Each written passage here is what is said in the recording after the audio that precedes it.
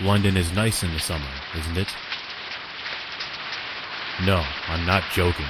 It's really summer. July, to be more accurate. I still remember some of the stories that my father used to tell me about global warming, and the warnings sent out by some groups of scientists in the 21st century. But those who ruled the world were too busy fighting each other and too greedy to listen, so they ignored the menace. When they finally realized what was really happening, it was too late, and the balance of the earth became unstable. Luckily, or maybe unfortunately, the forecasts weren't totally accurate. There wasn't a desertification, but the melting of the ice caps acted on the polarization of the planet and caused a sort of permanent disturbance on a large portion of the Earth's surface. In a nutshell, it rains almost always, almost everywhere. The planet's energy now comes from several probes equipped with solar panels that orbit around the Earth, beyond the clouds. But I didn't introduce myself. My name is Luke Black, bio-informatics engineer, 35 years old. I work at Nanotech, one of the largest companies in the world for the production of nanotechnology. Modestly, I'm quite skilled in my job. I surely don't miss money and... Do you see those lit flats? The one in the center is mine. Beautiful, isn't it? There I am, inside it, looking outside of the windows. Once we were watching the sky and the stars, but now the only lights we can see are those of the artificial city. It's a fascinating spectacle nevertheless, even if it's rather gloomy. Do not pretend not to hear me. Hey Luke, are you here?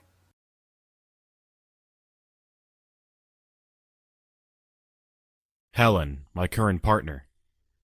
Even if I don't know for how much longer. She's only 3 years younger than me, and we've been engaged for 10 years already. She runs a clothing store in town. Nothing special, but she's good at selling things to people. So? We're just in the middle of a big fight.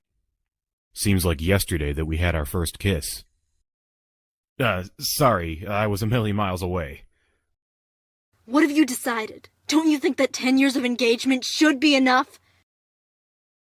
Come on, you know what my thoughts are on this. I really don't want to get married. Think about it. In the last 50 years, only one couple out of 10 gets married. There has to be a reason, don't you agree? We aren't the others, and you know what I think about this subject too. So make up your mind. Either we marry or we break up. I don't know what to do. We meet often, but we don't live together. I don't know how it could be.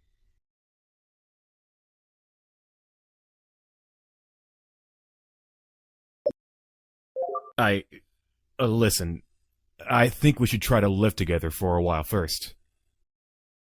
Live together? Yes, before we get married. Why, do you think it's a bad idea?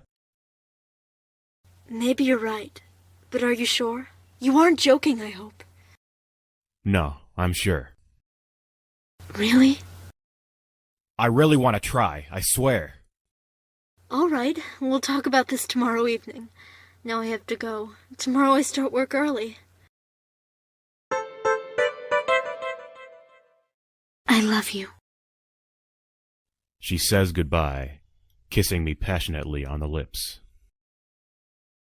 Damn. I have to relax before going to bed. Tomorrow I have to work. Let's see if my friend Tom wants to come here tonight.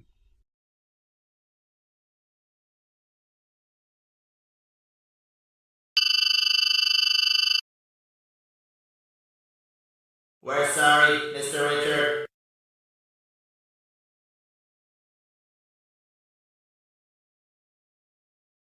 You're sorry? I should destroy you all for what you've done. If that's your desire, sir, we're ready to self-destruct. Shut up, stupid scraps. Always taking every single word I say seriously. How could she escape? How many of you were after her? 4 of us find her at the laboratory main exit. 4. And You weren't able to stop her? We tried hard. She has a head injury, but she managed to run away. Wow. Prototype 9 works really well then. This new technology is really great. Definitely outstanding. Good. I mean bad. Seek her out and bring her back here. Immediately, sir. Stupid robots. They'll never find her. Dr. Mark has done a superlative job.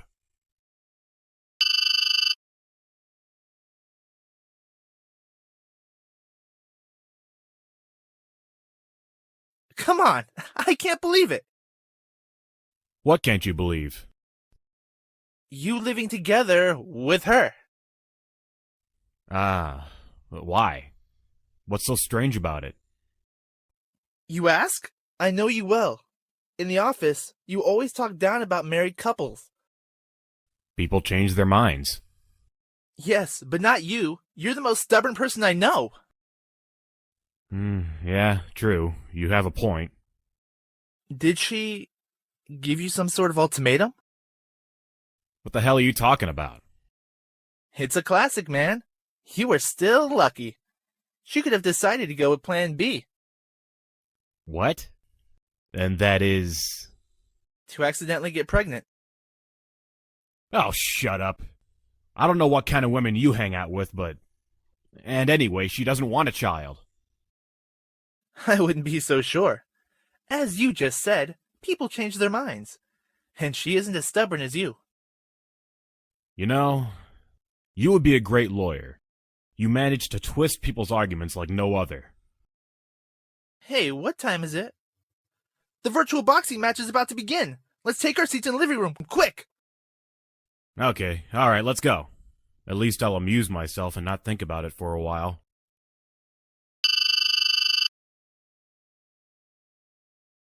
I must find a place to hide. There she is. She's heading to the city. Remember, no excessive damage to the prototype. What a great fight! Hey, Luke? Yeah, not bad, really. Even if it was quite clear that Mike would have won. You think? It was an unpredictable fight for me. What are you saying? Didn't you see what happened in the second round? Shit. Now he'll start talking for hours. And I'm so tired now. And when he used that takedown technique, perfectly executed, wasn't it? Yes, as you said. What was that? I don't know. It was from the outside. I'll go and take a look. I get close to the entrance door and I check the entrance monitor. Nothing wrong. What do you find? Nothing. Everything seems to be all right. And if there was someone, the alarm would have been triggered, no? Of course. Your super alarm. Exactly. Nobody can pass unnoticed with it. I'm gonna go in the kitchen to eat a snack, but when I get back, we can continue discussing the fight, okay? Yes. I'm looking forward to it. A bit of peace at last. Open, please. Huh? Who's there? I don't want to destroy your door. It seems valuable. A female voice coming from outside. I wonder how it's possible that my alarm system didn't see her coming. What the hell are you saying? Do as I say, or in 5 seconds your door will be smashed open.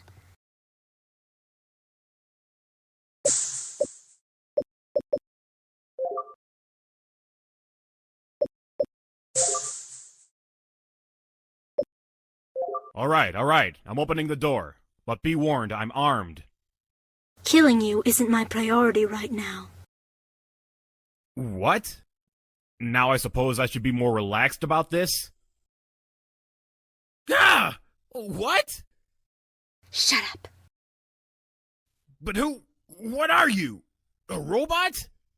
There's someone else in here besides you. Yeah, Tom. He's in the kitchen, but... Hey, Luke! Tom's voice. He's in the living room. He's coming here. Is everything all right? I heard you talking. Tom, What's up? You look scared. I turned around and she was gone. Maybe I had a hallucination? Luke, is everything all right? You look weird. Yes, it's better if I go to bed now. I'm really tired. Sure. I have to go too. If you need any help, you know where to find me. Thanks. Bye. Good night. He left. But that thing, where is she? The less people know about me, the better it is. Her voice, it's coming from the bedroom. But your face. The self-regenerating tissue system does wonders. Isn't it true? What are you? Regarding your first question, you can call me Tanya. About the second, it's really too hard to explain.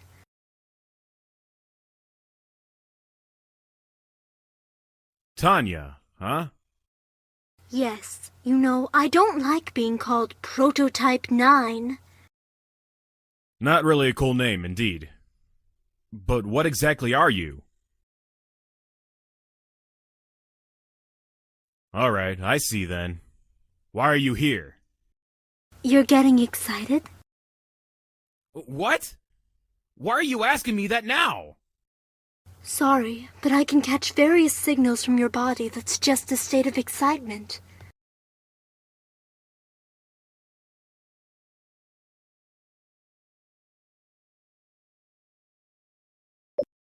Well, of course. It's normal to be excited looking at such a beautiful being like you. I mean, I know you're not a real woman, but still. Yes, my creator had lots of fun playing with me. Lots of fun? What do you mean? Oh, not in that way. I meant he had lots of fun modeling me, shaping my body. Ah, yes, of course. How stupid I am, thinking otherwise. Now listen carefully. I need to stay hidden here for some time. Huh? What? You don't need to know more. But... Keep your usual life. Pretend that I am not here. Yes, it'll be easy. Not that she's an ugly presence, rather the opposite. I think I'll get used to seeing her around rather quickly.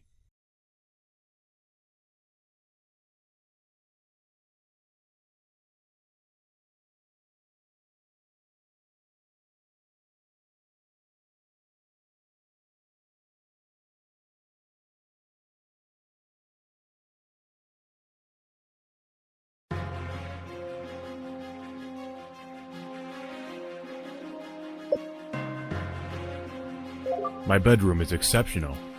A full latex bed with self-balancing sensors lets me sleep very easily. Beside that, there's a huge wardrobe on the wall and a small nightstand on the side of the bed.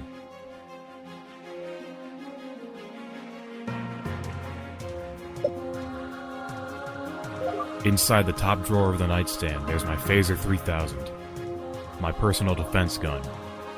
With it, I can melt any kind of metal.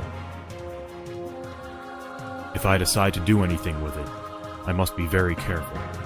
She's been keeping an eye on me, even if I don't think she noticed the pistol. Tanya is here. She says nothing, but she observes me.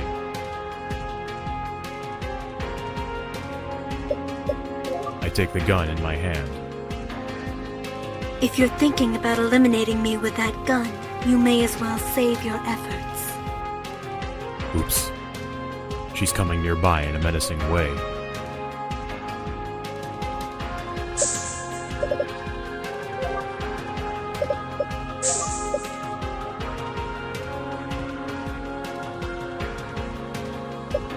Relax. I was just taking precautions. As I told you already, if you're thinking about it... Whoever's after you sooner or later will get here, right? No, I don't think so. I'm very good at hiding my traces. Well, I don't care. If you're in danger, I want to help you any way I can. You mean defend me with that gun? Absolutely. I have a good aim. This is really nice of you. Thanks. Even if I think I won't need your help. Tanya never leaves me alone. Not even for a second. What the hell?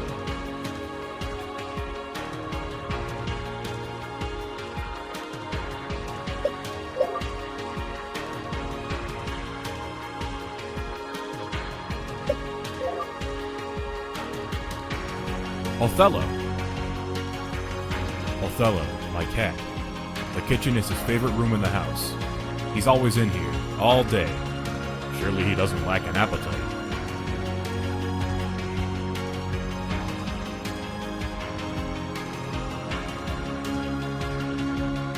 A cat? Yes, exactly. A real one. Not like those ridiculous robot imitations. Oops, maybe I should think twice before talking badly about robots. It was very expensive. Real cats are very rare nowadays. I suppose it's the first time you've seen one, right? No, I have seen far too many of them. What? Don't even try to harm him, okay? She smiles at me in a strange way. Almost like she was feeling pity towards me. Fear not. I'm not a human. She gets down and pets the cat, who seems scared at first, but then relaxes and starts to behave as usual, as a perfect ruffian. You're a lucky cat.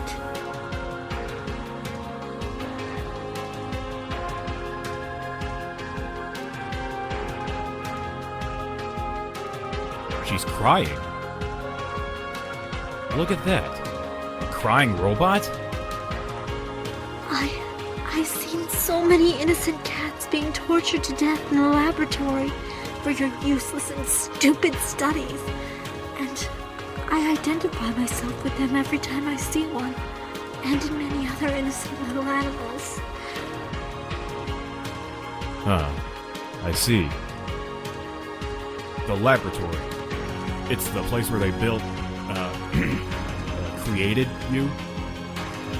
This is not your concern. She probably realized she already said too much. Anyway, it's really astonishing. The tears were really realistic.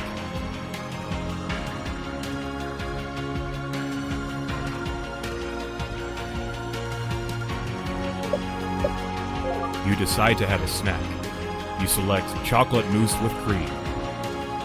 Well, nowadays you can find the real food only in luxurious restaurants or in specific shops. The lack of sunlight made it practically impossible to cultivate groceries on a large scale. And 90% of the population is vegetarian because it's basically impossible to raise livestock without grain and other cereals. So, now we usually eat mousse with various flavors. Disgusting. Tastes good? Honestly not. I mean, apparently the taste is similar, but real chocolate is really another thing. Tanya observes me with a curious face. It's fun to see someone looking at me so carefully while I do a normal thing like eating.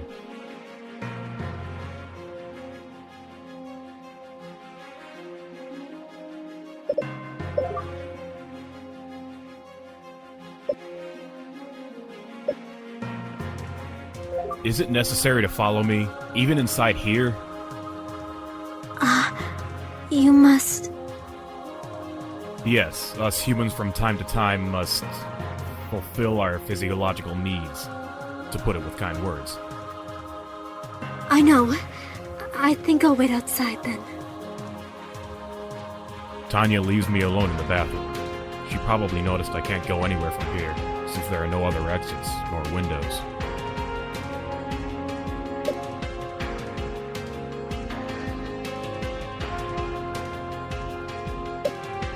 A small but nice bathroom. There's room for a modern hydro shower with various programs, a mirror linked to my media center so I can read emails and browse the internet in the morning while I shave my beard, and a normal toilet.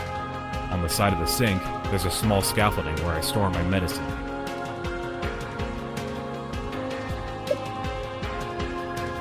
I only have the indispensable. There are even some Bonson sleeping pills, which I use rarely when I can't sleep.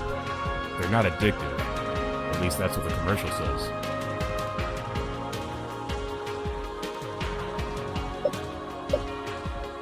I take a sleeping pill with a glass of water. So finally I'll be able to sleep, after all those worries.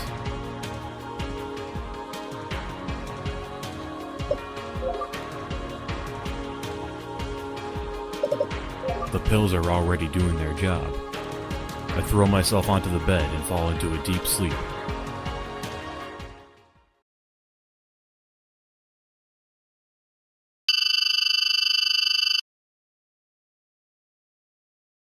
I'm pissed off.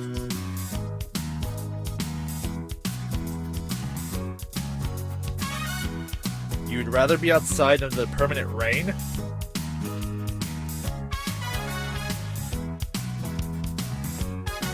Of course not. But inside here, it's too quiet. Nothing ever happens. Obviously, since everyone that enters the virtual gardens is checked and scanned for any weapons. Surely it's amazing if you think about it. I mean, this is just an illusion, where just a few centuries ago, Earth really looked like this. What a nice talk. You become a romantic man, Robbie? You're flirting with me? It would be about time. It's been 6 months that we're working together. Stop it. You know that I'm engaged. Yes. That's what my last boyfriend was saying too. It's time to go back. To all units, security code 1. A dangerous criminal has infiltrated the residential district of London. Maximum alert. You were saying, Tina, nothing ever happens? Let's look around. Even if it won't be easy to spot her in the middle of this crowd anyway. Spot her? We didn't even get a mugshot of the criminal. True. That's strange. Let's take a look around anyway, just in case.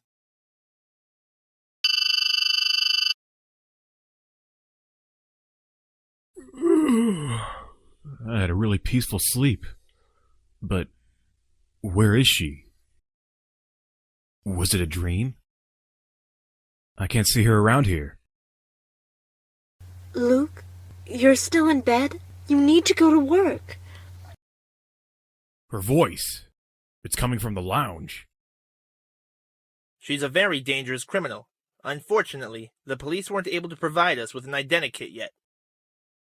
I always knew that one day I'd become famous and they would speak about me on the television news. Journalists exaggerating as usual. Very dangerous. Politicians and their lies do more damage than me, to be honest. I agree with you on that, but... You want to know if I have intentions of killing you? I've already said no. Go to work now. Nobody must get suspicious.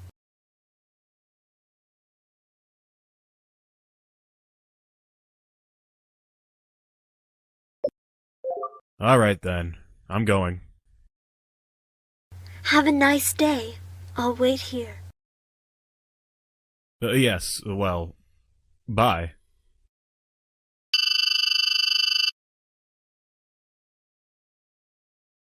Damn, I'm really doing a lame job today. I just can't concentrate. Luke, what the hell are you doing? I'm getting lots of errors from your program down in the data center. I'm sorry, Tom. I slept badly. I see. This has to do with what's happening between you and Helen, right? No, I mean, yes. Are you sure you're alright? Yes, I told you. I just slept badly, that's all. Let's do this. In an hour, I'll be back. And then we can go to the park together during lunch break. Then maybe you'll cheer yourself up. There are always such gorgeous babes jogging there that... Yes, I understand. Now leave. Sorry. See you in an hour. Damn. I must try to remain calm. Otherwise, other people could get suspicious.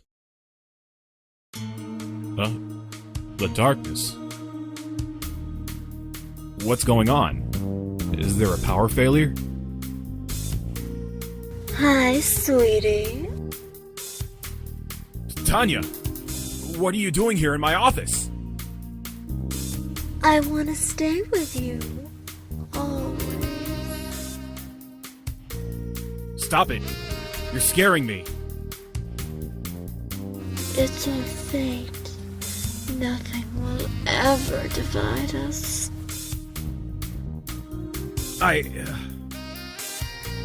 Tell me you love me.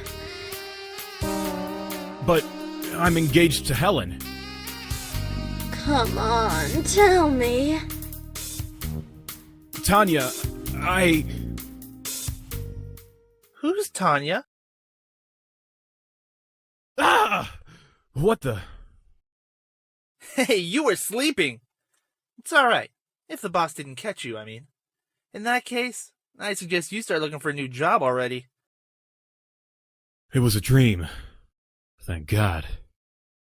But somehow I think that Tanya isn't a dream, but a real woman. Am I right, Luke? It's time. Let's go out and eat something in the park. Come on, move!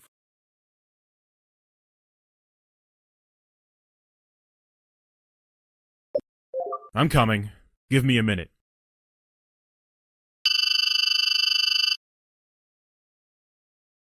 So, what was I telling you? Huh? Haven't you seen what hot girls there are around here? Sorry. My mind was elsewhere. I don't know, it's just weird. This is the best place in town to feast your eyes on. And you're standing there, totally spaced out. Look at that one. Stop it. Let's go back to work. I don't want to be late. Oh, we just arrived! I'm going back. Alright, I'm coming as well. But only so I can take a closer look at that blonde over there. The one that stopped drinking at the fountain. Which blonde? The one right there, you see? What a babe! Hey, wait a moment! You just asked which blonde! Amazing! I can't believe it! Seems like your interest in women is starting to wake up again! Shut up, you idiot! Look at what a butt she's got. Absolutely perfect. Luke? Tom? Oops. Hi, Helen. I was just telling Luke here that I find you in perfect shape. Thank you, Tom. What are you doing here? I could ask you the same question. I've told you countless times that I often go jogging here at the park around midday. But of course, you never listen when I speak. Hey, guys, take it easy. You don't want to start a fight here in the park again.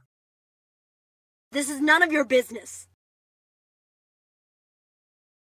I think I'll go ahead. See you later in the office, Luke. Bye, Helen. Bye, Tom. Helen. Yes? She draws near me in a menacing way. I really have to admit, though, she's really cute dressed this way. I don't understand why she's angry at me.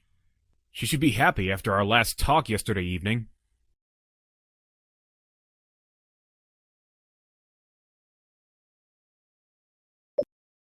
You are beautiful.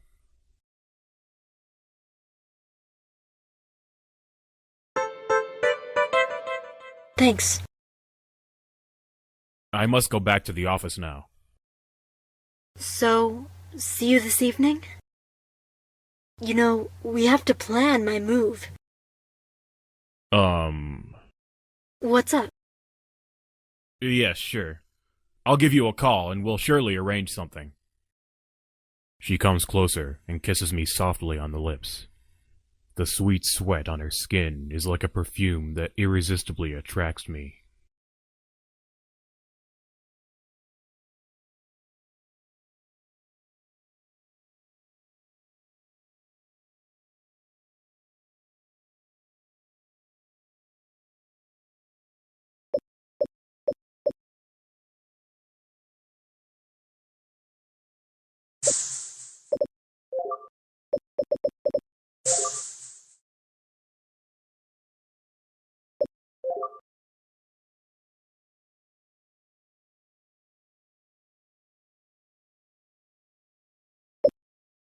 I really needed a break. Now I can work better. I'm not doing my best, but for sure I'll make less mistakes than I did this morning. Damn it. Today time never passes. Anyways, better keep on working as usual. There I go. I'm finished for today. But now, what do I do? Usually I'd go back home, but I'm not sure it's a good idea to go back to Tanya. Maybe I could ask Tom to go have a drink in some pub.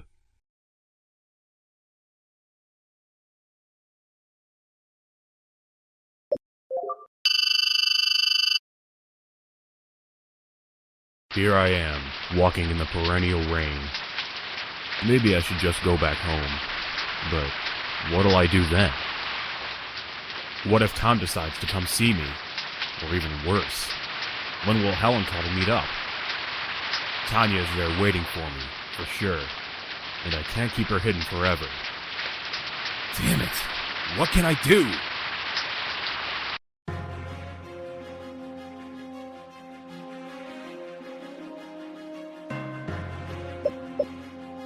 I arrive home. It's strange. I'm worried, but at the same time curious to see if Tanya is still there. Tanya?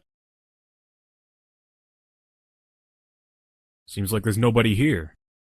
Maybe she went away? No, I'm in the bathroom. But can you read my mind now? Wow. But what? How dare you enter? What? I was just looking. Besides, you are a robot. I'm not talking about that, but about what you're thinking. Then it's true. You can read my mind. Get out immediately. But Now! I go out before she gets too angry. I must not let her exterior appearance fool me. As much as I know, she could even be some kind of killer robot. Even if... Wow, what a body. I can't literally read your mind, but I can understand all the signals that you humans send unintentionally, and guess with good precision your feelings or general thoughts. Ah, I see. Then even when I saw you before... For that, it was enough looking below your belt. But... Yes, exactly like that. And who is it now? Damn it, Helen! What do I do now? Unfortunately, I gave her the access credentials to my home, so she can enter my house without me having to open the door. Hi, love. I wanted to surprise you, and I see that I managed it. You look astonished. Hi, Helen. Are you okay? You seem strange.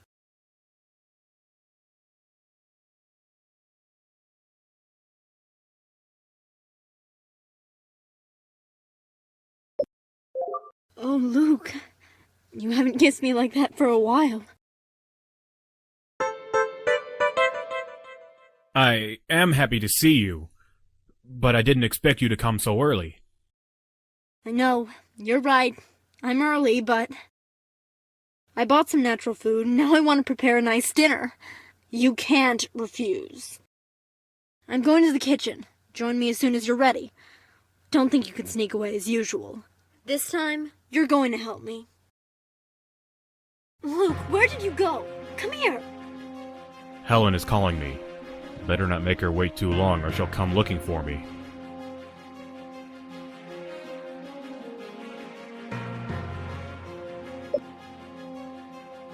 Okay, now take that pack of smoked salmon.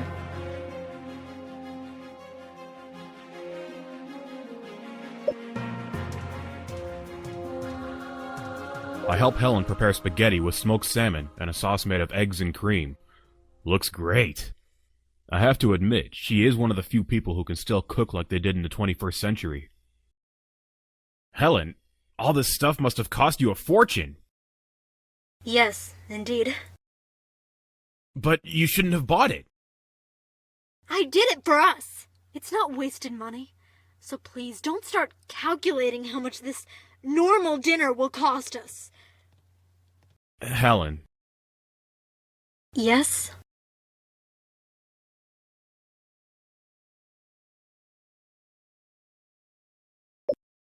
I love you.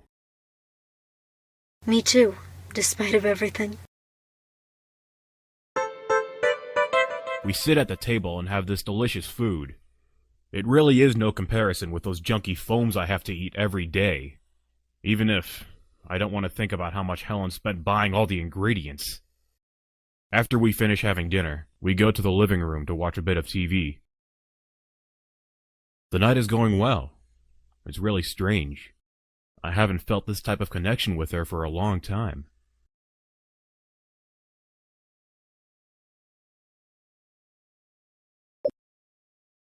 I slowly start to kiss Helen, first on her neck, then near her ear. She doesn't say anything, but she smiles at me. Then, in a second, we find ourselves hugging each other. It's marvelous. Luke, how about going to the bedroom? I'm astonished by the proposal, because it suddenly comes to my mind that Tanya is hiding right there. No, I won't be able to wait till we reach the bedroom. Helen undresses and leaves her lingerie on. Obviously, she's always very refined in choosing her clothes. Then you have to catch me. But stop! Where are you running? Oops, I don't know where to run now. In the end, we went where you wanted to, as usual. Luckily, Tanya is not visible. She must have had enough time to find a hiding spot in the wardrobe. Shut up and come here. My love. Helen, you are marvelous. Thanks. Let's get under the blankets. We make love all night long.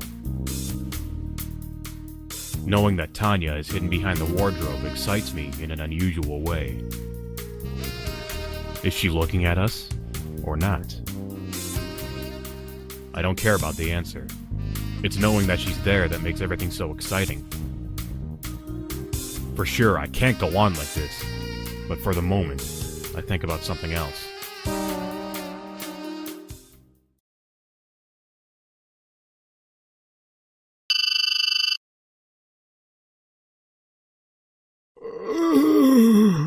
What a great sleep.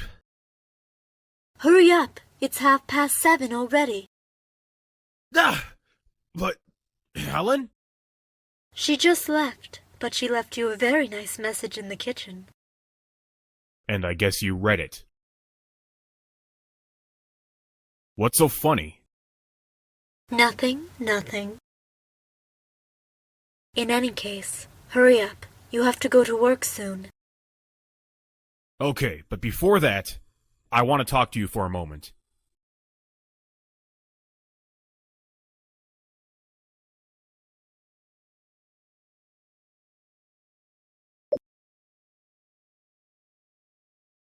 Now I'll get ready to go to work.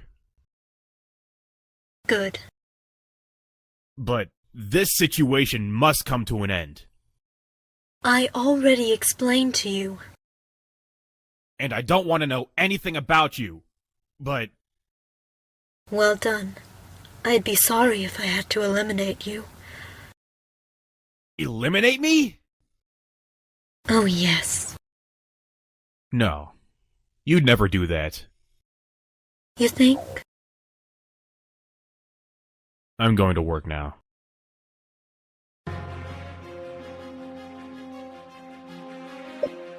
Here I am, back in my office. Let's begin the usual startup procedures. Strange. Tom is not at work today. I don't see his username logged in. I hope nothing's happened to him. Now that I think about it, I could even do some research on robot models here at Nanotech. I have access to the whole database, even if I don't know what interesting things I may find about Tanya. But that talk this morning, would she actually be capable of breaking one of the 3 laws of robotics? Would she be capable of killing a human being? I don't know why, but I think she can.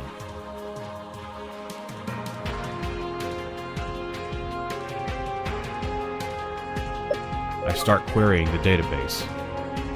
Interesting. Several experiments have been carried out throughout England to create bionic organisms, i.e. robots with features which are totally similar to those of human beings. But apparently, nobody as advanced as Tanya. Are you interested in bionics, Luke? Professor Mark.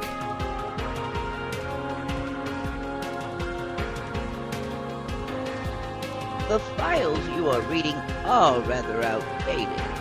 Big improvements have been made recently. Really? Yes. But let's meet in the lab during lunch break if you want to know more about this topic. I don't have time now. Okay, I'll be there. I'll go back to work.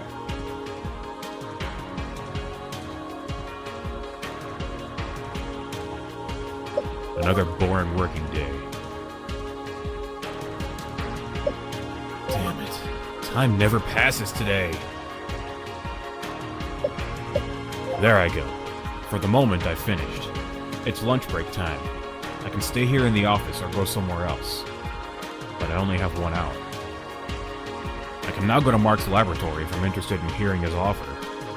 I'm not sure about it though.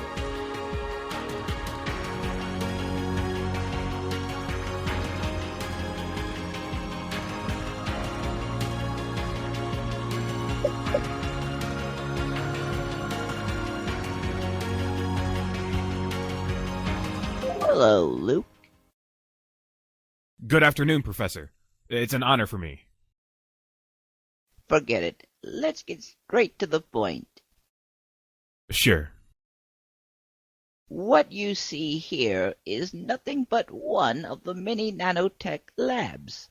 There are many other similar ones around the world belonging to other companies, but what we are researching in here is something unique. In fact, we are carrying out a series of experiments aiming to create a real artificial human being. Wow. This explains everything. Tanya said she was a prototype. She could be one of those experiments. But how did she manage to escape from here? It's virtually impossible.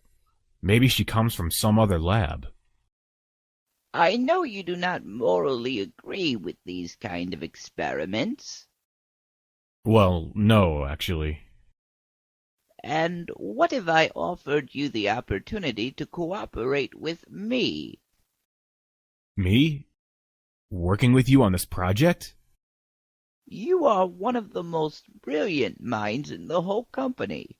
Your salary would be doubled, but you must not talk to anybody about your new job, not even to Tom or Helen. Seems like he knows many things about me. I don't like this. Well, I don't know. It's actually a great opportunity. You don't have to decide now. You can think about it until tomorrow. but then you'll have to give me an answer. Okay, I'll think about it.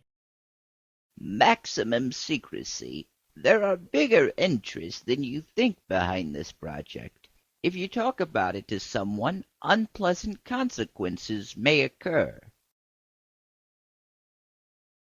It doesn't depend on me, believe me. I'm just warning you. I don't want you to make the same mistake that I did.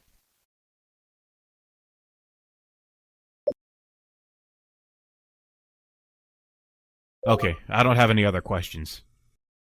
Good. Let me know your decision. But now go back upstairs. Yes. Goodbye, Mark. Have a nice day.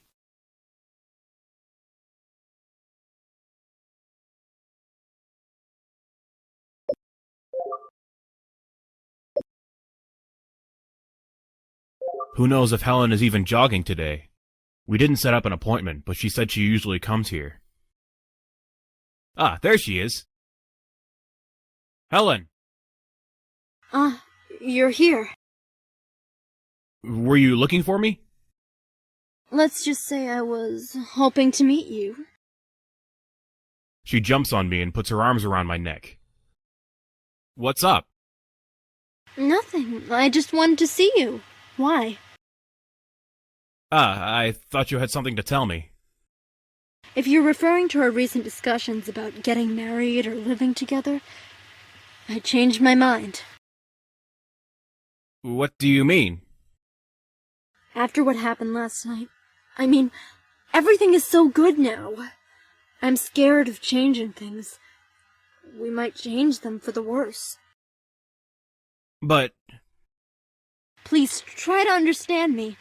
I want us to continue meeting as we always do, but I don't want to put any pressure on you.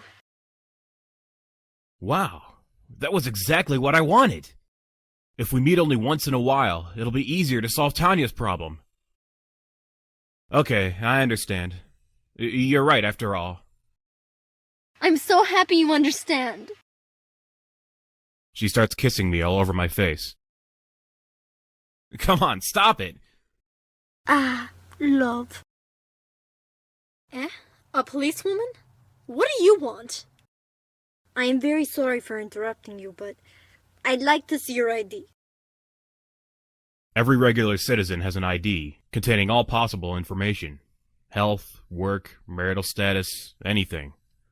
Obviously, only authorities have free access to this information. Here you are. And yours, miss? Helen. My name is Helen. I'm really sorry. I forgot it at the shop. Following regulations, I should fine you, miss. However, I know which shop you work at. Your face is not new to me. It's a nice shop with many interesting dresses. Oh, follow me then. I was about to go back there. You'll be able to check my ID card and try on any dress you may like. That sounds like a great idea. Let's go. Bye, Helen. Bye, love. Well, all I can do now is go back to the office. I go back to my office, and I finish my working day.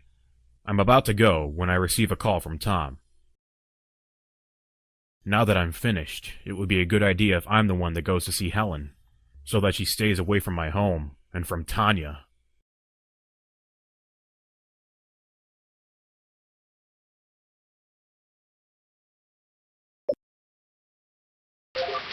I arrive in front of the building where Helen lives. I try ringing the video phone. Helen? Helen, are you home? Who is... it's you! I just came back from the shop. That Tina is really great. The policewoman? Everything all right, I hope? Yes, sure. We even may become friends. Well, she may prove useful. Come up so I can tell you. Helen's flat is really small, but it has a lovely bedroom. She loves staying in there and talking. Hi, listen. It's incredible how fast she manages to talk. I'm practically dizzy. after half an hour of talk. And so I finally came back home. Well, luckily. Actually, I mean, luckily she stopped talking. Better if you go back home now. What time is it? It's already nearly 10 in the evening. Unless you want to stay here for the night.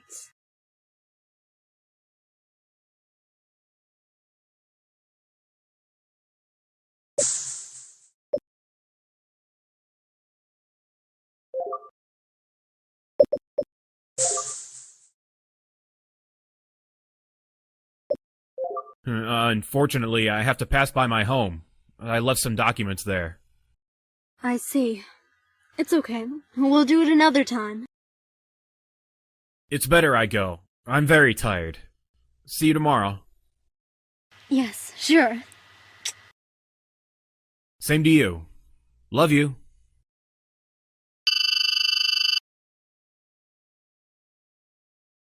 Where have you been?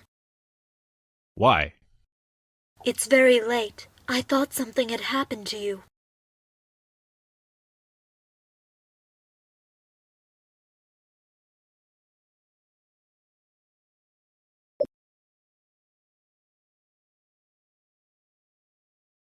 You were waiting for me. So, you were worried about me? No. Are you sure? Well, okay. A bit. But only because you're my cover. Yeah, sure.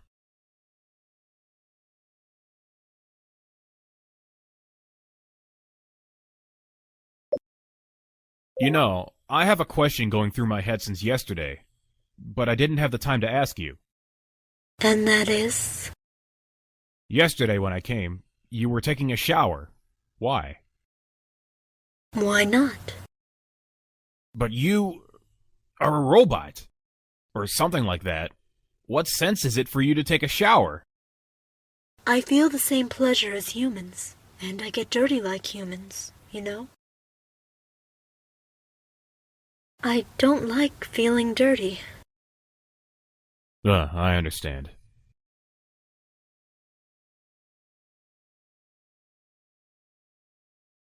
Okay then. Good night. Good night, Luke. It's strange. I got the sensation that she wants to tell me something. Like back in high school, when I used to go out with a girl and we were alone, there was a moment of silence. During those seconds, the strangest ideas passed through my head. Tanya's soft lips touched mine for a few seconds. She kissed me? Forgive me. I don't know why I did it.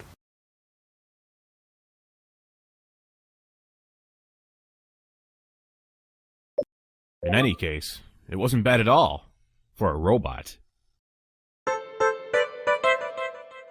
Stop it. Just in case you would like to train, I am in the bedroom. No, I don't think so. That will do for today. As you wish. See you tomorrow, then. See you. It's absurd. Kissed by some kind of robot? Better not putting absurd ideas in my head. She's just a robot after all. And Helen is a real person. A human being. With all the good and bad sides. Better sleep now. Who knows if Tanya has anything to do with Mark's research project at Nanotech. I don't know whether it's a good idea telling her about it or not. I'm so tired.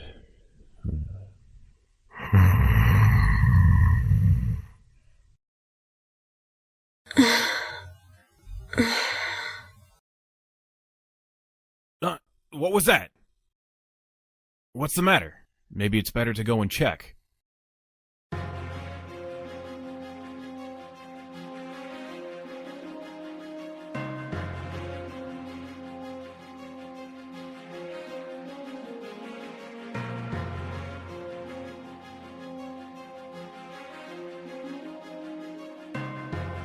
Now I understand what this noise is.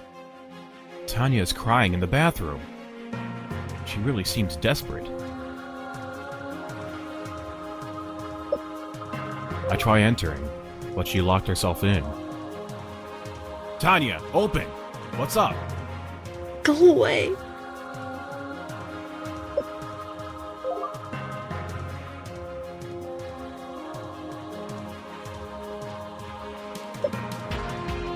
Tanya, open the door! I beg you!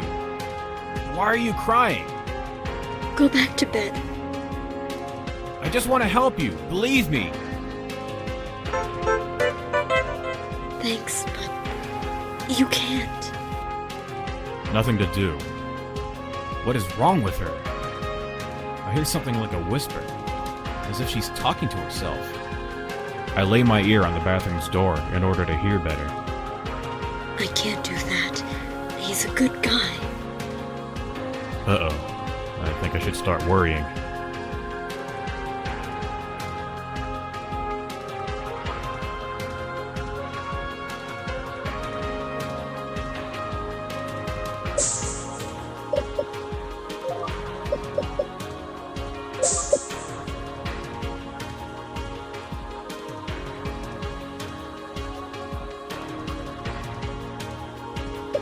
Nothing to do. She doesn't answer and she locked herself in. What the hell can I do? Maybe it would be better if I went back to Helen, but what could I tell her? It's midnight already now. While I'm thinking, I hear the noise of the door opening. I beg you, help me. Tanya, what's wrong? I don't want to do that. What? I don't want to hide here forever.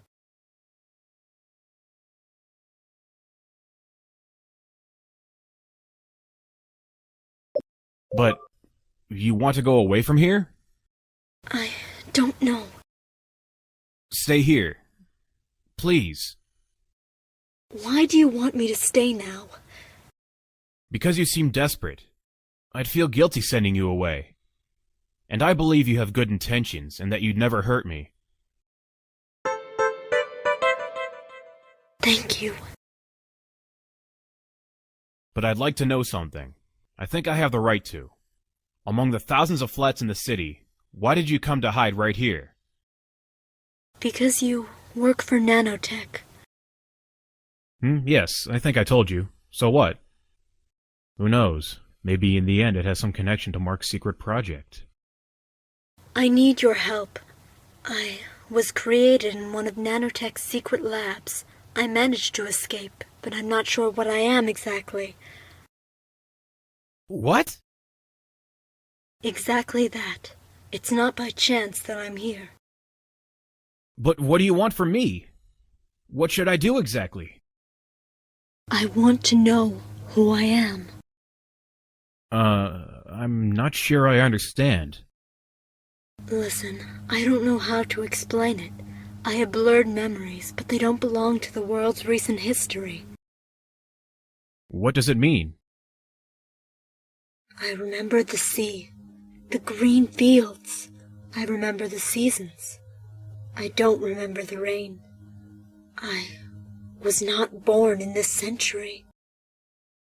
But it's impossible!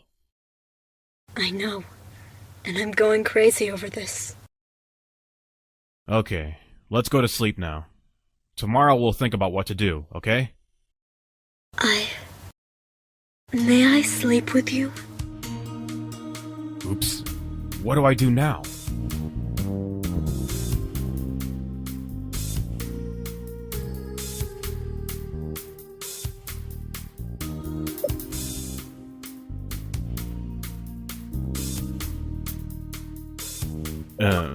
Okay. Don't worry. I won't do anything to you. Okay. She won't do anything to me? What a pity. I go in the bedroom while she dresses again. Then, suddenly, she appears in front of me. How do I look? Wow. Very well, I'd say. Sorry for borrowing one of Helen's dresses. It's incredible. They fit you perfectly. Yes, obviously. I can stretch my muscles and my skin the way I prefer, so I adapted myself to her shape. So what I have in front of me is Helen's body with Tanya's face? Absurd! But I have to admit it fits her better. What am I saying? Am I crazy? I decide to switch the light off before other strange ideas come to my mind. I'm not sure I'll be able to sleep peacefully tonight.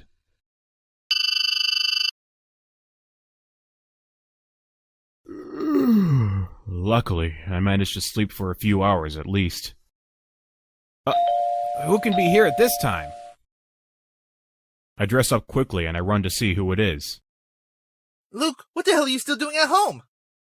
But what time? Damn it, it's 11! And you didn't reply to any call. I ran here because I thought something happened to you and... Who is she? Uh-oh. Tanya. She's wearing another of Helen's outfits, but it's a jogging suit. Hi, you must be Tom, right? Oh yes, pleased to meet you. But who are you? My name is Tanya, and I'm Luke's cousin. Cousin? Hey Luke, you didn't tell me that such a hottie was... Oops! I mean that you had such a beautiful cousin. I never told you for very obvious reasons. I didn't want you to bother her like you usually do. Bother? Not at all. It's just... I am astonished by such a beauty. Thanks, Tom. Okay, I think now it's time to go back to the office. Right, Tom? I'll go jogging in the park. Huh? At the park? The one near here? Yes. Can't you see how I am dressed? Isn't the park where Before Tom was able to finish the sentence, I close his mouth and push him out of the flat. Better if Tanya doesn't know that Helen goes there too. Ha ha ha ha, Luke! What's up? That is not your cousin, right?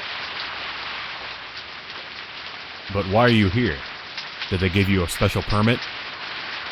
No, I simply had my lunch break earlier. I was hungry. You know how it is. Now don't pretend you didn't hear my previous question. That is what the famous Tanya looks like. The one you even called in your sleep. I can understand you well indeed. Damn it. I really hope she and Helen will not meet at the park. Sorry, but they don't know each other, do they? I think Tanya knows about Helen. Tell me something more about her. How long have you known her?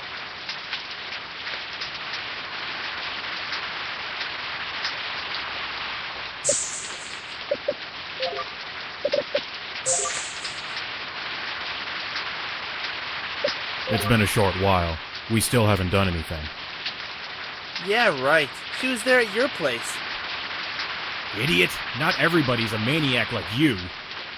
And you want me to believe that with a beauty like her in your place, you still didn't do anything? It's impossible! I'm in love with Helen. I don't know why I'm seeing Tanya.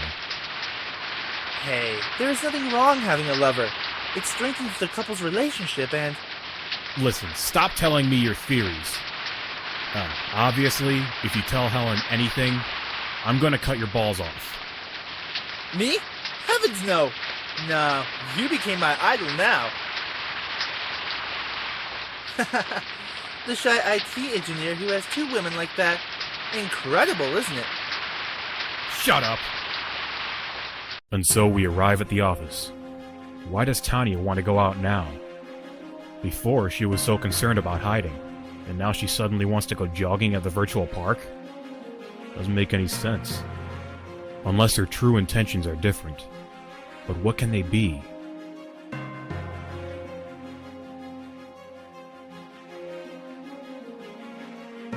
Another boring working day. Damn it. Time never passes today. There I go. For the moment, I've finished. It's lunch break time. I can stay here in the office or go somewhere else. But I only have 1 hour.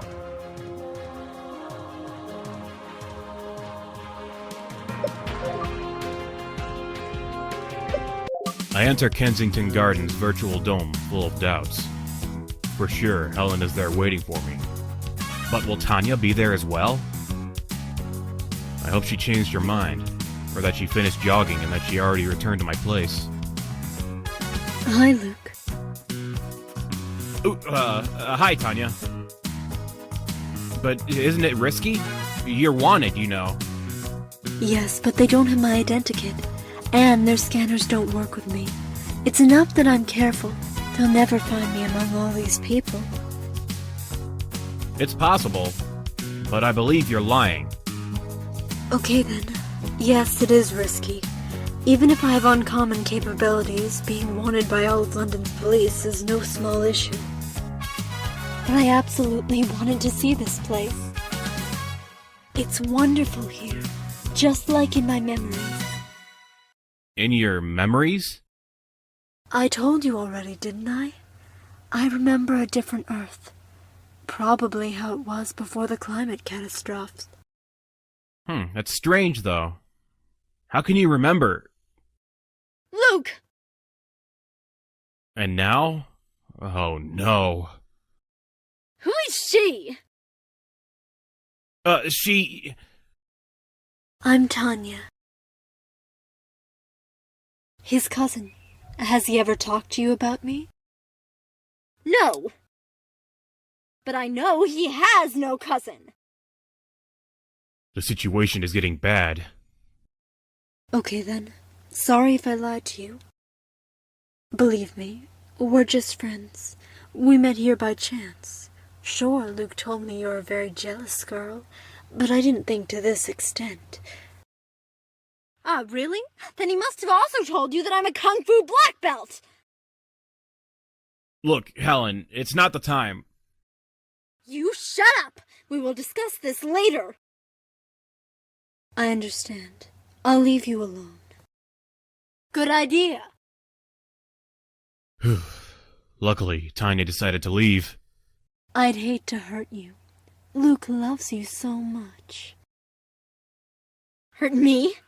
You ugly. As I feared, Helen tries to trip Tanya, who avoids her foot with a very fast jumping move, and she positions herself behind Helen. From that position, Tanya blocks her, twisting her arm behind her back.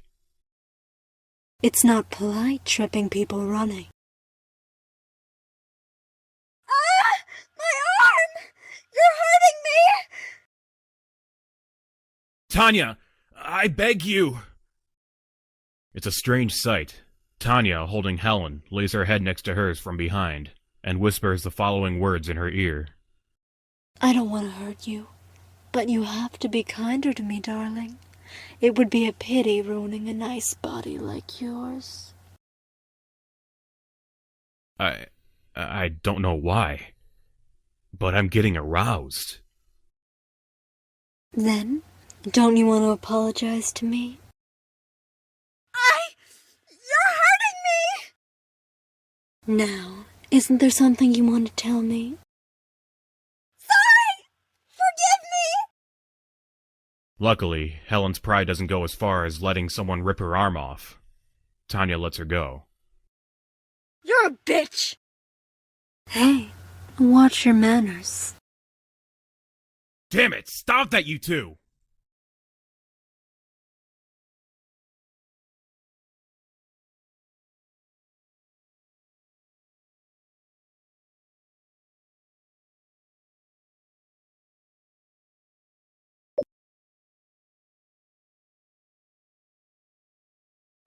I'll go back to the office.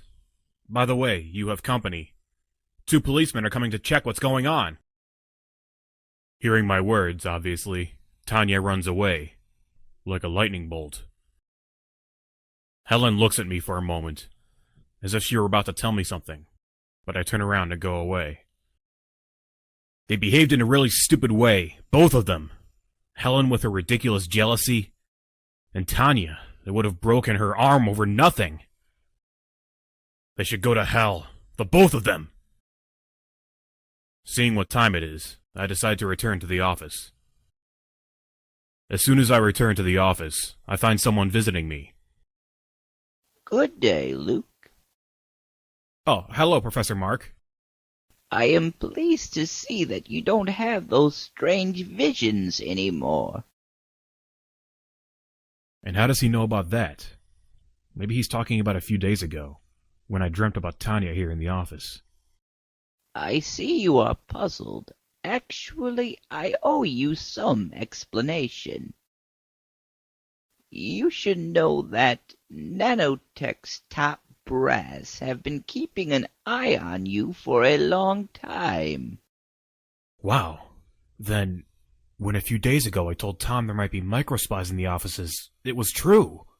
I wasn't paranoid.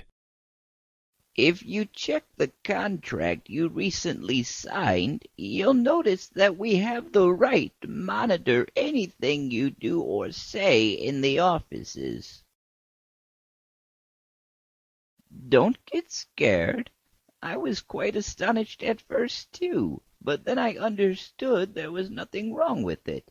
I, just like you, had nothing to hide. Luckily, I didn't say anything compromising here in the office. At least I believe so. So, did you think about my proposal? Yes, and...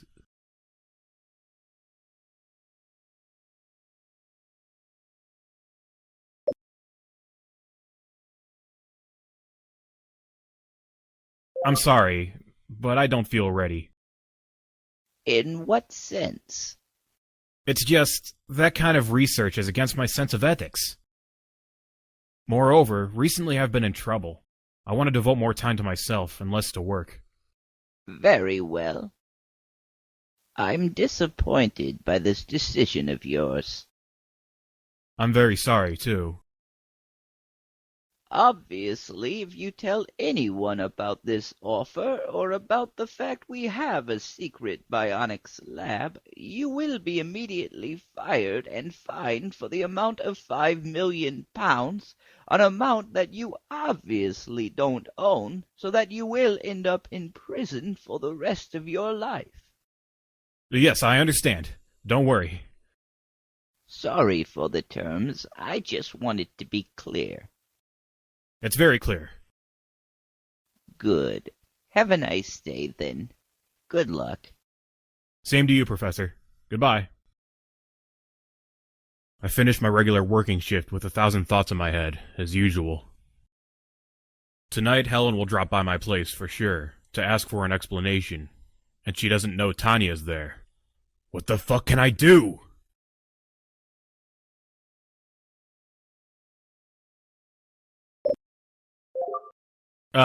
Helen? Already here? The only thing preventing me from killing you is that I'm afraid of her. Afraid of who? What are you talking about? She's talking about me, honey. You bitch! What did you just call him? I beg you, if this is a nightmare, please wake me up. Now listen to me carefully, Helen. I am not a human being. Yes, in fact, you're an idiot! Very funny. As I was saying, I am some kind of robot. But, what? Tanya lifts her t-shirt, showing her navel. So what? My stomach is flat too! Wanna see? Look inside the navel. But, what is that? What's so strange? It seems normal to me. Don't ever look, you! Please, Helen, I beg you. Okay then, but just look at the navel. If that's the point, he already saw me naked. What?! We didn't do anything. Well, and then can't you see? Damn, she has some kind of microchip in her navel? Yes, it's strange. What kind of trick is that? No trick, I told you. If you don't trust me, you can rip a piece of my face off, so you can see what's below it. Ripping a part of your face off? It's not a bad idea. Helen, trust me. I saw her already in that condition, and it's not a pleasant sight. Fine then. Okay. You're a robot. But what the fuck are you doing here at my boyfriend's place? And above all, couldn't you have been a male? After saying that sentence, the three of us keep quiet for a few seconds. Then we start laughing. But I'm sure that Helen is angry as hell.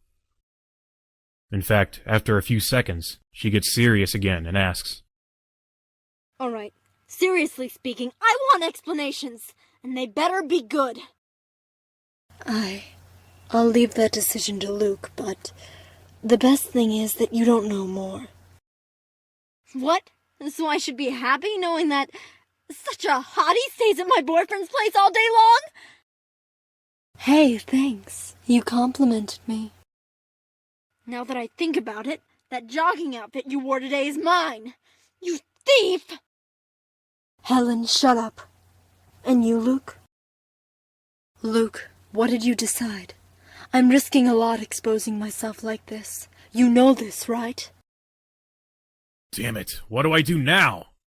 Helen will want to know everything for sure. And if I don't tell her, she's gonna torment me every time we meet. It may even be the end of our relationship. And honestly, she wouldn't be to blame at all. On the other hand, Tanya seems to be risking everything in this moment. She's revealing her true identity to Helen. But why does she do that? If she wanted, she could kill both of us.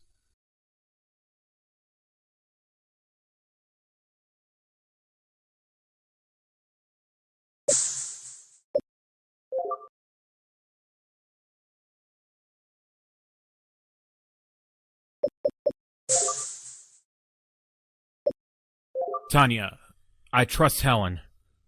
If you trust me, you have to trust her too. Tanya doesn't answer, but she nods her head. Nonetheless, she doesn't appear convinced by my decision. I tell Helen the whole story. Obviously, she's rather surprised. I understand, but what is going to happen now? Tanya looks in my eyes. Maybe she would like to tell me something, maybe in private with me alone. I need your help to locate Nanotech's secret laboratory. Secret laboratory? Yes, I remember a laboratory. Then they moved me somewhere else when I started to live again. I think the safest place for them to hide the laboratory is in the Nanotech headquarters basement. Well, why do you need Luke's help? Do it on your own. Maybe... I can't. They're looking for me, so I can't just run there without knowing first where the laboratory is located. They are at maximum alert right now. Right. Damn, what a crazy situation! Dear Helen, you know that you're being watched. Luke, Tom, and you. They've been watching you for quite some time. Watched? What do you mean? Be more clear. Richard is a bastard. He owns half of London, but he wants even more. I am not sure what his real plans are, but I'm sure he has a task force of private eyes and robot guards watching his top employees. But Tom isn't. No, but he is your best friend. Ah, true. And Helen. Helen is your... I am his partner. Yes, and you need to remember it as well. I see. But why would they need to spy on us? Probably they think that since I escaped, I would try to get in touch with one of their top employees to discover more about myself. And that's exactly what you did. Idiot, you could have been more careful. There are many good employees besides Luke, and I was careful. They never noticed me come to his house. Yeah, I didn't even notice you myself. Wait a moment. A few days ago, when I went to Luke's house, you were here already? Helen, that's not the... Yes, I was here, but I was hidden. And you watched us when we... The two remain silent for a while. Helen is embarrassed, but Tanya as well. I don't know what to say, but I think we have more urgent matters to take care of right now.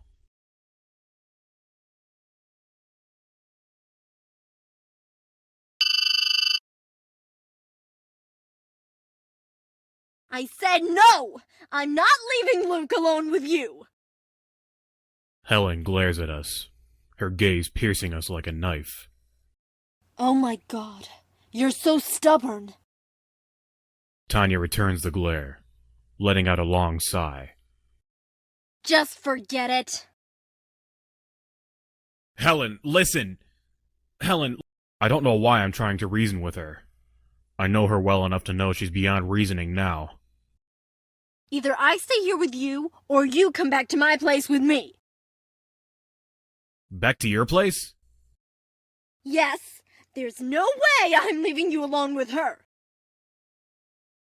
Helen points at Tanya, her frown deepening by the minute. What should I do? It's obvious that Helen won't change her mind, and I don't want to make her any angrier than she already is. I'll have to take her up on her ultimatum then.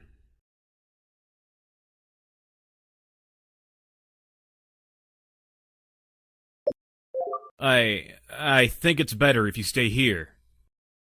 Really? She doesn't bother to hide the displeasure in her voice.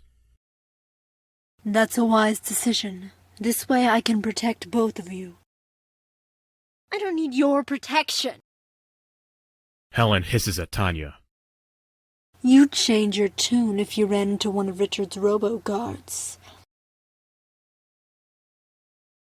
I step in before Helen can say anything in a weak attempt to minimize the damage.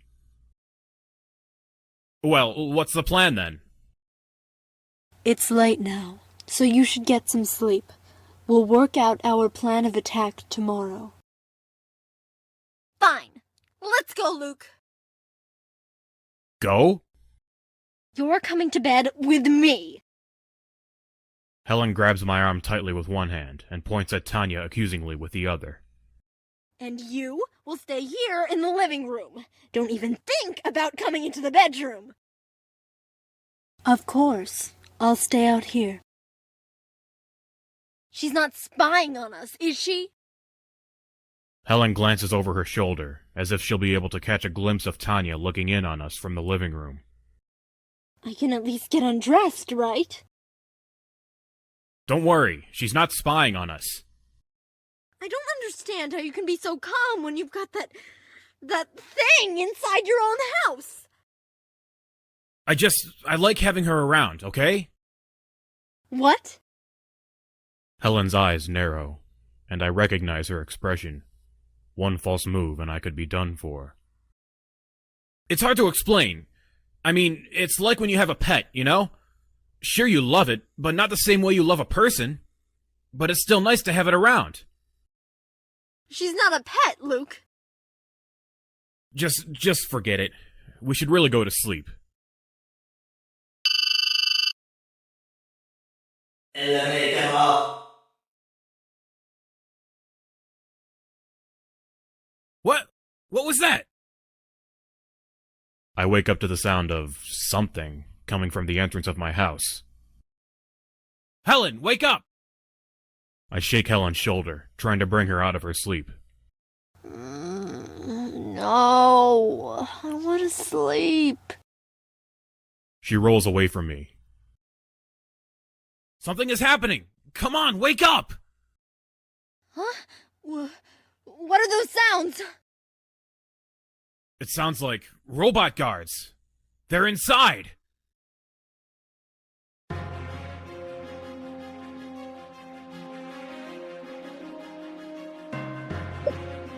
I look at my wardrobe. It's definitely big enough to hide inside, but I don't know if Helen will fit too.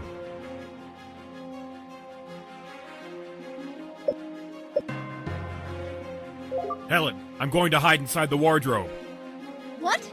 What about me? They aren't after you. They don't know that you know.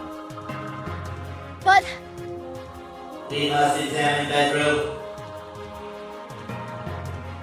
I jump inside the wardrobe and hide myself inside it, just in time.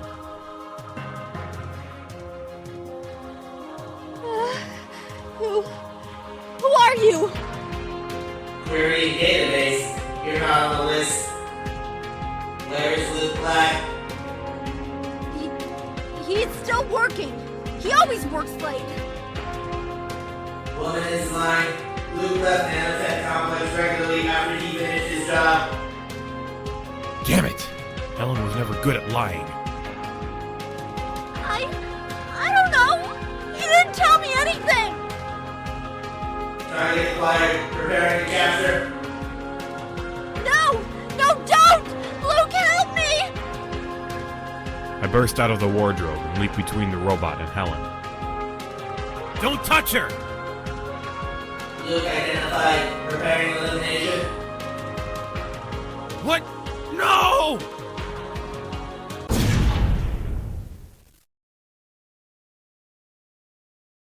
Luke, Helen, are you okay? We are now. Thanks for the save. I'm sorry I didn't come sooner. I had to eliminate another robot that was scanning the living room. What are you doing in here? And dressed like a skank? Helen, please, not now! Tanya frowns at Helen's childish outburst. I just saved your life, but if you'd rather I didn't. Yeah, well... Helen stops short as she realizes the truth in Tanya's words. I guess you did.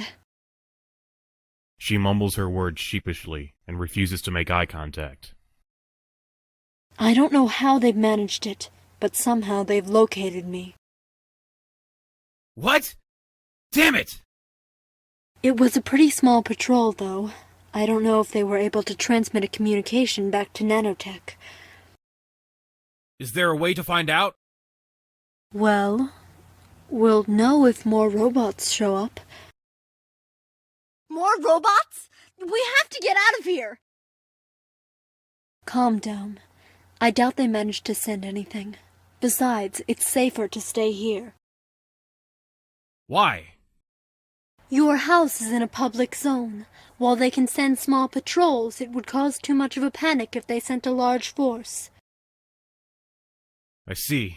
Then let's hope they didn't send any communications back to Nanotech.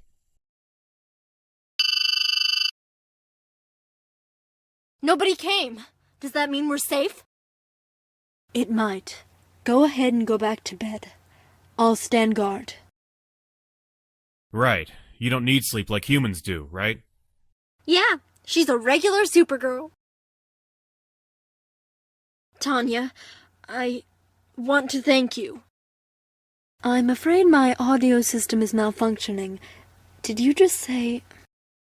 No, I mean it. You're not who I thought you were, and I'm so sorry. But despite how I treated you, you still saved my life. Well, it's my duty after all. Now, please, get some sleep. Okay, well, see you tomorrow. Wow, what a surprise. Well, I guess it's hard to be ungrateful to someone who just saved your life.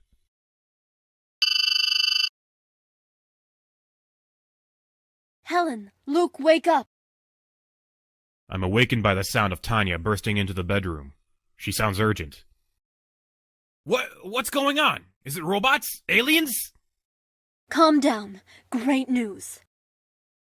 I sit up groggily as I feel Helen shift in bed next to me. Come into the living room. All the TV channels are airing it. Helen rolls over and throws a pillow over her head. No, I want to sleep. As much as I'd like to get a little more sleep, my adrenaline is racing too much from the sudden awakening. Besides, I'm curious. World-renowned entrepreneur Richard Meyer IV was arrested today for illegal experiments conducted under his watch at his flagship company, Nanotech. This arrest is the result of a years-long investigation held by police officers Tina Gomez and Robert Carson. While the police have not yet issued an official statement, it's safe to say that Richard will be spending the rest of his life in jail. This Wow, that's wonderful news! Do you realize what this means, Luke? I'm free. You are, and so am I. Yes, you are. Tanya suddenly falls quiet. I'll get out of your life now, Luke. Tanya, no. Please, stay here. But, Helen... I'd be happy if you stayed here too. We can find a place for you. Tanya and I both look up in surprise at Helen's statement. Are you sure? I am. I've been so terrible to you, but yesterday I saw that you were still willing to risk your life to save me. I had to. I couldn't let you die, even if you hate me. I don't hate you! Helen bites her lip in an attempt to keep herself from crying. I never did. I was just so foolishly jealous. She runs towards Tanya and throws her arms around her, tears running down her cheeks. I'm so sorry for everything! I didn't understand it all, but Luke was right, and I hope you can forgive me for all that I've done.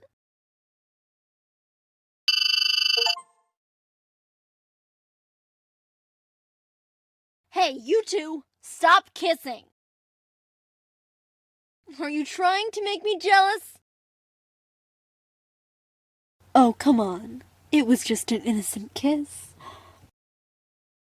Tanya smiles teasingly at Helen, as if daring her to do something. That's right, you're completely innocent. Yeah. Helen waves us away casually, as if she suddenly found something more entertaining. Don't tell me you want one too. Why, you! I'll show you! Helen feigns anger, waving her fist in a mock menacing fashion. You can't catch me. Tanya dashes off down the beach, laughing. Seeing Helen and Tanya happily playing together is truly a beautiful thing. Such hot babes. Damn it, Luke. You should leave one to me. Tom sighs resignedly as he watches the two women play along the waves. You know it's not like that. They both chose me of their own free will, you know. Yeah, sure. You must have reprogrammed Tanya's brain somehow. That's just not possible. You just can't cope with another man's success with women. Ah, don't be that way. I was joking. Who knows? Maybe Tanya will take a liking to you someday. If you ever learn to keep that big mouth of yours shut. London, 2099. A strange time for Luke. He started his journey with uncertain steps, not knowing if he would even still be with his longtime girlfriend Helen. Although she pressured him to marry her, he wasn't sure of what to do, especially after meeting Tanya. As it turns out, Tanya became a mediator between them, bringing stability and balance to the once rocky relationship. Luke quit his job at Nanotech and helped Helen run her shop while Tanya took care of their new, bigger flat and the cat Othello. Tanya herself was content to be friend and confidant to Luke and Helen, devoting herself to making their lives as long and happy as possible. She was happy. She now had found a place for herself in this dark, scary, new world.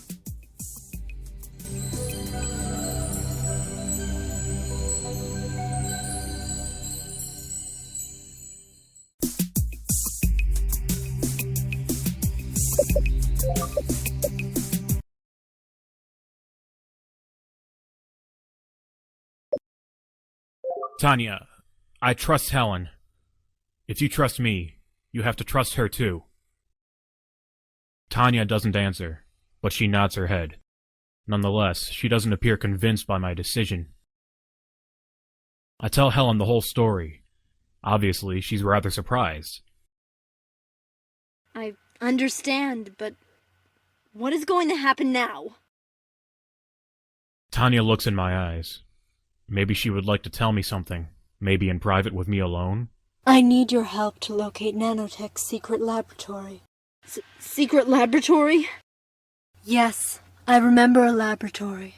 Then they moved me somewhere else when I started to live again. I think the safest place for them to hide the laboratory is in the Nanotech headquarters basement. Well, why do you need Luke's help? Do it on your own. Maybe... I can't. They're looking for me, so I can't just run there without knowing first where the laboratory is located. They are at maximum alert right now. Right. Damn, what a crazy situation. Dear Helen, you know that you're being watched. Luke, Tom, and you. They've been watching you for quite some time. Watched? What do you mean? Be more clear. Richard is a bastard. He owns half of London, but he wants even more. I am not sure what his real plans are, but I'm sure he has a task force of private eyes and robot guards watching his top employees. But Tom isn't. No, but he is your best friend. True. And Helen. Helen is your... I am his partner. Yes, and you need to remember it as well. I see.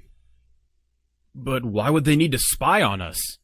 Probably they think that since I escaped, I would try to get in touch with one of their top employees to discover more about myself. And that's exactly what you did. Idiot, you could have been more careful.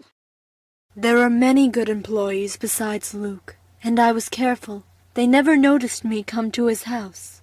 Yeah, I didn't even notice you myself. Wait a moment. A few days ago, when I went to Luke's house, you were here already? Helen, that's not the... Yes, I was here, but I was hidden. And you watched us when we... The two remain silent for a while. Helen is embarrassed, but Tanya as well. I don't know what to say, but I think we have more urgent matters to take care of right now.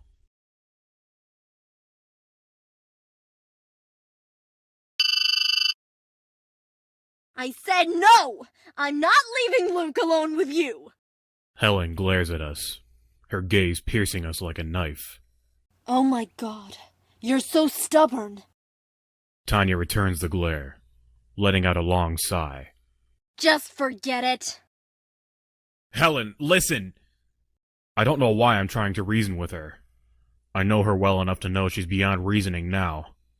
Either I stay here with you, or you come back to my place with me. Back to your place? Yes, there's no way I'm leaving you alone with her. Helen points at Tanya, her frown deepening by the minute. What should I do? It's obvious that Helen won't change her mind, and I don't want to make her any angrier than she already is. I'll have to take her up on her ultimatum then.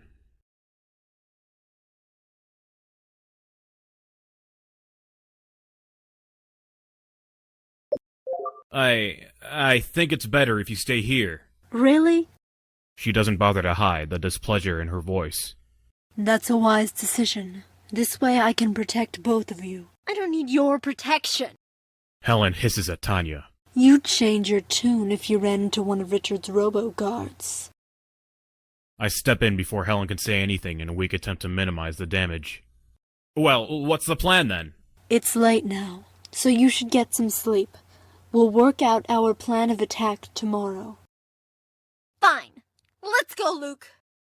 Go? You're coming to bed with me. Helen grabs my arm tightly with one hand and points at Tanya accusingly with the other. And you will stay here in the living room. Don't even think about coming into the bedroom. Of course. I'll stay out here. She's not spying on us, is she? Helen glances over her shoulder, as if she'll be able to catch a glimpse of Tanya looking in on us from the living room. I can at least get undressed, right? Don't worry, she's not spying on us. I don't understand how you can be so calm when you've got that thing inside your own house. I like having her around, okay? What? Helen's eyes narrow, and I recognize her expression. It's hard to explain. I mean, it's like when you have a pet, you know? Sure, you love it, but not the same way you love a person. But it's still nice to have it around. She's not a pet, Luke. Just forget it. We should really go to sleep. Eliminate them all. What? What was that? I wake up to the sound of something coming from the entrance of my house. Helen, wake up! I shake Helen's shoulder, trying to bring her out of her sleep. No, I want to sleep. She rolls away from me. Something is happening! Come on, wake up! Huh? What are those sounds? It sounds like robot guards. They're inside.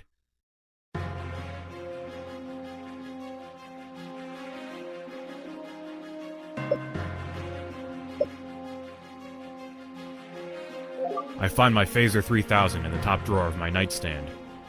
I bought it for personal defense, but I never thought I'd have to use it. Supposedly, it can melt through any metal.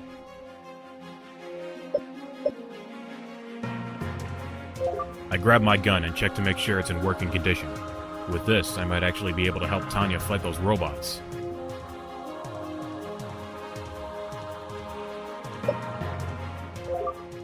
I dash into the kitchen, ready for a fight, but I come grinding to a halt when I round the corner. Oh? Why, if it isn't Luke! Welcome to our little party! Richard? I can't believe my eyes. In the flesh! I'm almost finished with Tanya, but I promise that I'll get to you soon. How did you... I've been following you for weeks, Luke. Too bad you never noticed, or you might have been able to do something. You. Finally, I'll be able to put an end to your plans. Preparing to attack. Do you think I can actually be stopped by your robots? With my robots? No. But with this magnetic gun? Yes. What? Richard pulls out a strangely shaped gun and aims at Tanya. I flinch, expecting a loud shot, but instead it emits a series of sound waves. It's pretty low pitch, but it has a massive effect on Tanya. She winces in pain before falling to the ground. I can't move. Guards! Eliminate her! As the robots move in, I pull out my gun and aim at Richard. There's no other way. I pull the trigger, and the bullet lodges itself in his right arm. He drops his weapon with a howl. Ah! My hand! Finally, I can move again. Free to move again, Tanya makes quick work of the robots. As for you, you're not going anywhere. Tanya ties Richard to the couch so he can't move. The way he's clutching at his arm, I thought he could have gotten far anyway. Luke, you saved me. Tanya throws her arms around me and thanks. But her embrace is so powerful, I'm finding it hard to breathe. Tanya! She doesn't hear my muffled cries, but instead begins planting a series of kisses across my face.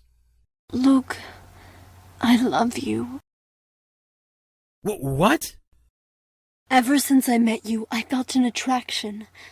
I know I'm not a real woman, not like Helen, but please, give me the chance to make you happy. I don't... I whirl around at the sound of a strange noise. It's Helen, and she's crying. Helen, it's not what you think! Police, open the door. The sound of pounding on my front door cuts me off.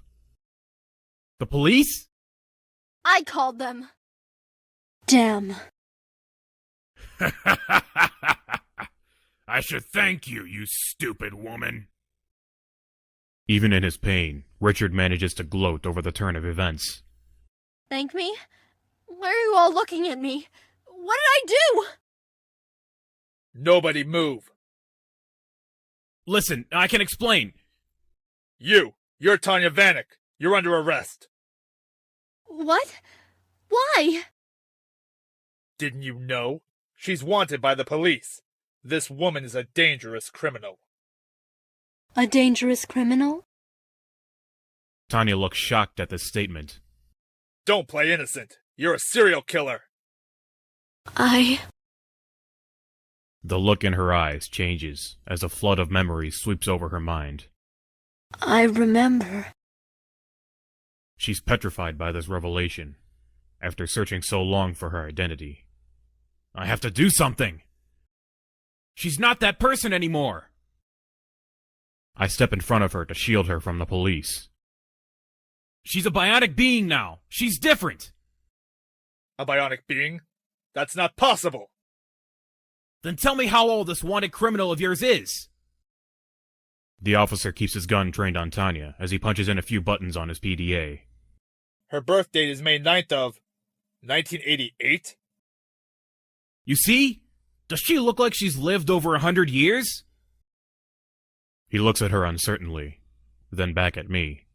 No. Robbie, my hunch was right. I found a mountain of evidence at Nanotech's laboratory. Richard is... Wait. What is he doing here? Apparently trying to kill these people. Robbie nods in my direction. That one is Luke Black, the man you were trying to contact. Good. We can take his statement too. Although Professor Mark has already told us more than enough. He went to the station and confessed. What? Don't tell me you believe the ramblings of that senile old man? Actually, we do. But even without him, there's plenty of evidence pointing to illegal activities. No one can save you now. You'll see. Once we get to the station, I'll... If you're talking about all the officers you've been bribing, we've already taken them into custody. No! That's not possible! You can't do this to me! 2 officers carry an angry Richard from my apartment. He makes a lot of noise, but puts up very little resistance. I can't say I'm sad to see him go. Well, I suppose we need to arrest Tanya as well? No, she's different now! She isn't a killer anymore! Robbie, let her go. What? Why? She's strong enough to have destroyed those 2 robot guards! Exactly. Huh? If she wanted to escape, there's no way we could stop her. But instead, she hasn't done us any harm. Tina looks at me with a knowing smile.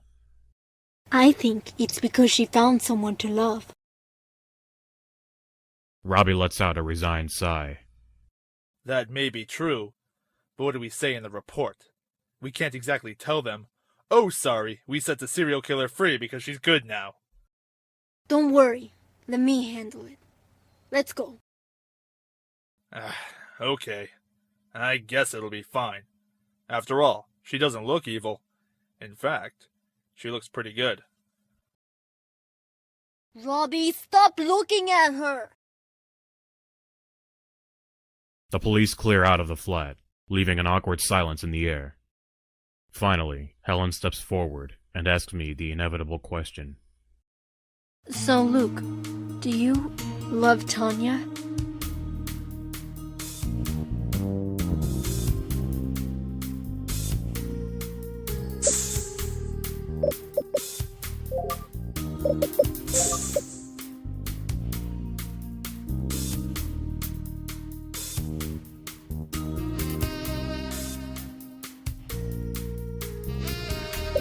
Really? Really? And after all of this, I've realized that you're more important than my job. What do you mean? I've never really spent much of my money. I have enough saved up that we can start a life together. What? I never told you. I never told anyone. Of course, things won't be as luxurious as they are now. I'll have to sell my hovercraft and eat out less. But I never use that thing, and your cooking is more than enough. I'm so happy! I can't believe it! I promise. From now on, I'll be a new man. One that's better for you. You can still work at your shop, or retire and live with me. Tanya, I'm sorry, but I'm in love with Helen. I understand. Please, don't get angry. How could I be when I know you'll be happy. But what will I do? A tear slides down Tanya's cheek. She doesn't bother to wipe it away. I still care for her, and I want to help. Maybe I can... Don't worry. I'll help you start a new life. Really? Yes. I have an idea.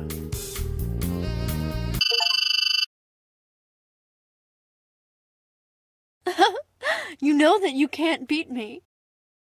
The sun at the virtual beach feels better than the real thing, and the sound of seagulls playing is almost enough to make one believe they're really under the ocean sky.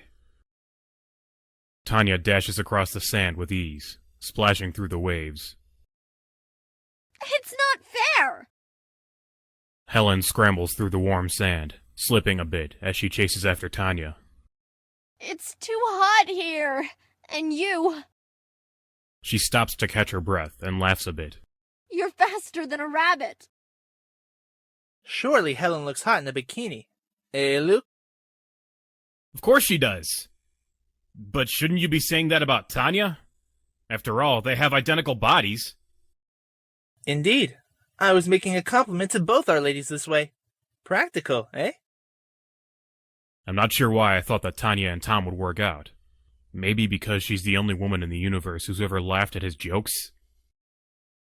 Oh well, it doesn't matter now. All that matters is seeing Helen so happy. She's practically a new person. I can't believe that, all these years, I was too blind to see this side of her. Luke and Helen married soon after. Although he still had deep feelings for Tanya, his love for Helen overshadowed it. Even so, he still got to see Tanya every day, as she and Tom had officially become an item. Luke resigned from Nanotech before it was dismantled, coming away with more than enough money from liquidations and stock options. And so everything ended well for Luke. The virtual beach, with its sand, the waves, the sun. It's just an illusion. But the love for Helen, the friendship for Tom, the admiration for Tanya, those are real things.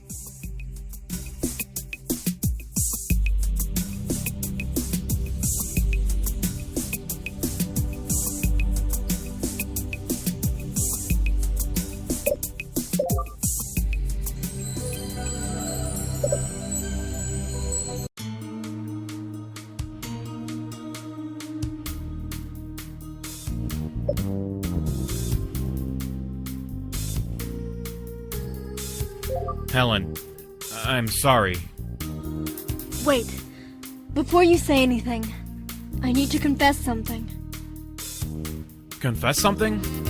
What are you talking about? I don't love you anymore, Luke. What? How could I? You were always working late and you were never there when I needed you and... She's trying to say something, but she can't bring herself to say it. It's Tom, isn't it? From her silence, I can tell I'm right. I should have known. I'm so sorry, Helen. But maybe this is for the best. Yes, it probably is. We're not going in the same direction anymore. It's good that you met Tanya. If that's what you think, then why did you throw all those jealous fits before? It wasn't jealousy. It was envy. I was envious of you, of your body. My body? My body is yours, Helen. What do you mean? I patterned my body after yours. The build, the size, everything. If you were envious of me, then you should be proud of your own body. Really? Helen sniffles for a moment and wipes away a tear from her eye. She looks a lot more hopeful now. Everything feels so surreal. The lives that we'd lived up until now had suddenly fallen apart and come crashing down around us. But we were still happy. Or maybe it was more relieved that the entire mess was over.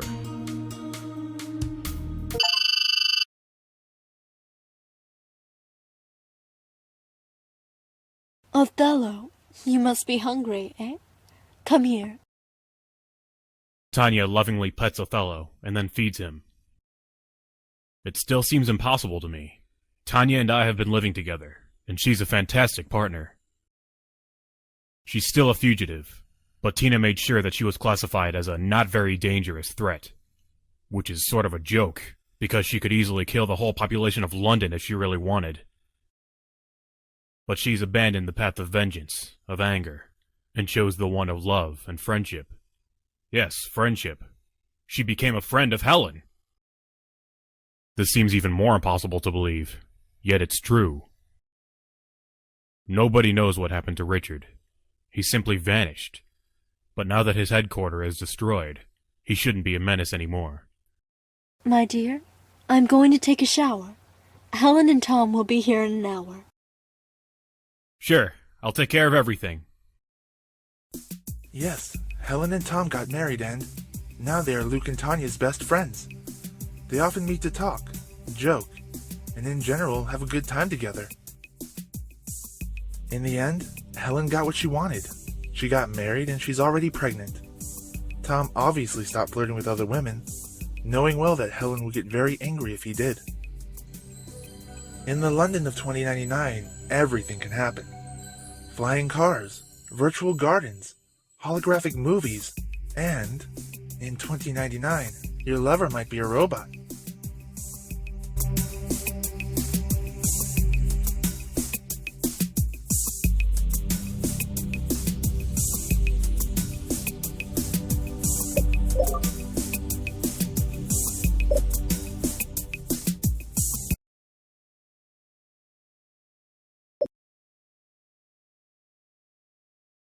Tanya, I trust Helen.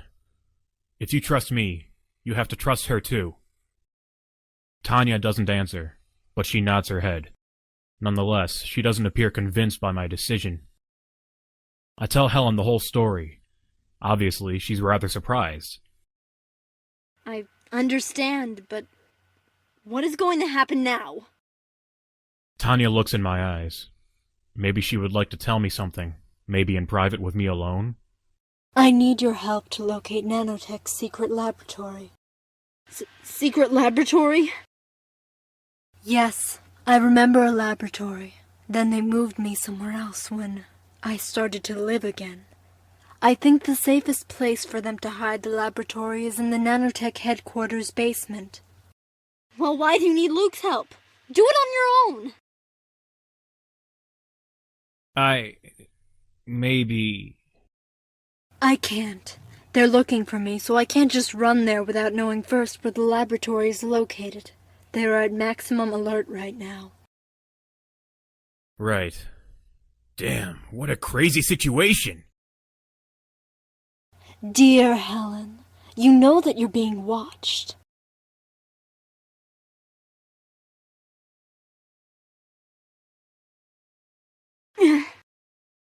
Luke, Tom, and you. They've been watching you for quite some time. Watched? What do you mean? Be more clear. Richard is a bastard. He owns half of London, but he wants even more. I am not sure what his real plans are, but I'm sure he has a task force of private eyes and robot guards watching his top employees. But Tom isn't. No, but he is your best friend. True. And Helen. Helen is your... I am his partner! Yes, and you need to remember it as well. I see. But why would they need to spy on us? Probably they think that since I escaped, I would try to get in touch with one of their top employees to discover more about myself. And that's exactly what you did. Idiot, you could have been more careful. There are many good employees besides Luke, and I was careful. They never noticed me come to his house. Yeah, I didn't even notice you myself. Wait a moment. A few days ago, when I went to Luke's house, you were here already? Helen, that's not the... Yes, I was here, but I was hidden. And you watched us when we... The two remain silent for a while. Helen is embarrassed, but Tanya as well. I don't know what to say, but I think we have more urgent matters to take care of right now.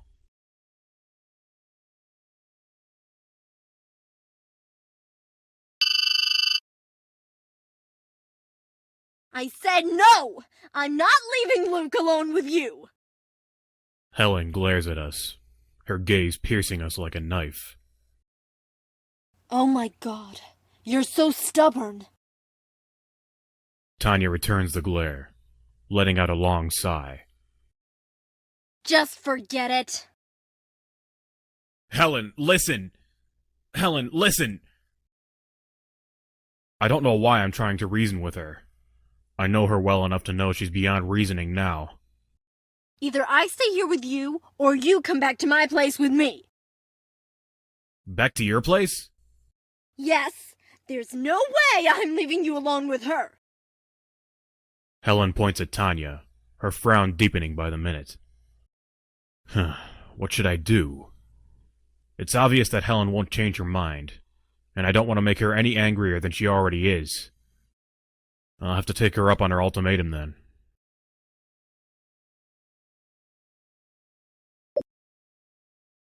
Fine, I'll stay at your place until this whole thing blows over. Tanya frowns a little bit. I don't think that's a good idea. Oh? Helen grins smugly as she folds her arms. What? Are you disappointed that you won't be able to flirt with him anymore? Why, you must be the most self-centered, idiotic person in the world. Isn't it obvious that I'm just trying to protect him? Tanya clenches her fist, and it looks like it's taking everything inside of her to keep from hitting Helen. I hold up my hands, trying to separate the two of them. Ladies, please! You're making a mistake, Luke. Tanya practically spits the words out at Helen. Whether I am or not, this is my choice. Are you going to try to stop me? Tanya's expression suddenly melts into one of concern. She stares at me helplessly, and for a moment I wonder if she's going to cry. Be careful. Don't worry. I'll take care of him. Helen steps in front of me, entwining her arm around mine. Yeah, sure. Tanya looks away as if she can't bear to watch us anymore. As Helen and I leave, I can't help but feel uncertain. Did I make the right choice? I just left my apartment to a robot woman that I hardly know. Or am I worried because I won't see her anymore? I shut my eyes for a moment, trying to order my thoughts. Could it be that I actually like Tanya? What's the matter? Are you having second thoughts? Helen's grip around my arm tightens a bit, as if she's afraid I'm going to bolt. No, it's just... You don't trust that woman at your place then, right? Exactly. I just hope this thing will be over soon. Her hold on my arm relaxes, and she looks relieved. Why don't we go to the police then? We can't. She said that Richard is ruthless and powerful. I've only met him once, but I could tell just from that. He's the sort of man who will do whatever it takes to get his way. He wouldn't think twice about bribing the entire London police force. Helen's eyes narrow again, and she looks at me pointedly. So, what if she was lying? You know she's only looking out for herself. But... Just stop for a minute to think, Luke. We don't know anything about her. What if she's a criminal? Well, she never threatened me or anything. Listen to yourself! Richard might be ruthless, but you're making him out to be some sort of dark mafia boss of a hidden underground criminal organization! That man has so much money. He couldn't spend it all even if he wanted to. Why would he risk it all on illegal activities? That's true.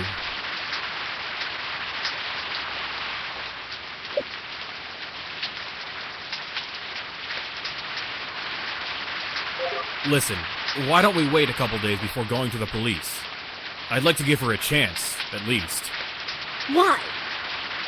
Because she's alone and scared. Can't you feel it? What if you were in her situation? I don't really want to imagine myself in her shoes. Helen frowns as a sudden thought hits her. Speaking of which, why was she wearing my jogging outfit? I can feel a headache setting in. I will never understand women. Let's just go to your place. I promise I'll explain everything to you. We arrive quickly at Helen's place. Thankfully, she refrained from asking any more questions about Tanya. I don't know how much more I could have taken anyway. Well, I'm going to bed now. She moves slowly across the room towards me, but I'm so tired I really don't want to have to deal with her right now. Okay, I'll just watch TV for a while. I'm not sleepy yet. What? No, you'll keep me awake with all the noise. She pouts a little bit, and I wonder if I was supposed to say something else. Okay, I'll come to bed too. Damn it. Living with her in this tiny little apartment is going to be a lot harder than I thought it would. I'd better find a way to resolve the situation quickly. I hope I can at least sleep tonight.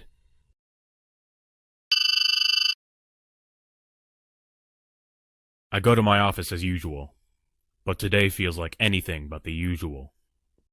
I think my hands are shaking, but I'm too nervous to look down and check. How can I? Good morning, Luke. I jump a little bit at the sound of Mark's voice so close behind me. Since when was he standing there? Yeah. Good morning, Professor Mark. Mark eyes me curiously, but he doesn't say anything. Luke, are you busy? Oh, no, not at all. But... My eyes wander to the person standing next to him. Ah, you're wondering who she is. Her name is Julia, a journalist working for the Nanotech Journal. Hello, Luke.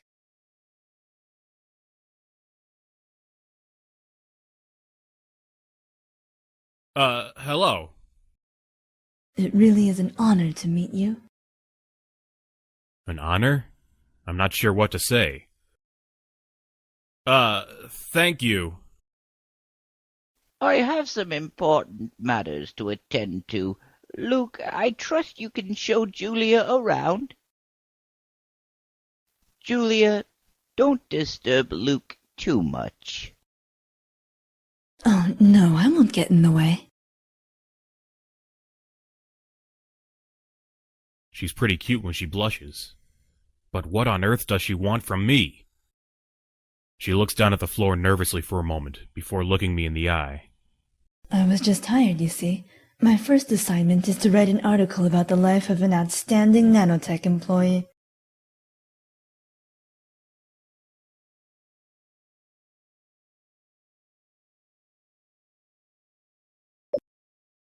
I see. I wouldn't really call myself outstanding, though. You shouldn't be so modest. Mark spoke very highly of you. He did? That was nice of him. So, is it okay if I ask you a few questions? Sure. Don't worry, I don't have too many. You can get back to work in no time. She asked me a set of standard questions about my job, my history, and so on. I answer them absent-mindedly. All right, I think that's all. She moves closer to me. What is she doing? I wanted to thank you. You're welcome. I do have one more question, though. Yes? Are you free this evening? Well, why are you asking? Her face suddenly flushes red again. Oh, I'm sorry. I know you're engaged. I didn't mean anything like that. Then why do you want to see me tonight? Well, I wanted to finish the interview. I've already asked your friend Tom to come as well. What? Tom? I thought the interview was already finished. I know, but, I wanted to ask about your hobbies and life away from work. And I'd like to interview your best friend, if you don't mind. Something feels off about this. What is she really trying to get from me? And why is she bringing Tom into this? Okay, if Tom is coming, I'll come too. Great, thank you. We'll meet at the Golden Circus pub. Ah, I know where that is. Awesome. Looking forward to meeting you there then. I need to get back to work now. Have a nice day. See you later. Bye.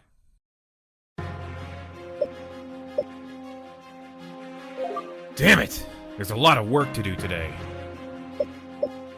This is crazy! Where did all these bugs come from? I've never had problems like this before. Hey, Luke. Hi, Tom. What's going on? I'm not sure. I keep getting strange error messages. That's weird. Nothing like this has ever happened before. I didn't do anything. It's not our fault, is it? No, it's not. I wonder what the other programmers are up to. Not a clue. I haven't even seen anyone come in today. It's so quiet. It's kind of creepy. Did you meet Julia too? Sure did. She's a looker, isn't she? Are you trying to get me in trouble? I'm engaged. Oh yeah. Well, in that case, you won't mind if I make a move on her this evening, right? Do whatever you want. Just don't do it while I'm around. Thanks, man. I owe you one. Yeah, whatever. I'm getting back to work now. Bye. Bye. Damn it, it's already lunch break. But I'm so far behind on my work, I don't think I can afford to waste any time. I guess I'll just take a short break and then get back to work. This is unbelievable. Where are all these bugs coming from? I can't help but think that they've been planted on purpose to keep me busy. Maybe Tanya was right. Is Nanotech really spying on us? Hey Tom, what's up? Not much. Just wanted to say I'll be taking off early today. Why? To meet Julia, of course. I don't want to make her wait. I see. You never miss a chance, do you? Well, the way I see it, you've got at least half an hour of work on your hands, but the appointment is in 10 minutes. Someone's got to entertain her while she waits for you. And you're the man for the job? You got it.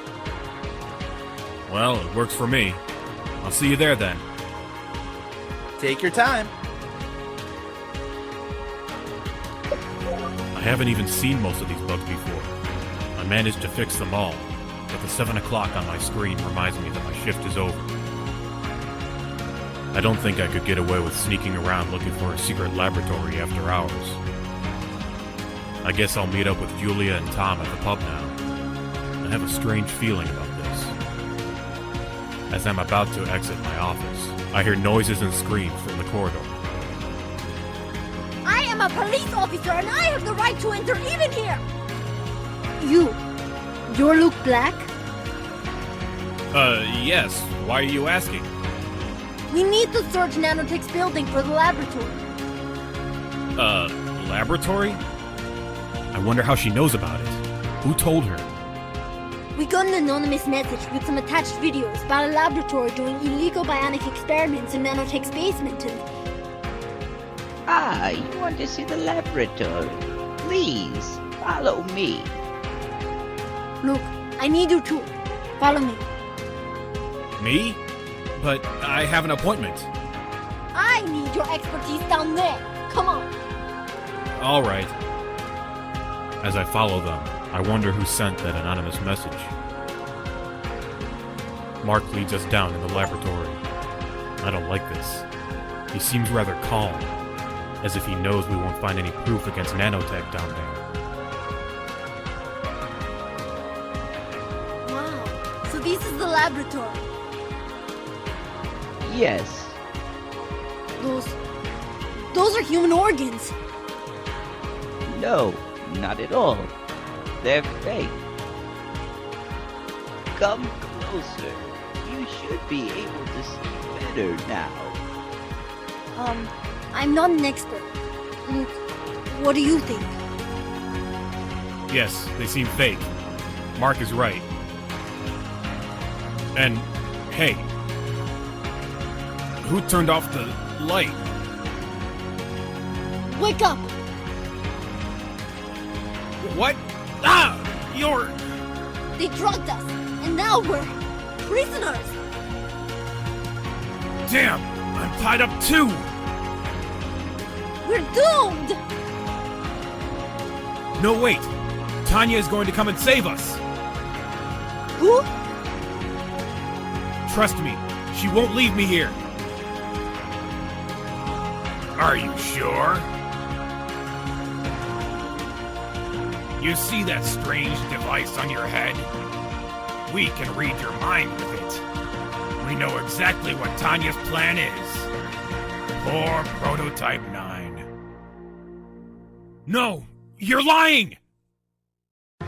She would do anything for you. She'll agree to come here in exchange for your safety. But of course, I can't let you go now. Do you understand, Luke? You're a bastard! You idiot! You could have been a very valuable member of my team. And now, a very different future awaits you. Remember, though, it was your choice. It was always your choice. I'm sorry I dragged you into this. Several days passed, but Tanya didn't show up. Maybe she tried to enter anyway, but was killed. Or she simply ran away. Or maybe she was captured. Luke never knew the truth. Tina was kept there for about 1 week, until they created a new prototype with her brain. This way, Richard had his first spy inside the police itself. She became one of his most valuable members of Richard's criminal team. Fun, isn't it? Tina, who wanted to arrest Richard, transformed into a bionic woman slave working for him undercover. Luke was converted into a robot too. Thanks to his knowledge and intelligence, he quickly replaced Professor Mark as the lead researcher of Nanotech, never knowing what happened to Tom, Tanya, and Helen.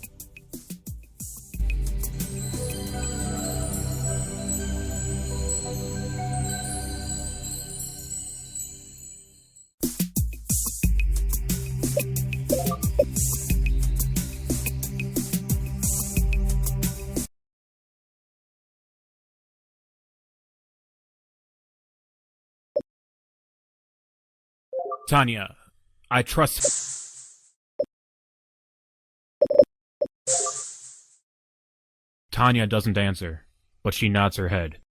Nonetheless... I need your secret. Yes, I remember a lab. Well, why? Luke, Tom, Rich, no, Helen, probably. And that's there. Yeah, wait a yeah, and you. Oh, just either. Yeah.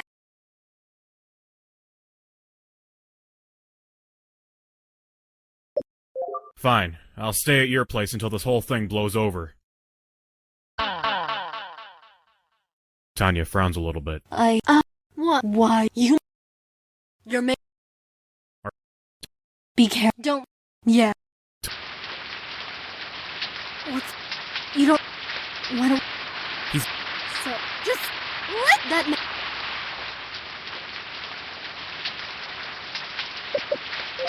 Well, okay, let's go to the police station then. Finally, I thought that thing had hypnotized you. The way she spits out the word thing bothers me a little bit, but I try to ignore it. Let's get going before I change my mind. We turn the corner to head towards the nearest police station, but... Tanya? You're not going anywhere. Tanya stands in front of us, blocking our way. She does not look pleased. What? Helen holds my arm tighter and pulls me back with her. I know it. I can't leave you alone with Helen, Luke. Tanya, what are you doing? Return to your place, Luke. I'll take Helen to her flat and stay there to protect her. Help! She's kidnapping me! Helen tries to break free, but Tanya doesn't even flinch. If you try to scream again, I'll kill you. Helen, please, do as she says. Helen stares at me, terror running through her eyes. Okay. Tanya, why are you doing this? Don't even think about going to the police. And if you tell anyone about this, Helen will die. Understood? Yes. Good. Now go back to your apartment. Tomorrow, you'll return to the laboratory and find out more. More? More what? What if I don't find anything? I've got time.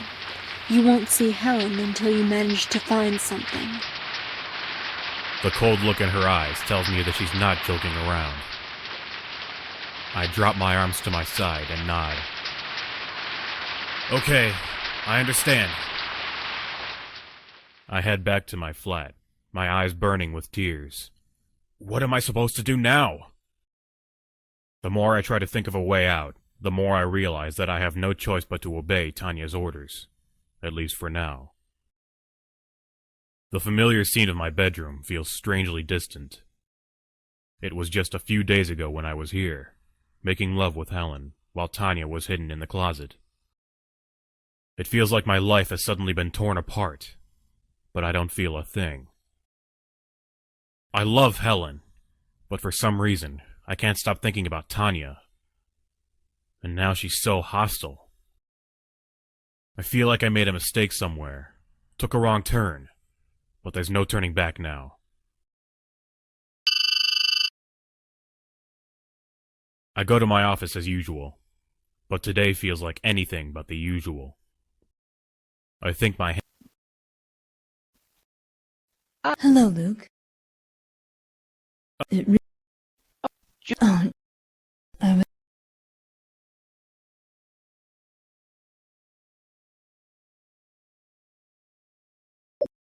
I see. I wouldn't really... Don't worry. All right. Oh, well, I know. And I'm sorry, but I'm really busy. I don't think I can make it. I see.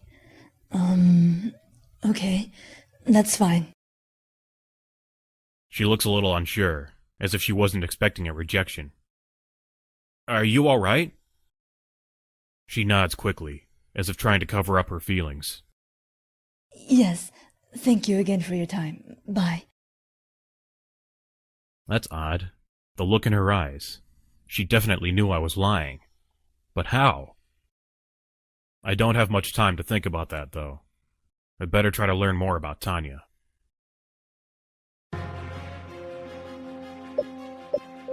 Damn it! There's a lot of work to do today. This is crazy! Where did all these bugs come from? I've never had problems like this before. Hey, Luke. Hi, Tom. What's going on? I'm not sure. I keep getting strange error messages. That's weird. Nothing like this has ever happened before. I didn't do anything. It's not our fault, is it? No, it's not. I wonder what the other programmers are up to. Not a clue. I haven't even seen anyone come in today. It's so quiet. It's kind of creepy. Oh, by the way, thanks. Thanks? For what? Julia, that sexy journalist with the nice, well, you know. What about her? You lied to her about tonight, saying you can't come. Now I get plenty of quality time with her. Alone. Yeah, that was definitely on purpose. I don't bother to mask the sarcasm in my voice. Sometimes Tom has such a one-track mind. Wait, you didn't? At least he's quick to catch on. It doesn't really matter, does it? Have fun. I will. Did you see the size of her? He glances around before waving his hands around his chest, pantomiming her shape. Do I have to remind you that I'm engaged? No offense, man, but she's much younger than Helen. Plus... Yeah, whatever. I'm getting back to work now. Bye. Bye. Damn it, it's already lunch break. But I'm so far behind on my work, I don't think I can afford to waste any time. I guess I'll just take a short break and then get back to work. This is unbelievable. Where are all these bugs coming from? I can't help but think that they've been planted on purpose to keep me busy. Maybe Tanya was right. Is Nanotech really spying on us? I haven't even seen most of these bugs before. I managed to fix them all, but the 7 o'clock on my screen reminds me that my shift is over. I don't think I could get away with sneaking around looking for a secret laboratory after hours. I wonder if it was a good idea to leave Tom alone with Julia. I'd rather not get involved, but there's something about her that seems off. What if she's a spy? As I head back home, I go over all of today's events in my head. Something definitely doesn't seem right. Am I just being paranoid? Or is something wrong? It's hard to believe that all those code errors could appear out of nowhere, especially after we've done such thorough testing. Then there's the matter of Julia. Is her appearance coincidental?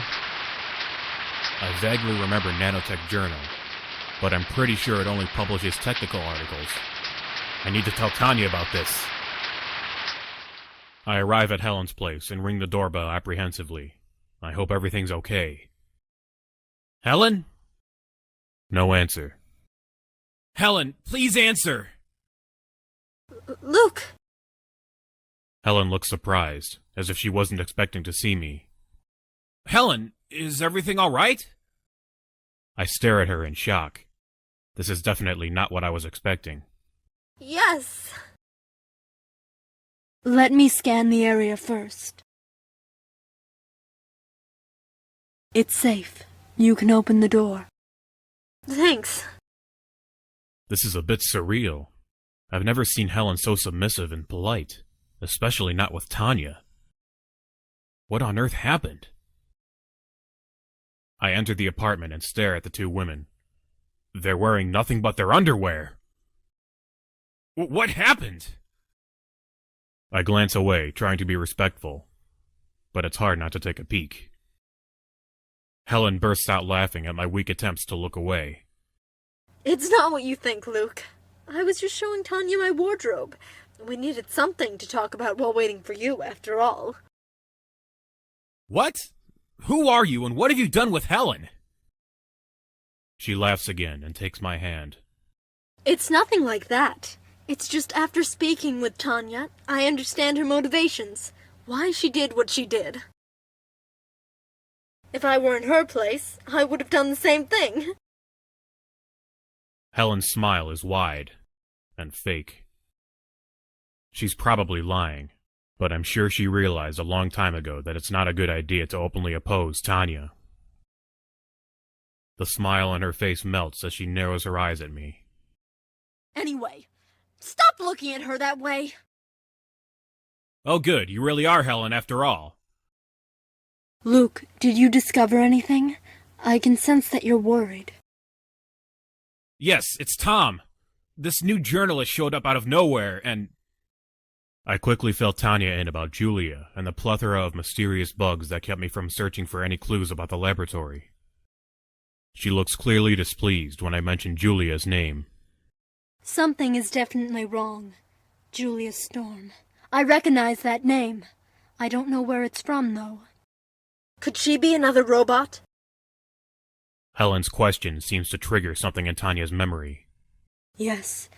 Yes, I think she is. But she's with Tom right now. What if it's a trap? She might kill him, or... Luke, calm down. They might be suspicious of you, but there's no proof of anything yet.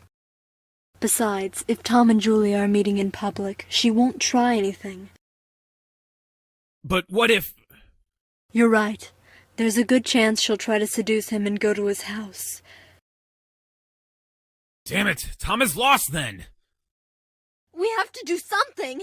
Please, Tanya, isn't there anything we can do? I'm thinking. Tanya looks like she genuinely wants to help. If I go, then my cover will be blown. It's better if the two of you go instead. What? I told you, as long as you're in a public place, she won't try anything. If she's another robot, she'll do her best to keep it a secret. Meanwhile, I'll sneak into Nanotech's headquarters. But just yesterday you said that it was too dangerous.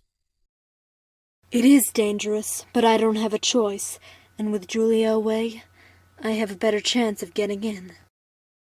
Besides, it's only a matter of time before they get one of you two to talk about me. I'm sorry, but I can't trust you anymore. Her words are heavy with sadness. I want to say she can trust us, but it's not like we've done much recently to gain her trust. Let's go, and don't try anything foolish, okay? Yes, don't worry. Helen and I hurry down the street in the direction of the pub where Tom is meeting Julia. As soon as we're out of Tanya's sight, Helen grabs my arm and whispers in my ear. Luke, we have to go to the police! What? Again? Luke, she's a psycho! Today, she started talking to herself like she was another person! I see. I'm not lying! Didn't you see how strong she is? She has to be stopped! She's always been kind to me, but I've heard her talking to herself too. See? You can't just let her wander around the town freely like this. This doesn't prove anything, though. She might be harmless. Even you don't believe that.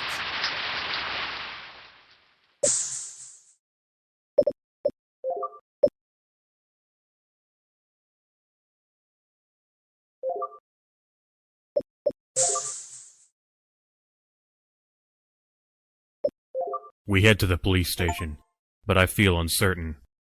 For some reason, this just doesn't feel right.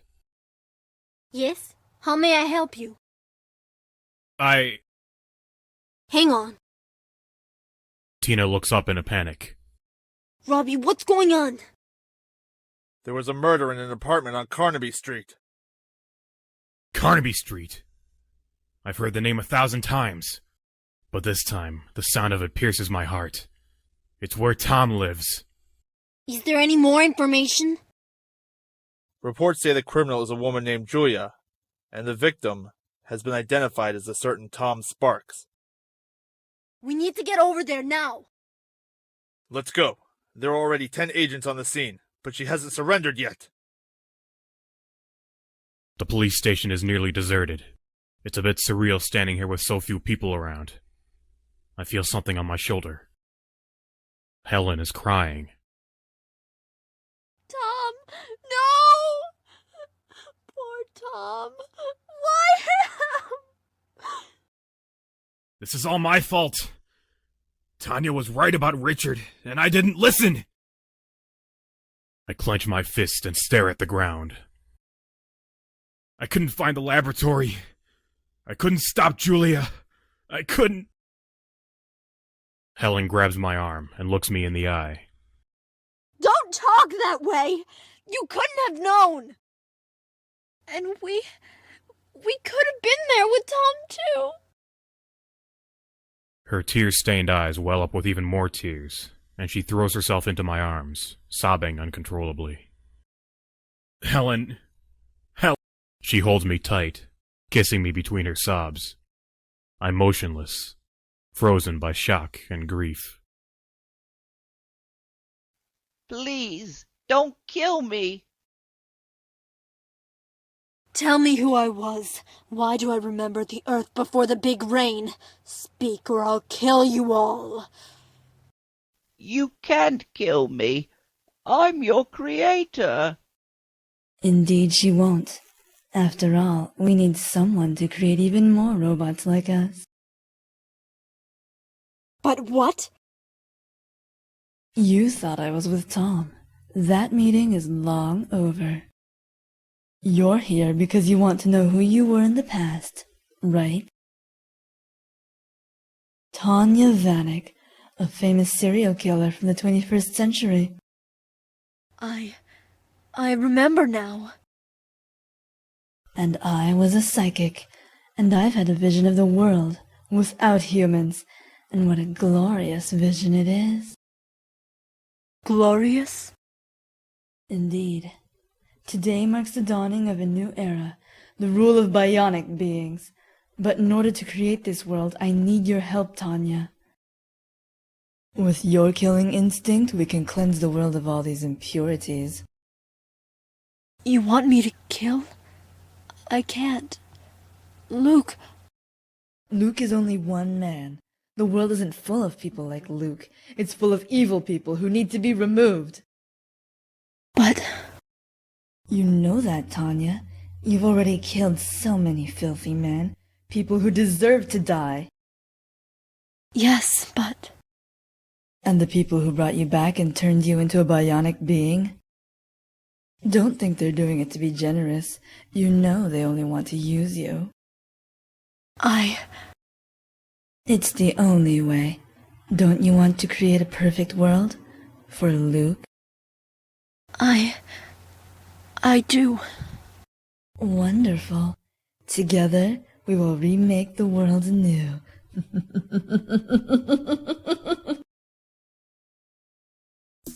Tanya and Julia took control of Nanotech, making it their home base. They forced Mark to create an army of bionic beings to serve under them.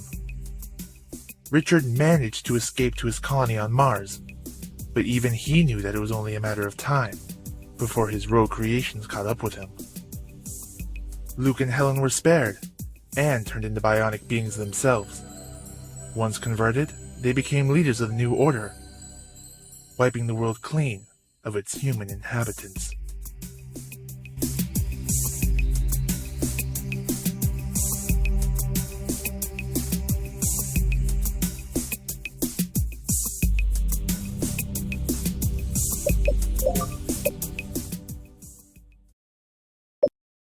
Maybe, but Tom is our first priority. But... Helen, Tom is our friend. If Julia really is a robot like Tanya, then he's in the most danger right now. Helen nods. You're right. Let's go.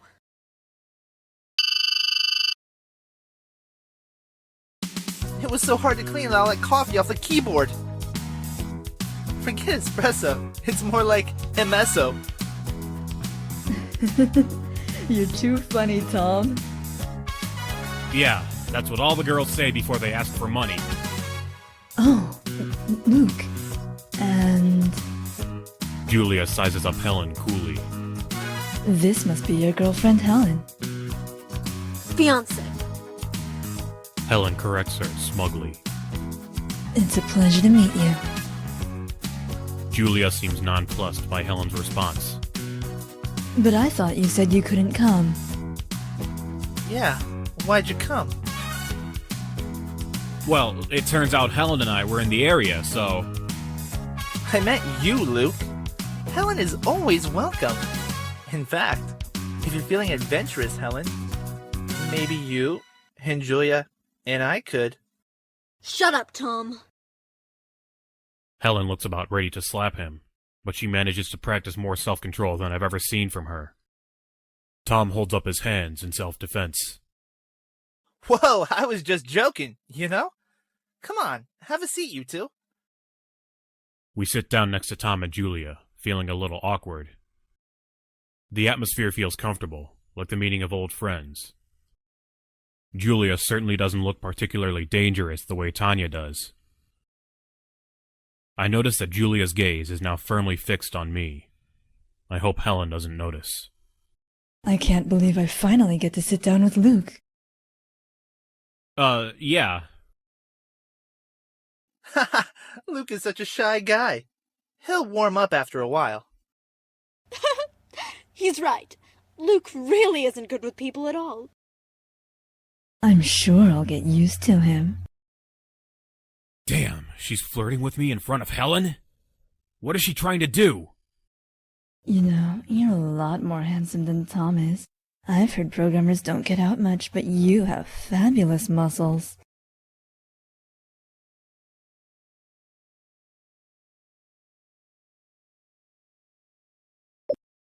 Well, that's all thanks to Helen.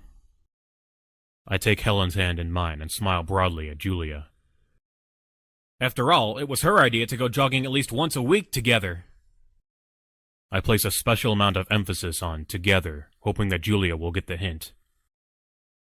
Since how long have you two been together?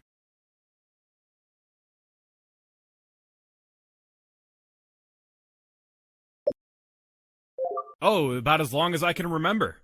Not like Tom here. He can't keep a girl for more than a week. Hey, that's not true. I made it 2 weeks once. He coughs uncomfortably. Although, that may have been because I accidentally locked her in my garage. Please tell me you're not serious. Well, I was really drunk at the time. Luckily, Tom is the kind of guy who can keep a conversation going for hours.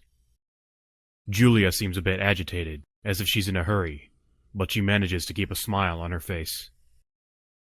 Anyway, since you're here, I'd like to continue the interview. I have a few more questions for you. Sure, ask away. She goes through some bland questions about my hobbies and interests. It seems harmless, so I answer them without much thought. And how would you describe yourself in bed? Pardon? I'm sorry if it's a little sudden, but you know, the readers really like that sort of juicy information. I can feel Helen's grip on my hand tighten. This is definitely not a good situation. It's just for fun, so don't worry too much. The answer doesn't really matter that much. I know for a fact that the answer matters to Helen, though.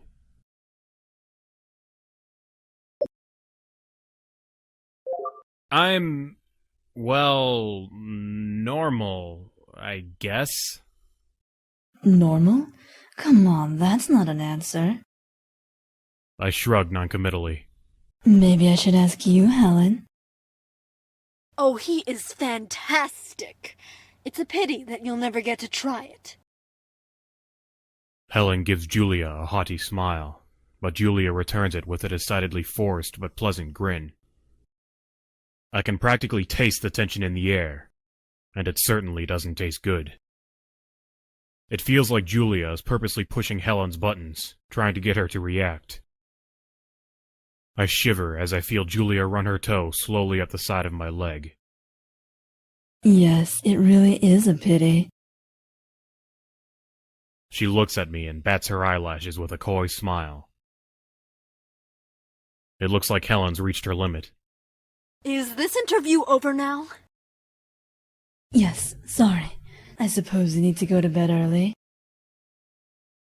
Oh, don't feel too bad. It's normal to need more beauty sleep when you reach your age. Oh no. The one thing that sets Helen off the most is her age. Oh no, it's because I like to read. Read? Yes. You know, I have a huge collection of books on paper. They're much better than the digital ones we use these days. Every night I stay up late, immersed in fantastic tales. Helen's reaction is a surprise to Julia, and me. She's containing her anger surprisingly well. I think it's important for us to keep using our minds. In a world full of technology, TV and the internet are always telling us what to do. She smiles smugly at Julia, and looks at her pointedly. After all, it would be terrible if I was some sort of robotic slave. What about you, Julia? Do you read? What are your hobbies? Oh, and how old are you? That is none of your business! Julia's sudden outburst catches us all off guard. She seemed so polite just a moment ago. Besides, Come on, even if you say you're past 30, I'll still love you. Hey, you're crying? Now my jokes make people cry? What the hell is going on? I'm sorry. I have to go back. Go back where? To the lab. I look at Helen, stunned. I can tell she's just as shocked as I am. I have visions and I can see the future. Or more like, I can see the possible future. What Helen just said. I can't allow everyone to lose their freedom. Huh? I think you drank too much. Tom, please stop talking. We'll explain this to you later, so shut up, please! I can't do what I was asked to do. You don't deserve such a terrible fate. What do you mean? Richard, he ordered me to kidnap you and convert you all into robots. He wanted to have you on his side in case you were harboring Tanya. Tanya isn't with us now. Believe me. Julia suddenly stops crying, her face lit up with horror. Oh no. She went to the lab facility? Alone? What? No, I never said... I've read it in your mind. I have to go help her. She doesn't know about their new security system. Security system? It's a magnetic flux generator. It can cause a shock in the system of a bionic being that can shut it down temporarily. They used it on me when I refused to obey them. Wait, what about us? We can help! Go to the police. Ask for Tina or Robbie. They're the only ones who can be trusted. How do you know? Because they were next on my list of people to convert. That means that Richard hasn't gotten a hold of them yet. She's gone. Wow, she runs very quickly. And she's smart too, but what about all that talk? Tom, it's a long story. Oh well, after all, doesn't matter. I would never stay with such a girl. She can read my mind? Scary. She would laugh before hearing my jokes. Not fun anymore for me. Let's go to the police station and do as she said. Helen and I race to the police station and look around, desperately trying to find Tina or Robbie. Agent Tina, may I help you? She's one of them. Tina frowns, confused. What are you talking about? It's about Richard. We know you and Robbie can still be trusted. Her eyes widen for a moment, and she leans in and speaks to us under her breath. Yes, I see. Follow me. She leads us to another room away from the rest of the officers. I only hope that Julia was right about her and Robbie. If they're somehow working for Richard, then we're doomed.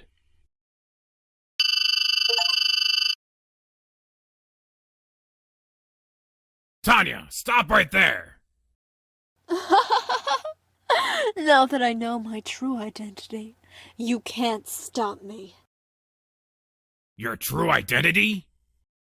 Surely you knew what you were getting into, bringing back a famous serial killer. So you discovered it. Damn! I was born to kill, so that's what I'll do. I'll free the Earth of you humans. Mark, quick! Magnetic flux activated, Mr. Richard. Very well. What is happening? I can't move. Did you think you could pull the same thing on me twice? I learned from my mistakes, Tanya. Mark, please, stop it. Julia? I remember everything. I remember you. No. How is it possible? I remember you when you were my boyfriend. When we loved each other. What? That's enough! Mark, use the magnetic flux on her too! Mark, don't you remember me? We were so happy together. We were in love. Yes, I remember. But that was so long ago. I remember back then, all you wanted to do was help people. You were so kind.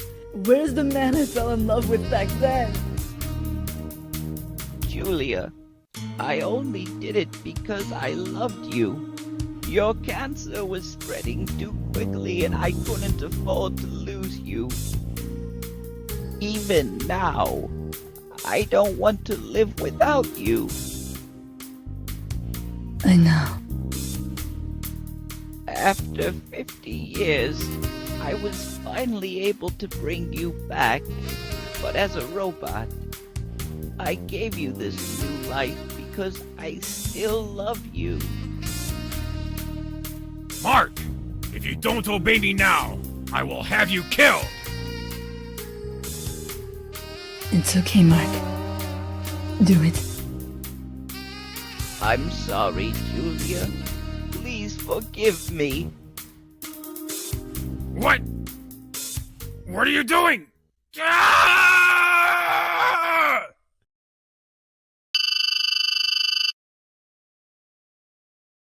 Why did you call me here?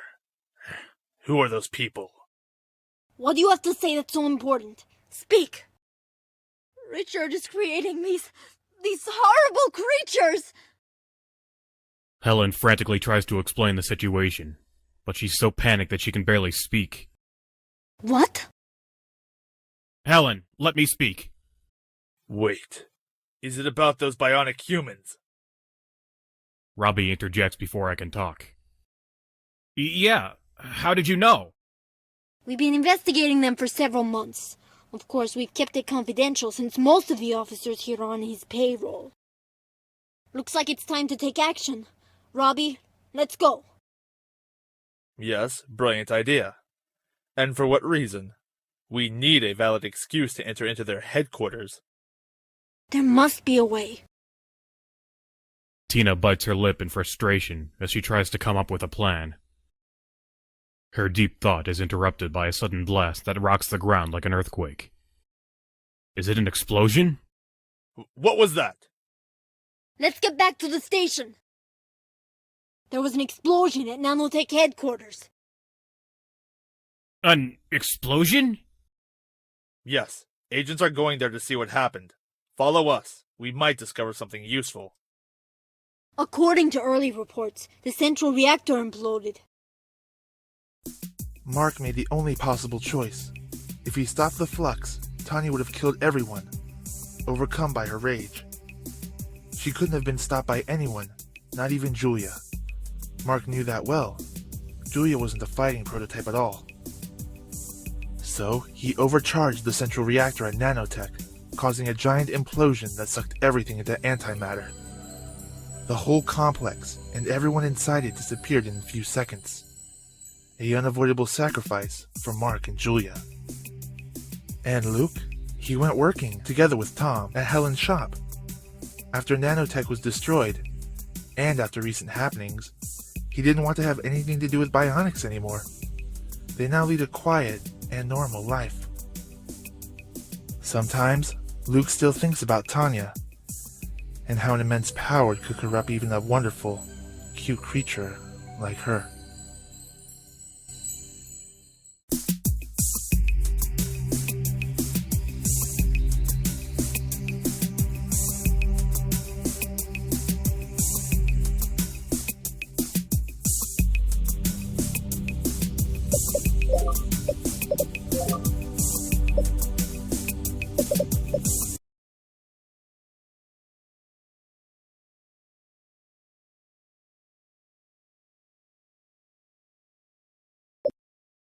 Tanya, I trust Helen. If you I need... Yeah, well, I can't.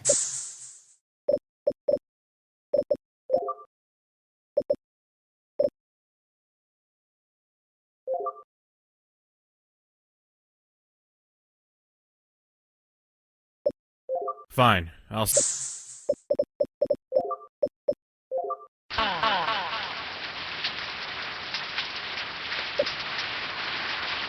Listen.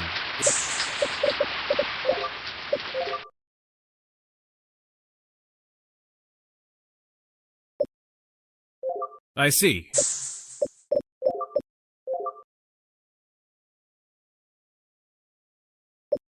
I'm sorry, but I'm really busy.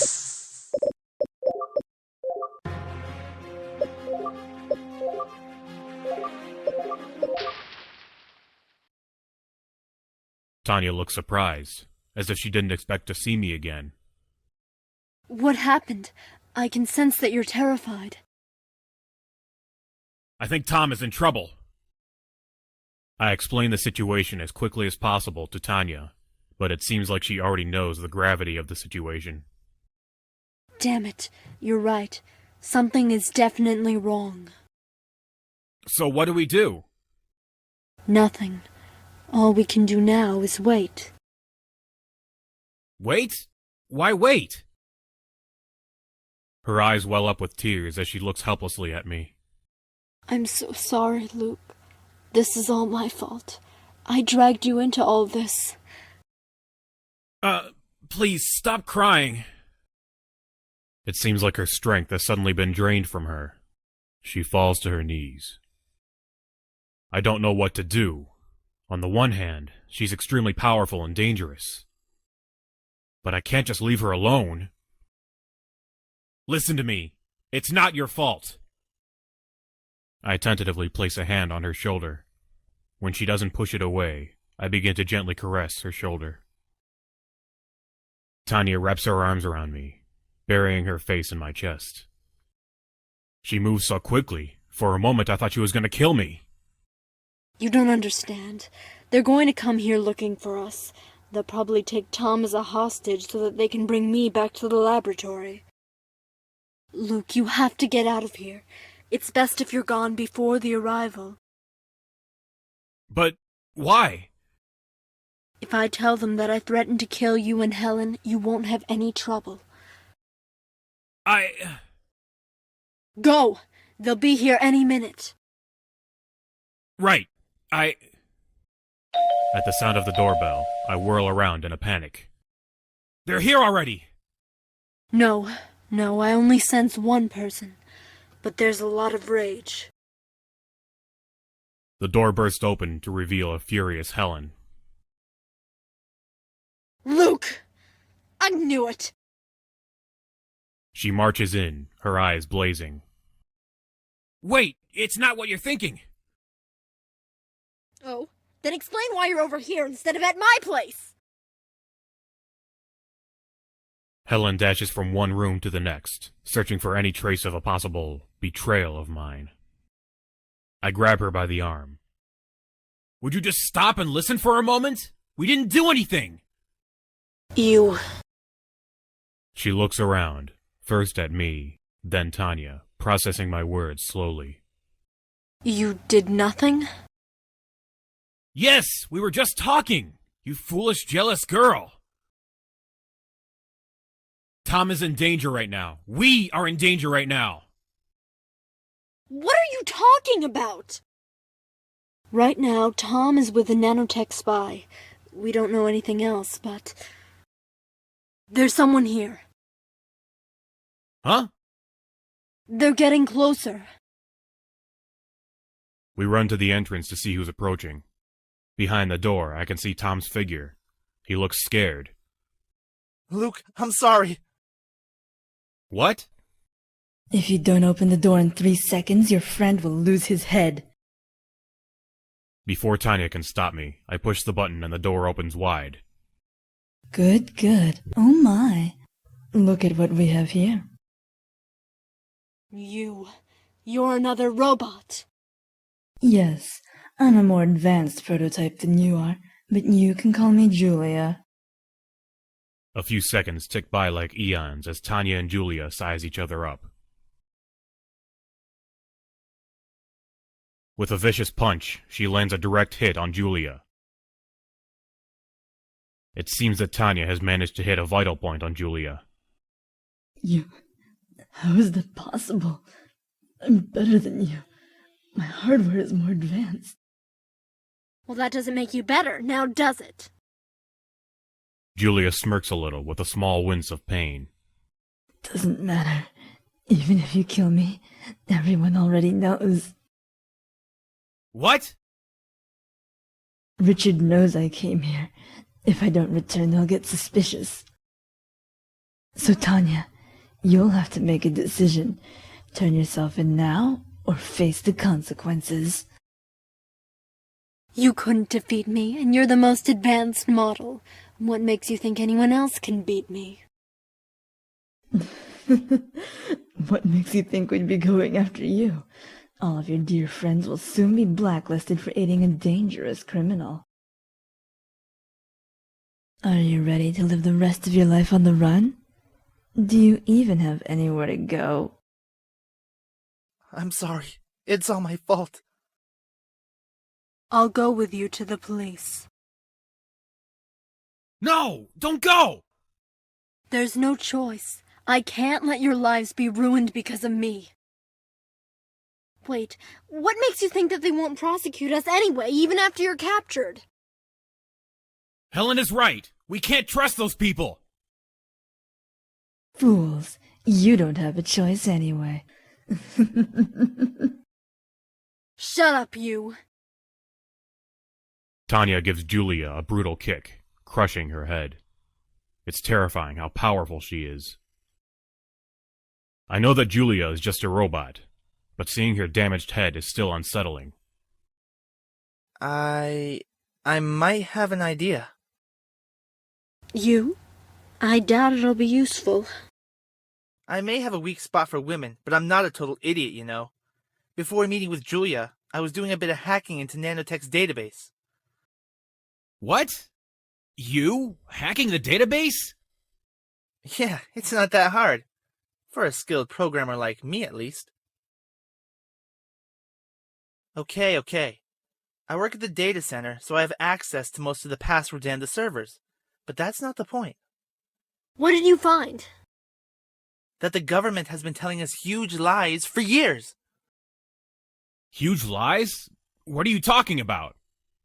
The colonies on Mars, you remember? The terraforming project started around 2070 to 2075. It was successful. Successful? But that's impossible! Not if you have plenty of money, resources, and robot slaves at your service like Mr. Richard. He built a sort of ultra-deluxe resort on Mars. It's huge, apparently, with a surface area larger than all of Australia. That's incredible! But what about the recent alien species they found there? They said they're quite aggressive. Yeah, of course. It isn't like it's really a safe place. Indeed, Richard probably lost a lot of money on that project. Maybe he's researching those new robot prototypes to fight the aliens better and provide safety to the residents. Judging from Tanya's amazing combat skills, I think he could be right on this. So, one option for us would be to go there. But how exactly? I know where the hangar is for all shuttles to Mars. I can get you inside without a problem. With my tissue regeneration skills, I could even change your appearance to some extent. Just wait a second. This is all so overwhelming. We're talking about changing our faces and living on Mars. What will we do when we get there?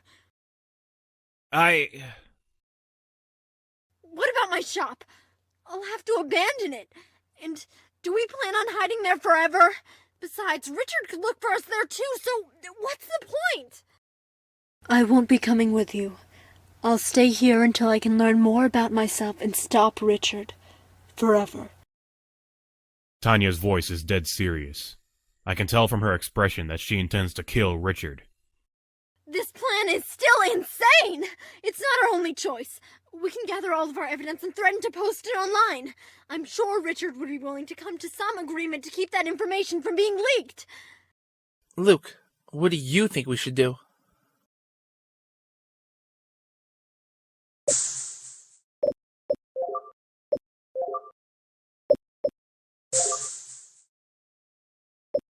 I look into Helen's eyes. They're wild with desperation. She's right. Such a move is probably too much for her to handle.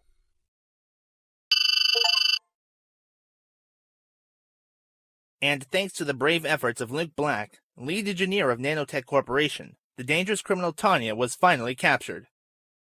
There have been rumors about a controversial relationship between Luke and the robot prototype, but Helen, Luke's girlfriend, denies the rumors completely. The amount of the bounty on Tanya's head is still undisclosed, but one sources speak of a sum larger than... Hey Luke, why'd you turn the video off? You're crying. I can understand. It wasn't easy, even for me. We got that immunity deal. We have more money than we could ever ask for. And still, I feel like a bastard. Yeah?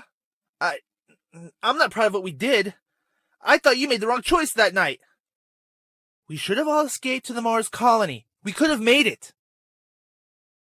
I know, but I wanted to protect Helen. I was wrong. Now that we have all that money, she doesn't even need to run her shop anymore. She's always here, still complaining like before. Hey, you! I heard what you just said. How can you not feel guilty about what we've done? It was just a robot. Come on, Luke. You don't understand. If you had the time to get to know her better. Yes, like you did, right? I'm sure you had sex with her, didn't you? Oh no, not this again. Luke could never forget about Tanya and what they did to her. Depicted as a cold-hearted bastard killer by the mass media, Luke knew her deeply instead. And he always thought she was a wonderful creature. He couldn't stop thinking about this. What was the difference between her and a human?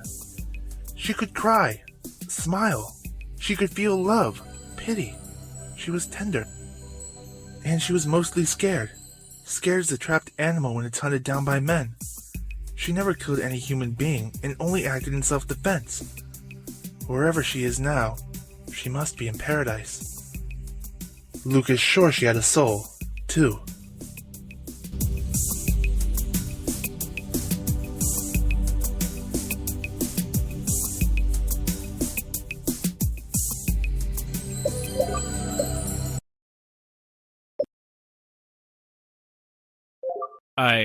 I don't think staying here is a good idea. But Luke!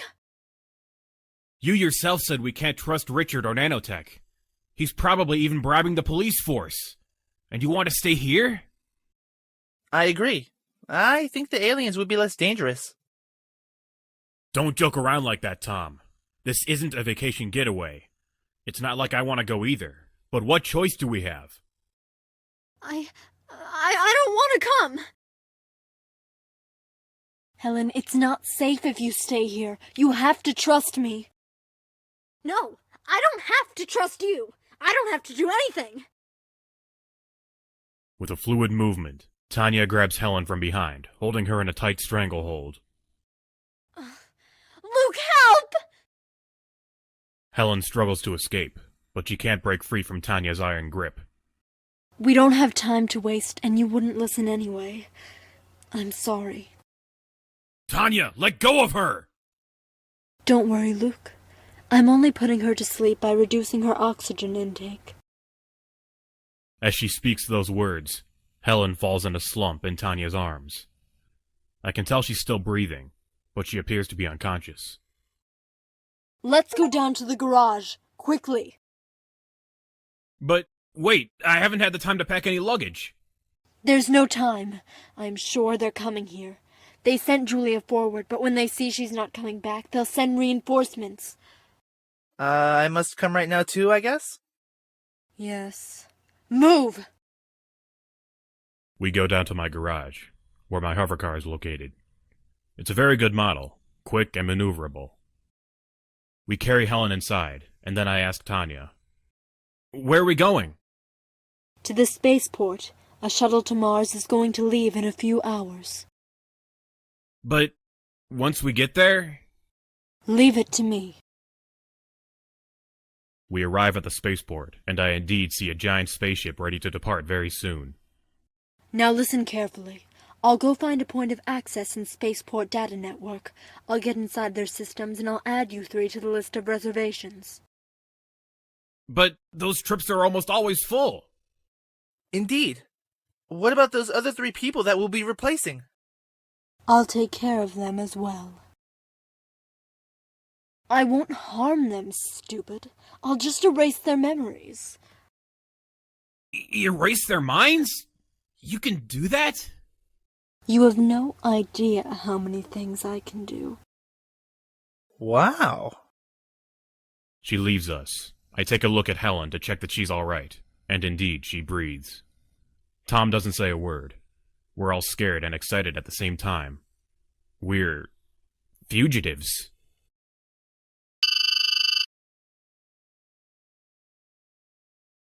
I can't believe it.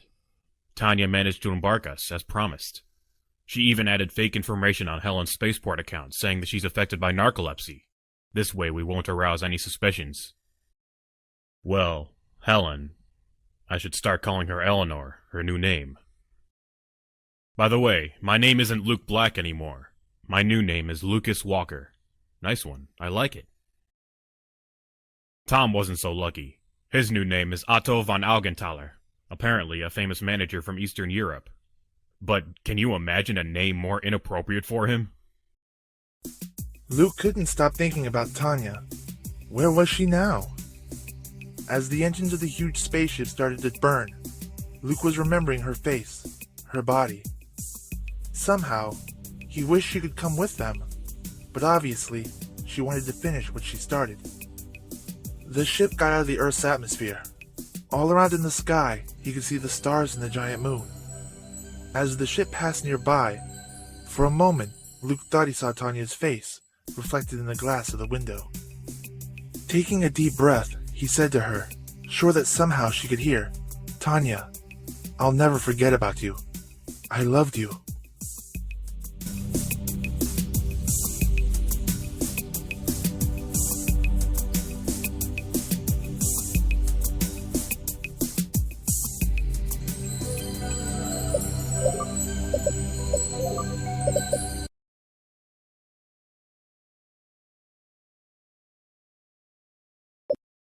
Helen, you know I do it all for your sake. What? Don't you dare go telling me that! It's better if you don't know anything else. You know, you're right. Why should I care, since from this moment on, we are not together anymore?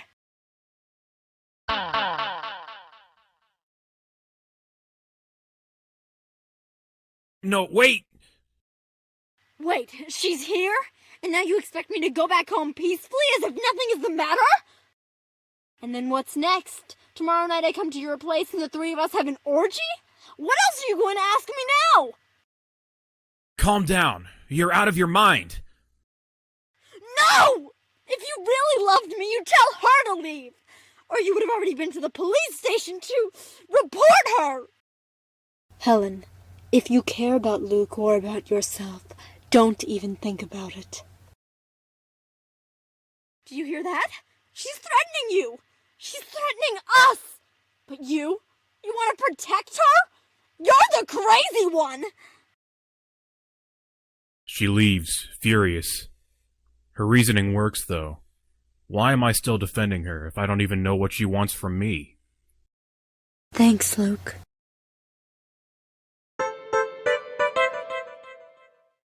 Yeah, right, thanks. I didn't want it to finish. Tanya tries getting closer to me, but I push her away vigorously. Stop that! Damn it! You managed to do that in the end! Sorry. And now that you made me fight with Helen, what else do you want? I just want your forgiveness. And your help. Richard is very dangerous. Richard? Yes, Richard Meyer IV, owner of several multinationals, including Nanotech. In a nutshell, your boss. What? So you fooled me! You knew everything! You told me a heap of lies! That's not true. I simply said that you shouldn't know anything. I didn't tell you any lies. I just didn't tell you the whole truth until now.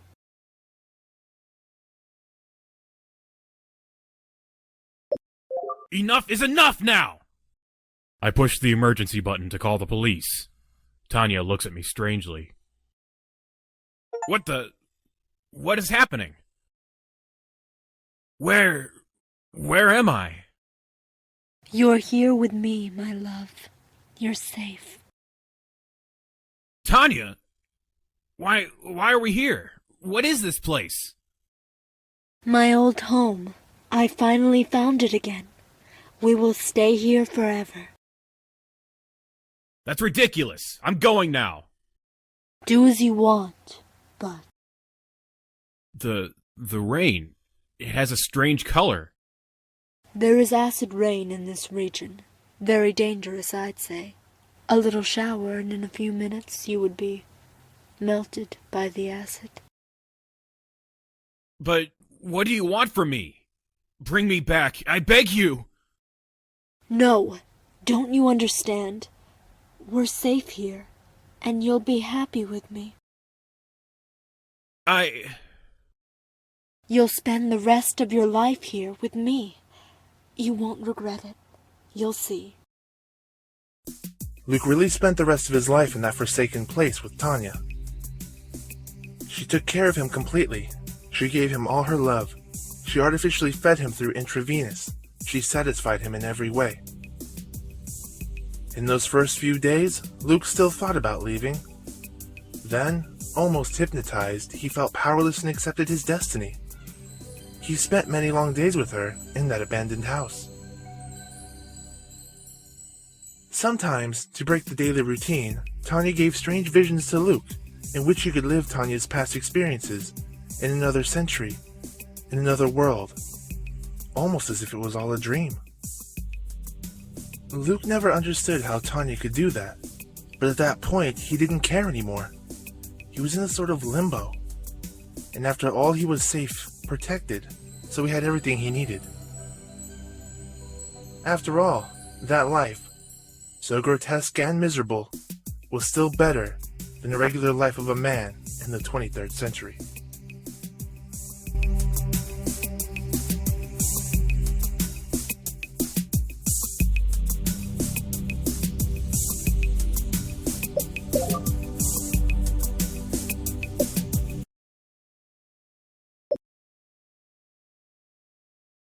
Helen, you...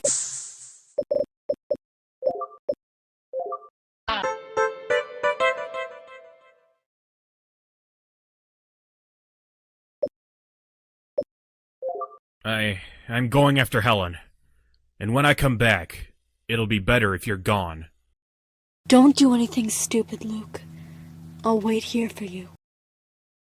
I stop listening to her, and I run outside trying to reach Helen. I can't see her. She really ran away fast. There she is. Helen, stop! What the hell do you want now? I just want to explain. No! What you're doing makes no sense! Listen to me! She fooled me! She knew I worked for Nanotech, and it's for that reason she entered my home. She wants me to discover who she is. Or better, what she is. So what? Do you think it makes any difference to me? I'm telling you everything. Forgive me, but I don't trust you anymore. But why? You lied to me about her, and who knows how many other things. It's not true! I just lied about her to protect you! Cut it out! And leave me in peace. I want to be alone. Okay, but please know that I don't want it to finish like this between us. I love you!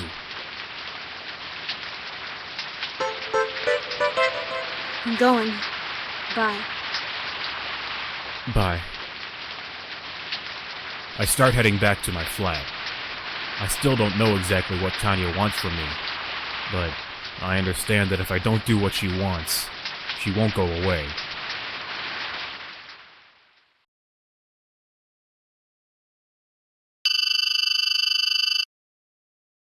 Good day, Professor Mark. Hello, Mr. Richard. Any progress on the research? It's going very well, I'd say. We're getting even better results than the previous prototypes with Julia, the new bionic woman. What? But that's not possible!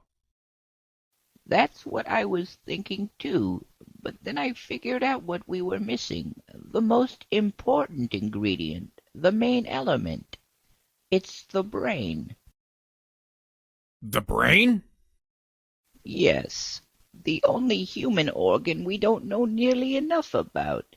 Even back in the 21st century, scientists assumed that the human brain could have extrasensory powers. Cut it short. I do not have time to hear the whole history of science.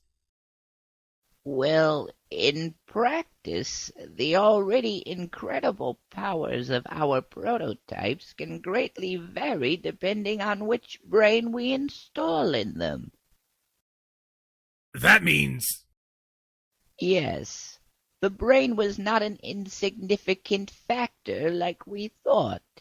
Julia shares the same hardware as Tanya, yet apparently she has much greater powers. And there's no risk of rebellion? No, this time we executed the imprinting perfectly. Tanya's case still remains a mystery. It better be. Another failure, and I would have been forced to make an unpleasant decision over you, Mark. No, that won't be necessary. Very well. So what do you want to do? As I told you, I knew you were working at Nanotech and... Wait, there's one thing you must know. That is? Mark asked me to work for him, in a secret lab in which experiments of bionics are conducted. I see Tanya quickly changing her expression as soon as I talk about the laboratory. Obviously, just speaking about it evokes in her memories anything but pleasant thoughts. And how did you answer him? I refused. What? Are you crazy?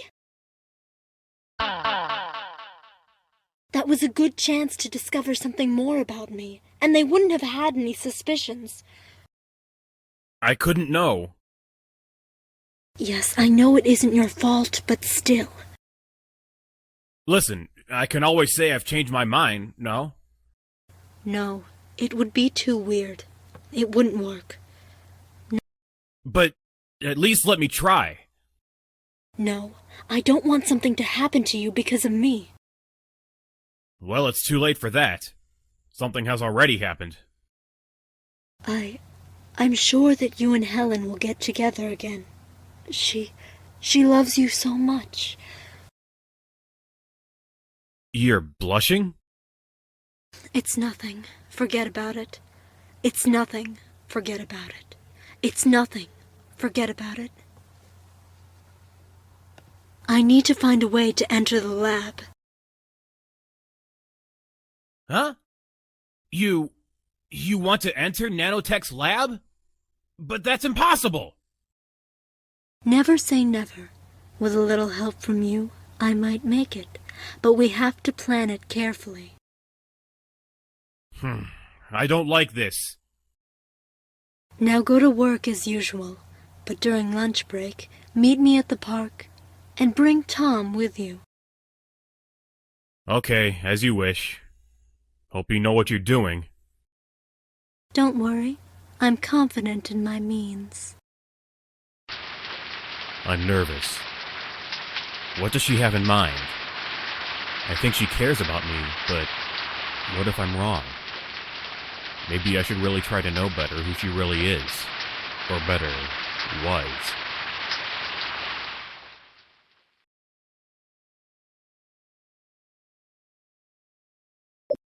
I try to do my best to behave normally. It's strange. I'm not worried about Helen. Damn, what's happening to me? I'm nervous about Tanya's ideas, but I like her. She's so determined, but at the same time kind and polite.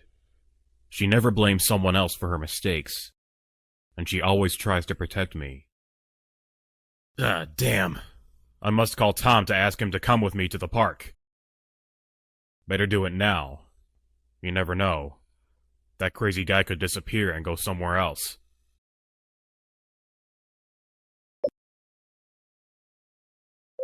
Hi, Luke.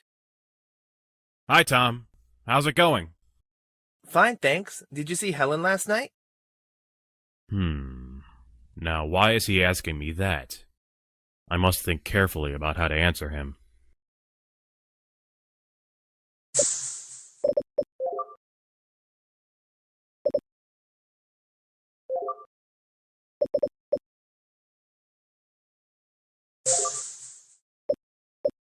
Yes, she was with me. Why? Nothing. I encountered her this morning by chance, while going to work. She looked a bit troubled, and she didn't even stop to greet me. Well, maybe she was late for work? No. It was about 7:30 a.m., and besides that, she didn't even look at me. It was like she wanted to avoid me. Did something happen between you and her? Yeah. Let's meet at the park today. I'll tell you what happened, okay? Today? But... You don't want to know? Yes, alright. See you at the park then. See you later. Alright, lunch break. Time to meet with Tanya at the park.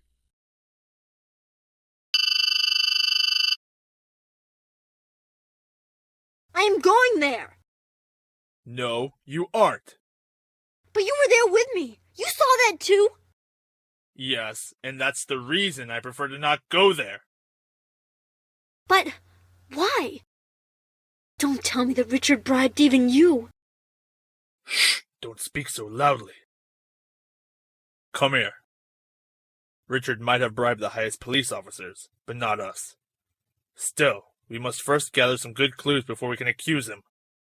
Robbie, we saw those hovercrafts filled with human organs, and Nanotech security is too high. It's too suspicious. They must be doing something really bad inside those buildings. Probably, yes. But as I said, we don't have any clue. We need to think carefully about what to do. Maybe I have an idea. We should infiltrate inside Nanotech headquarters. Yeah, genius. And how do you think to do that? There must be a way.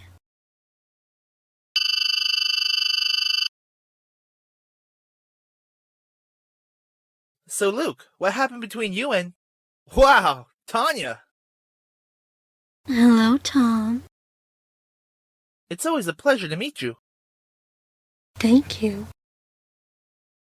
Okay, now please explain. Tom is here as you wanted. She wanted me to come too? Ha! Great! I knew it! Last time we... Shut up, please. I need you for a very simple reason. You work in the data center. Yes I do, but... You look disappointed. Yes, well, I thought I had a chance with you, beautiful girl. You're very kind, Tom. Stop it, you two!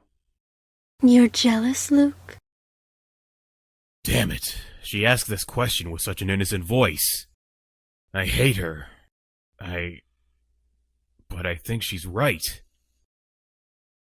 Indeed, Luke. You're already engaged to Helen, so what do you... Not anymore. We broke up. I said those words very quickly, as if I wanted to lift a weight off my chest. I'm sorry. Now I understand why she was so upset. It doesn't matter. Now, Tanya, tell us your plan. A plan? What's going on? Tom, listen carefully now. I'm not a human being. Tanya explains everything to Tom. It must be tough for her to reveal everything to someone that she doesn't know very well. But I believe she really needs his help for the plan to work. Whoa, that's nuts! You look so human! Your skin, your body. What are you looking at, Tom? Please! Sorry. I forgot to since you're single again. You have exclusive rights to all the cute girls we encounter now. Stop it, please. we need to talk about tonight. You know how to get to the virtual beach, right? Yes, it's a fantastic place to see hot babes in bikinis and... Yes, we know about it. I went there with Helen a few times, even if it's quite expensive. That place was built by Richard, as you know, but his engineers made a big mistake when they built it. And what is this mistake you speak of? The sewer system. It's directly connected to the basement of Nanotech's headquarters. You want to get there through the sewers? Me? You mean us, right? Ugh, it'll be disgusting. We can bring some wetsuits with us. Don't worry. What? I'm not going down there? You don't need to. I'll go with Luke. I need you to stay inside Nanotech while we sneak in. Damn. I won't be able to see you in a bikini. If you help me, you will. I promise. Really? Can you be serious for a moment, Tom? But I'm serious! You're really jealous, Luke, huh? Anyway, Tom, you need to wait inside. Once we enter, the alarm will probably go off. And what am I supposed to do? Disconnect the alarm system. What? But if they catch me... They won't. They'll be distracted by me and Luke. Okay. I have no choice anyway. Now get back to work. I'll prepare everything. Let's meet directly at the beach. Don't stop by your home, Luke. I have reason to fear they might be starting to suspect you. Okay, see you there then. I get back to my office, but I'm really anxious about tonight. I hope everything will be alright. I'm not used to this. I'm a simple programmer, not an action man. Suddenly, I hear some voices from the corridor. I get close to the door to listen. Are you deaf? I have orders to check your laboratory. I'm sorry, but you're not allowed to enter, Agent Tina. A police agent? Here? Really strange. I've never seen one here before, not since I've been working here. And it's been a lot of years. Is it here? No. You must leave, officer. You can't... I'm sorry. Do you know where to find Nanotech's main laboratory? Why? Agent Tina, we have to escort you. It's fine. Guards, you can go. I'll deal with her myself. Don't worry, everything is under control. Thanks. You're welcome. But why do you want to know this information? I'm the one asking questions here. Where does Mark work? You know him, right, Mr. Black? Yes, I know Professor Mark. How does she know my name? I don't like this. Right now, when we're planning to sneak into the laboratory tonight.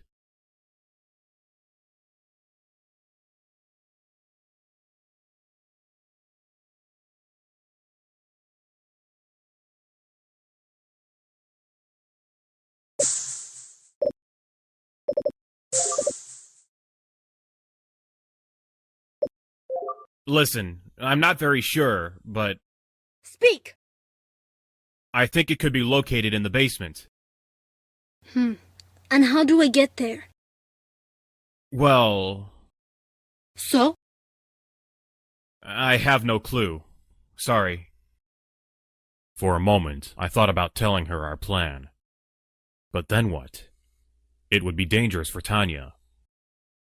And I forgot that there are bugs in the office. Damn, maybe I already said too much. Okay. Thank you anyway. But what are you going to... She's gone. Damn it, I hope this won't screw up our plan. They could post more guards around the laboratory, or maybe move some interesting stuff away, like new prototypes or machinery. That Tina, really a stubborn police agent. But at least, she seems like one of the few not corrupted by Richard yet. My time at work ends. I leave the office in a hurry. I must tell Tanya about what happened with Tina.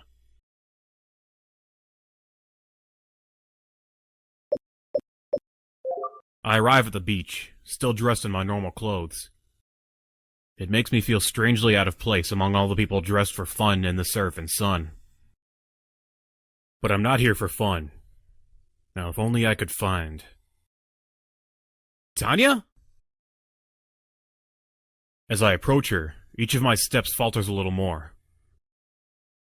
The curves, so smooth, so perfect.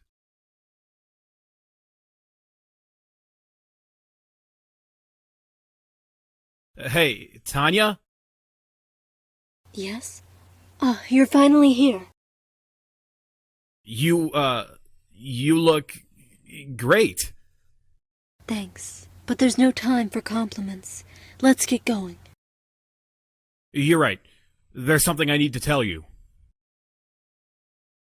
As we descend into the sewers, I inform Tanya about Tina. Damn it, that's not good. Tanya furrows her brow before voicing her thoughts aloud. After the visit from the police, the security at Nanotech is probably at maximum alert.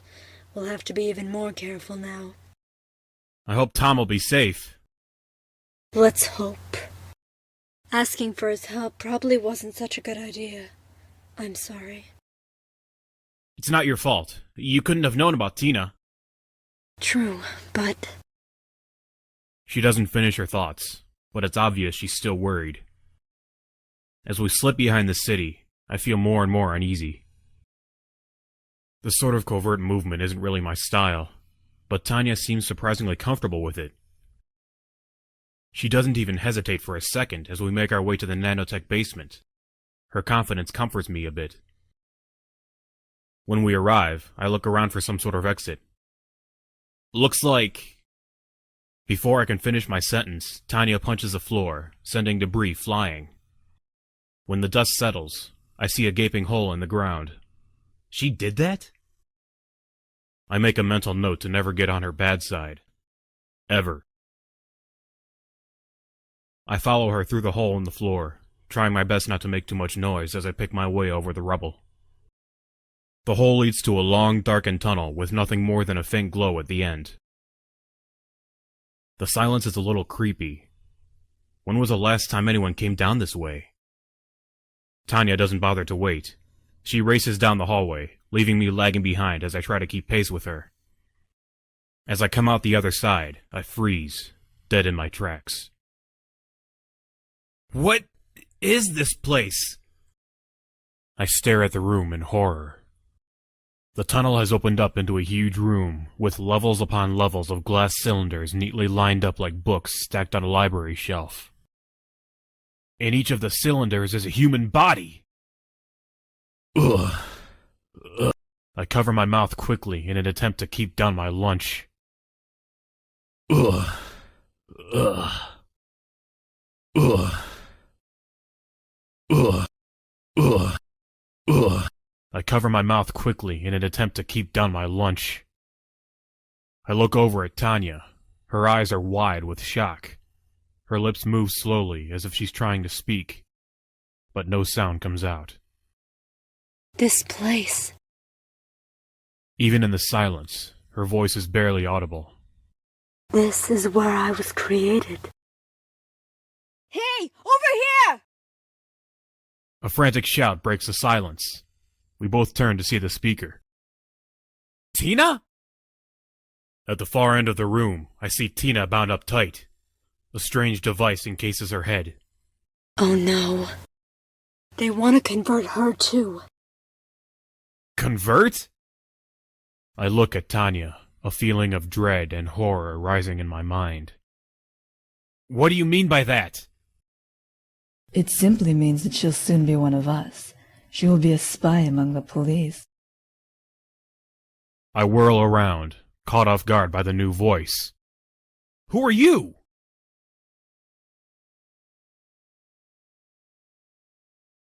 You may call me Julia, or Prototype 10 if you prefer. I'm the most advanced bionic prototype in existence. I hear Tanya's breathing pick up. I glance over and see her muscles tensed like a beast ready to strike. Her ferocious glare is matched only by Julia's cold smile. The two eye each other carefully, searching for a weakness.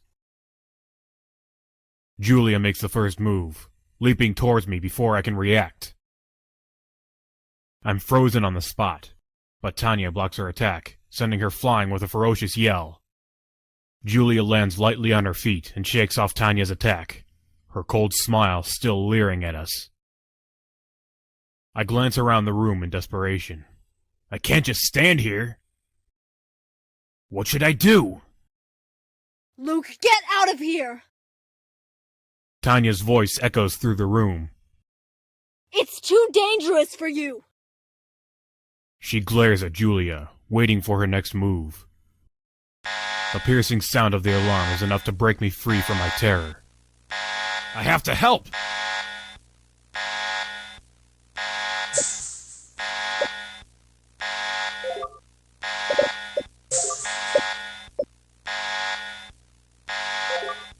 I get closer to Julia, carefully.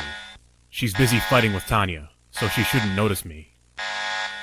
I try to look around to see if there's any kind of weapon I can use, or some technology like a nanodisassembler. It could... Yeah!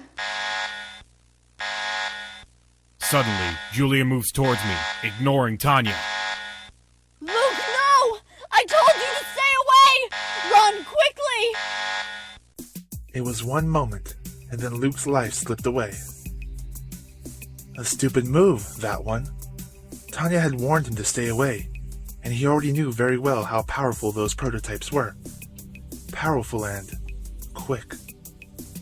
The last thing Luke saw, before dying, was Tanya literally tearing Julia to pieces in a sort of furious rage. He thought he could hear Tanya screaming at Julia, "What have you done? I loved him."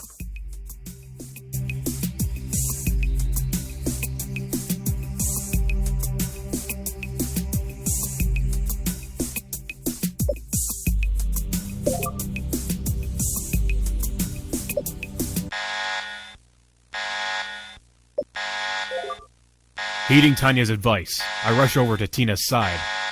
Please help me. Her voice is shaking. Don't worry, I'll get you out. I yank at the bindings around her.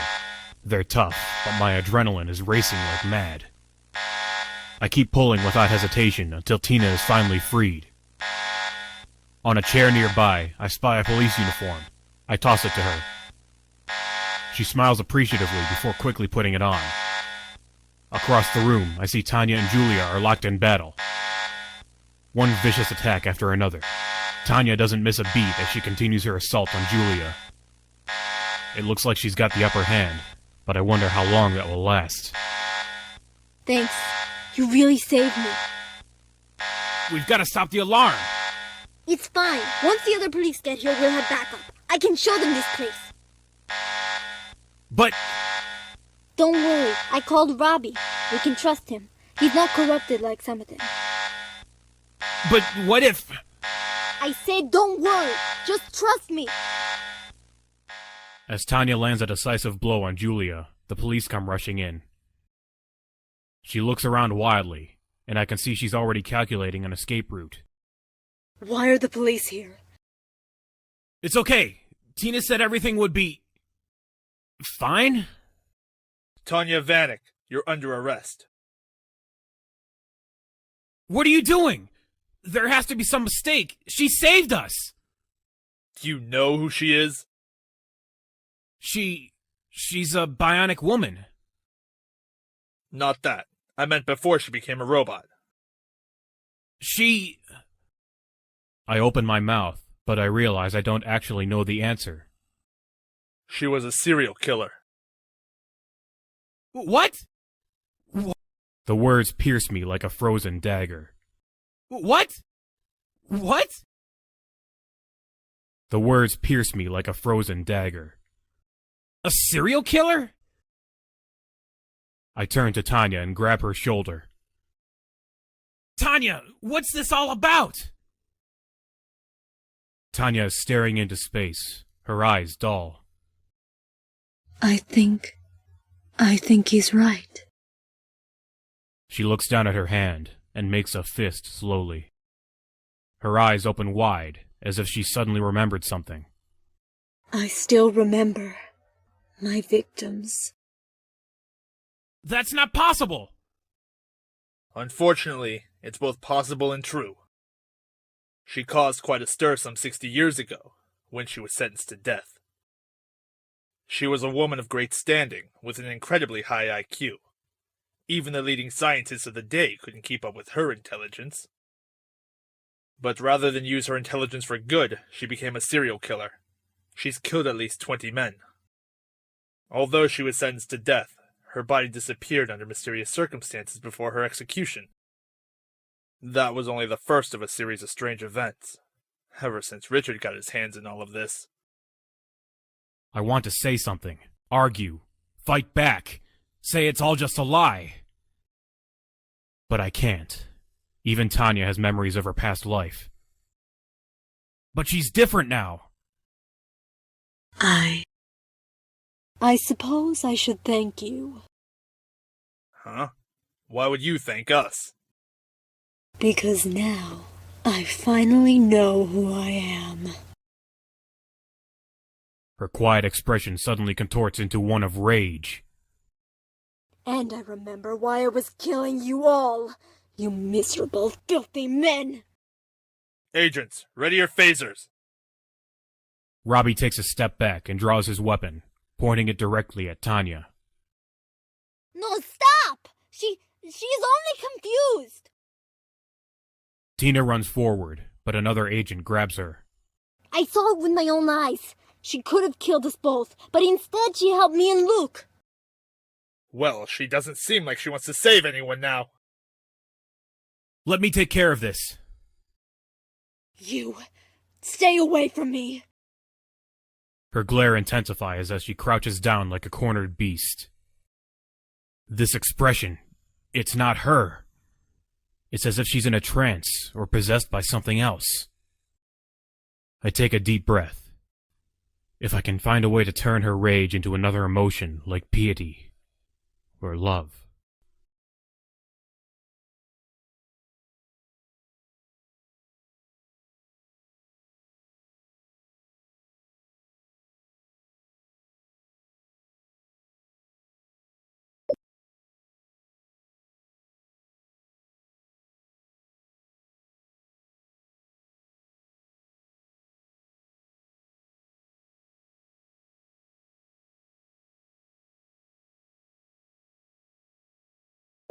Tanya, you can't forget what you've done to me. To you, I've never met you before.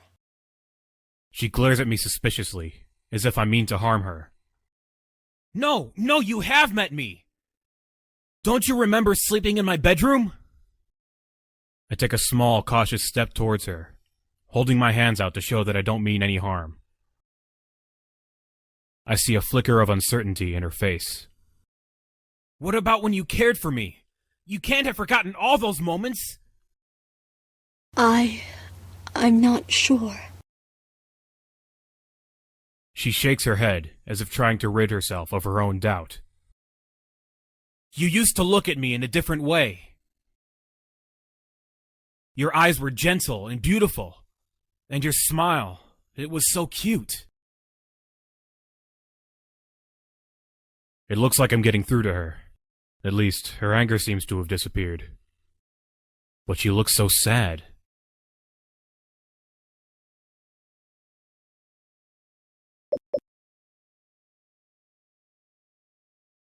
Don't you remember Helen? Helen, she is a woman? At least taking her mind off of men has calmed her a little bit. Yes, she was my girlfriend. Before I met you. Your girlfriend? Her eyes seem to clear up a little bit, as if she's trying to hold on to a fading memory. I nod slowly. Yes, I broke up with her because of you. I'm sorry. Her voice wavers as her eyes begin to overflow with emotion. I ruined your life, didn't I?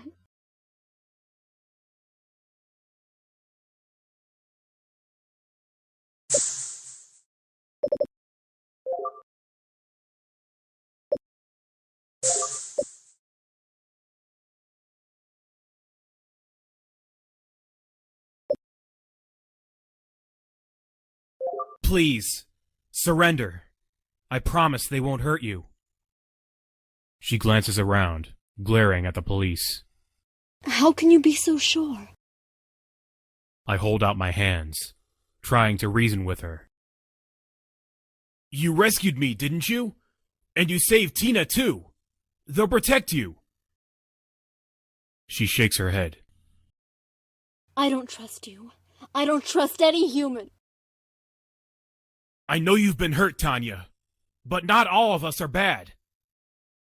I speak gently to her, showing her that I mean no harm. Some of us still believe in doing what's right. Please believe in us. She doesn't reply, but her expression looks a lot more gentle. Maybe I got through to her. Luke, that's enough! I hear a soft click as Robbie begins to pull his trigger. It's too dangerous, so get back. There's no saving her now. No, wait! Without thinking, I dash towards her and throw my arms out to shield her. I can't afford to lose her now. Tanya, it's okay. I smile at her. You don't have to be afraid. She looks into my eyes, searching them carefully. Slowly, she recognizes who I am. Luke, I remember you now. She smiles and lets out a long sigh of relief. You're right.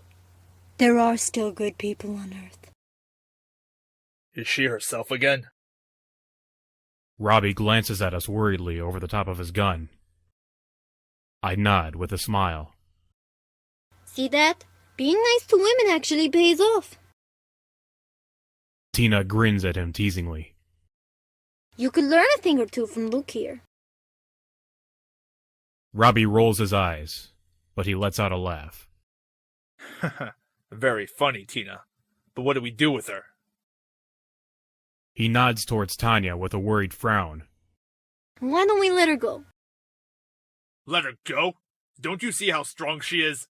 What if she has another identity crisis and decides to kill us all?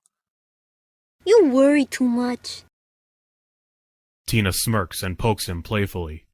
Besides, Luke will take good care of her. Right, Luke?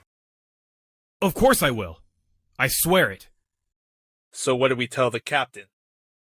How about she escaped and we don't know her whereabouts? Escaped? How on earth would she? Robbie glances around in a panic as he realizes that Tanya is no longer with us. Where'd she go? She's gone! See? She escaped and we don't know the whereabouts. You know, if she wanted to kill us, we probably wouldn't have been able to stop her anyway. But... Tina sighs and shakes her head as if she's trying to explain something to a child.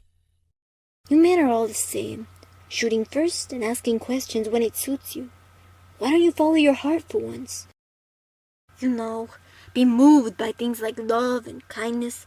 The world would be a better place for it. Robbie? Yes?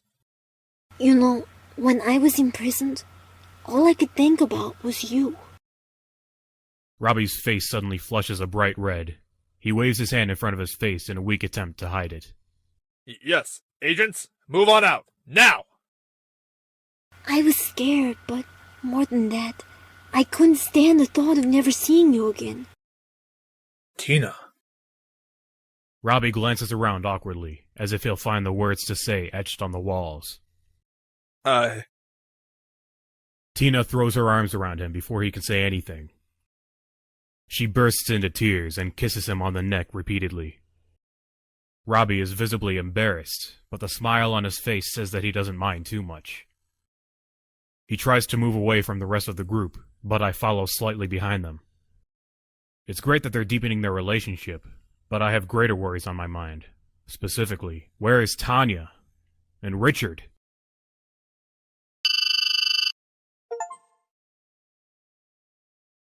Why? Why are we on Mars? Because the entire London police force is still after me. It's best to lie low for a while.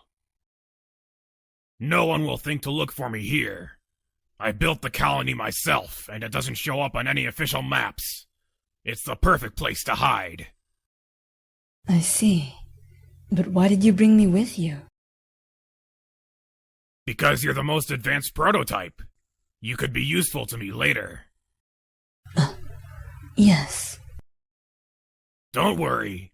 The police will eventually grow weary of searching for me. And then...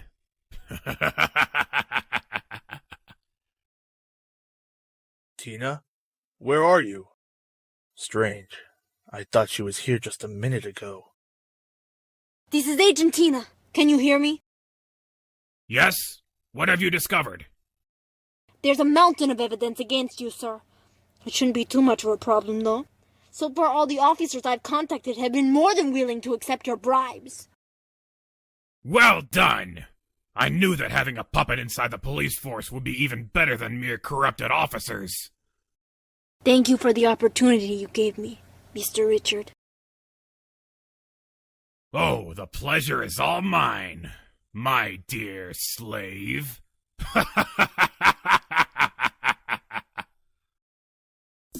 Tina working for Richard? Don't be too surprised. While she was imprisoned in the Nanotech laboratory, her mind was corrupted and transformed. Now she is nothing more than a puppet dancing in Richard's hands. Tanya went living with Luke, and Helen married Tom. They are good friends now, and they spend lots of time together, unaware of Richard's plans. The threat of Nanotech is not over yet. Lurking in the shadows, silently observing Earth from Mars, Richard is patiently waiting for the perfect opportunity to strike again.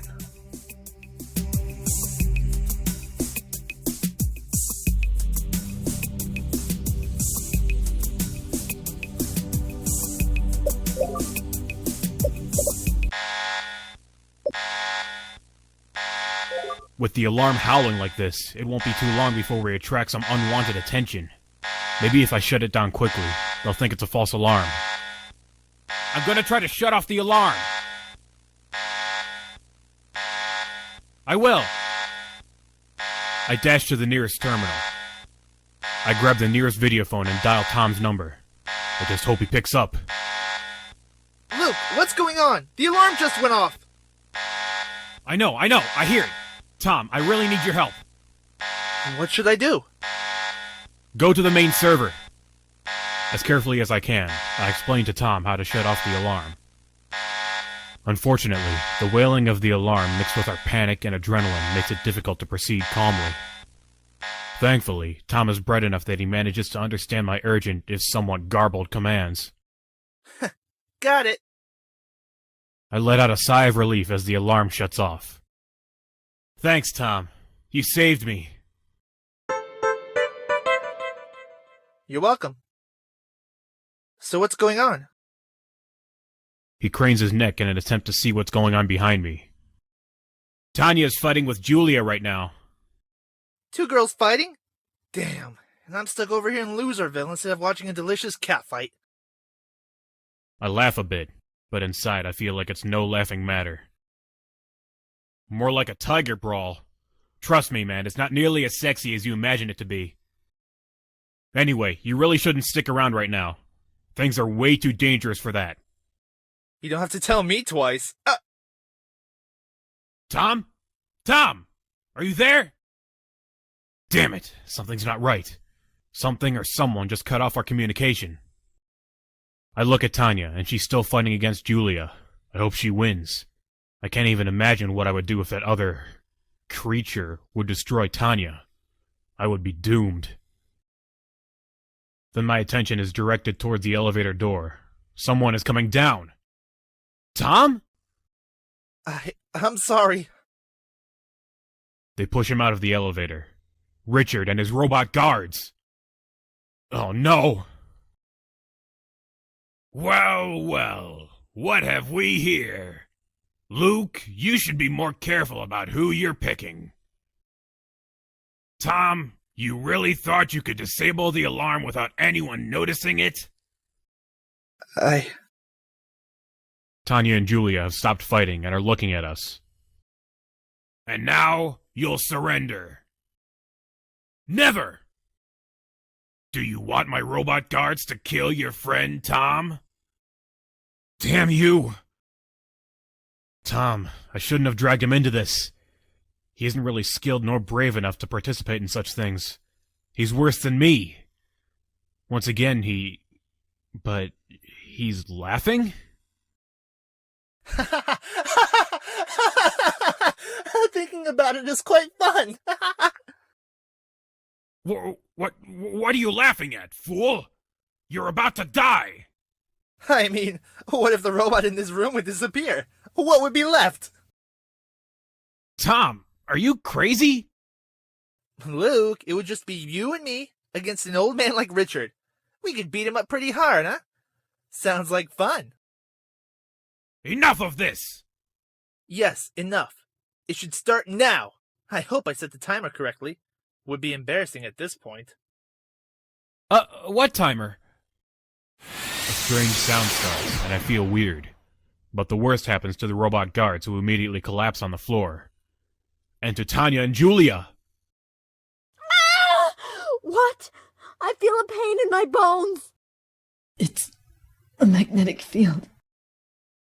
Yes, brilliant idea I had, huh? I have no words. Now, while you beat Richard, I'm going to stop it before it causes irreversible damage to Tanya. Well, even Julia's got such a nice body. That would be a pity to ruin it after all. Stop it. Please. I'll do anything.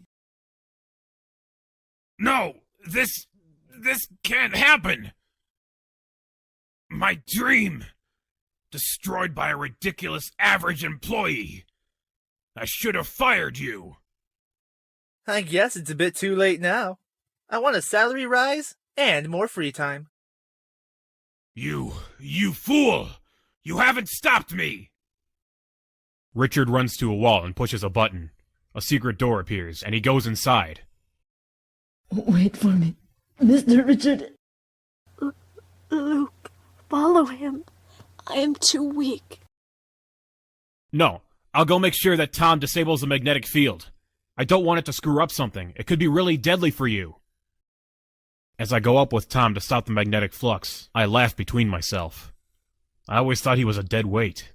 A fun but dumb person. And now he just saved me and Tanya from a possible dreadful fate. Incredible. Damn it! How is it that I have to escape through the sewer like a rat? I'll show them soon enough. I'll escape to my colony on Mars and... I don't think so. What? Do you know who I was in my previous life? Why should I care? I was a psychic. I had visions. They wouldn't believe me in this era of scientific research, new technologies, and low faith. But I knew they were real. So what? I didn't bring you with me just to hear your fairy tales. What I mean is, thanks to the magnetic flux in the laboratory, I've had a very strong vision. I saw the world, how it would be if you were successful. So? Hey, wait! What are you doing? Stop! Ah! Some heroes disappear into history without the thanks they deserve. Tanya, Luke, and Tom did a good job in the laboratory, but it was Julia who stopped Richard forever by killing him. The vision she had was too much, even for her. Even for her submissive mind, she simply couldn't handle the horror. And so in the end, Luke went living together with Tanya. Tom married Helen, and what about Julia? After she killed Richard, she changed her appearance and settled down in London. There, she runs the only fortune teller stand in the universe.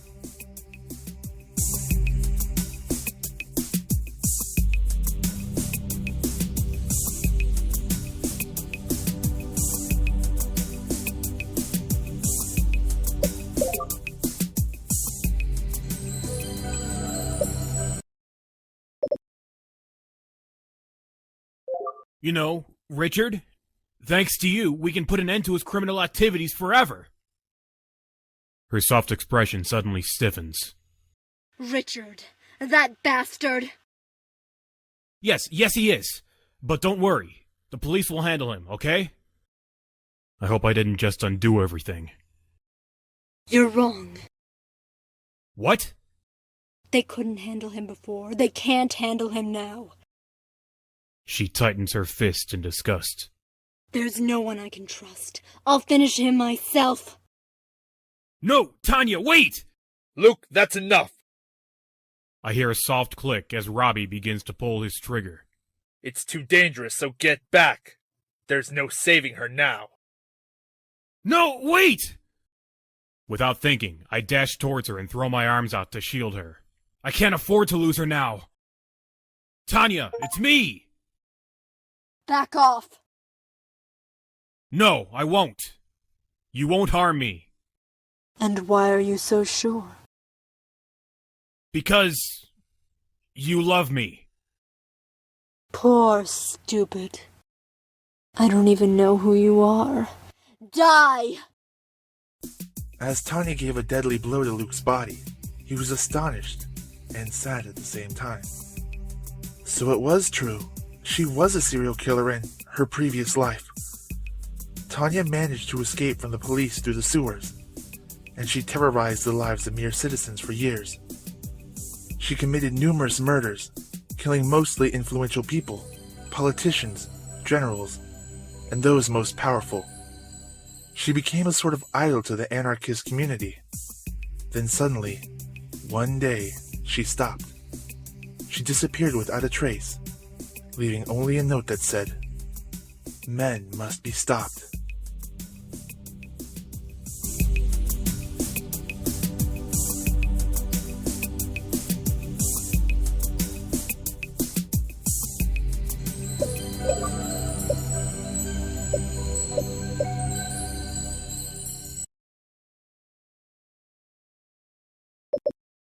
No, we didn't meet last night. Why? Maybe that explains her behavior. Her behavior? What do you mean?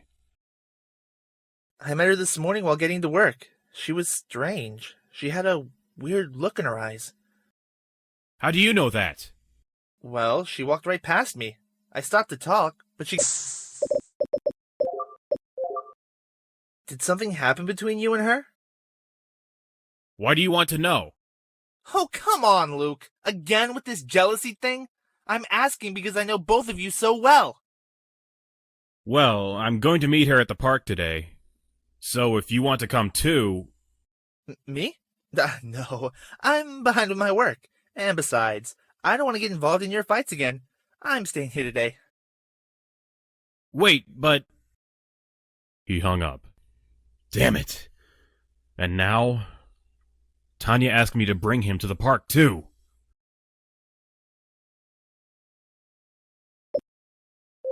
All right, lunch break. Time to meet with Tanya at the park.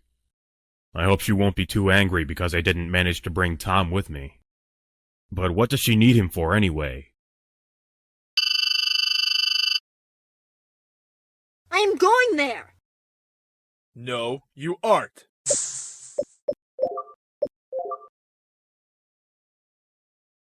Hi, Luke. But where is Tom? He didn't want to come. What? But I asked you to bring him. Well, never mind. Why do you need him? He has access to Nanotech data center. He could have been useful. But we'll find another way. Wait, I can always ask him. No, we must do it tonight. Tonight? Are you joking? No, I'm serious. I think they're working on a new prototype. I saw something when I escaped from the laboratory, even if my memories of that event are still quite blurry. But what do they want to accomplish with such experiments? I have no clue, honestly. That's another thing I want to discover. Well, so what's your plan? You know how to get to the virtual beach, right? Yes, we know about it. I went there with Helen a few times.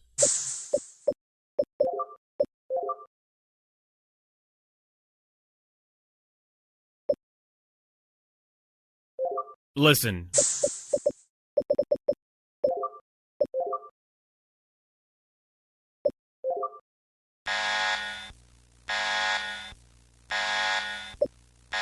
With the alarm howling like this, it won't be too long before we attract some unwanted attention.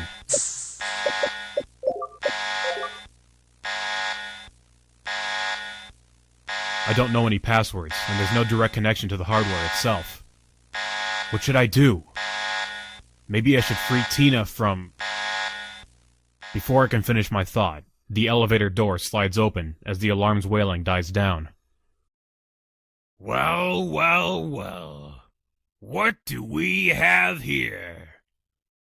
Richard smiles coolly at me. Immobilize immediately. Damn! The robot guard pounces on me before I can react. The fight is over before I even get a chance to run.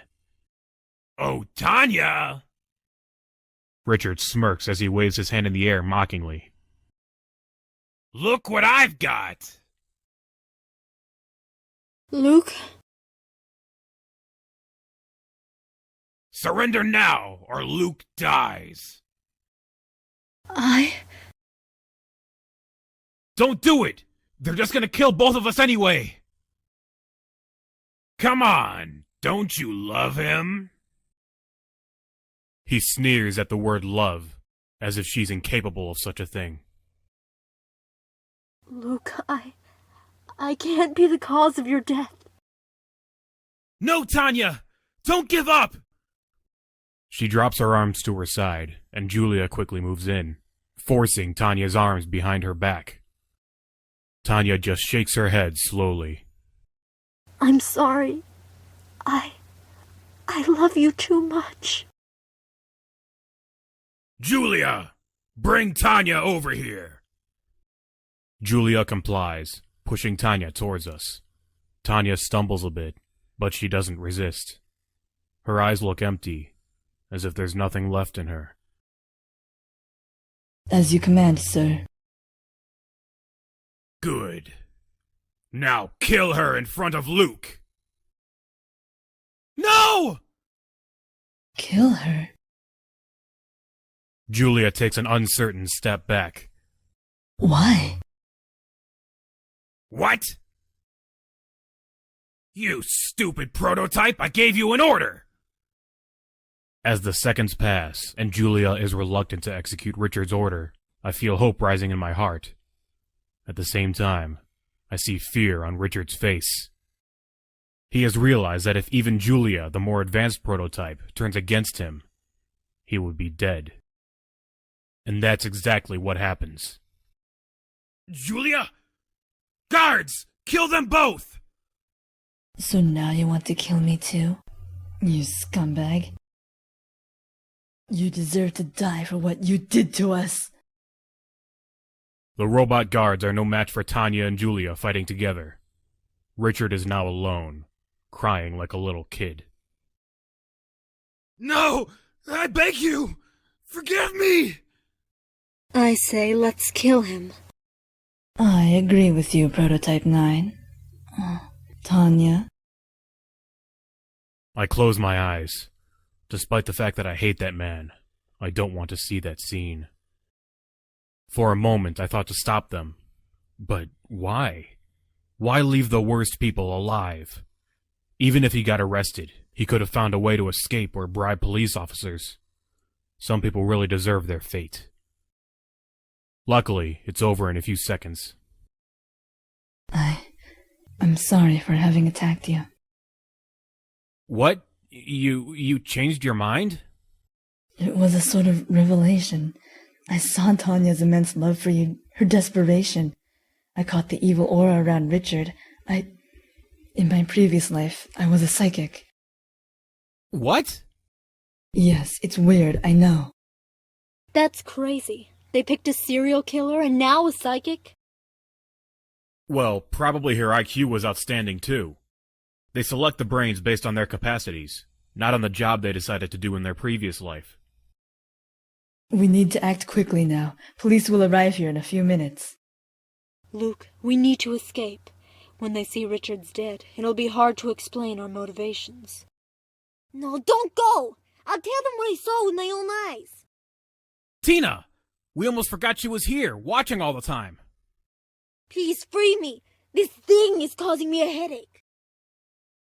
We go near and free her. Her police suit is nearby, so she dresses up again, just in time to see the police arriving. You, stop where you are. Tina, are you okay? Yes, I am. What happened? What is this place? Richard was building illegal bionic humans in this laboratory. Tanya and Julia here are two prototypes. Are you sure you're okay? Yes, it's only a bad headache. Agents, bring everyone to the police station. Wait! Tina, tell them what happened! Yes, Tanya and Julia helped me. By killing a man? Come on, they're dangerous. We can't just let them go. Damn. And now, what can I do? If they try to capture them, they could get angry and kill more people. This time, innocent ones. I could take care of them, but how?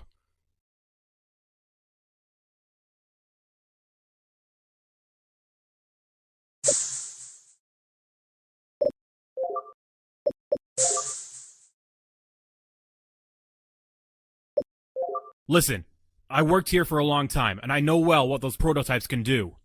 Bringing them outside of here would be your biggest mistake, Robbie. What? They won't come. They won't collaborate with you. If you try to bring them with force, they're going to kill you all. You see those two destroyed robo-guards down there? They were Richard's personal bodyguards. Elite robot troopers. Titanium armor, laser pointing system, and... I understood. Cut it short. They destroy the guards in a few seconds, so you have no chances to capture them. Believe me, leave them to me. I know what to do. Oh, really? Yes, I think I know a way to disable them and make them harmless. They trust me. I can make it. Well, okay. You seem to know what you're doing. But if they cause only one more death, we'll hunt them down with any means. Don't worry, we're good people. Right, Tanya? Right, as long as you leave us in peace. Agents, move. And you, leave this place. We need to investigate it for possible connections between Richard and other criminal organizations.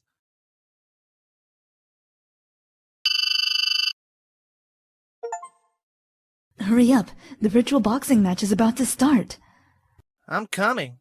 I hope this time you won't tell me who's going to win after the first round. Hey, it's not my fault if I have these psychic powers. Yes, but it isn't cool to spoil the fun for others. Stop predicting the future results of the fight, please. You two? You're a perfect couple. Well, that's what I could say about you and Luke, too. Yes, true. I was thinking, though, maybe we could do a partner swap. Eh, Luke? Just for fun. One day to try. What? Okay.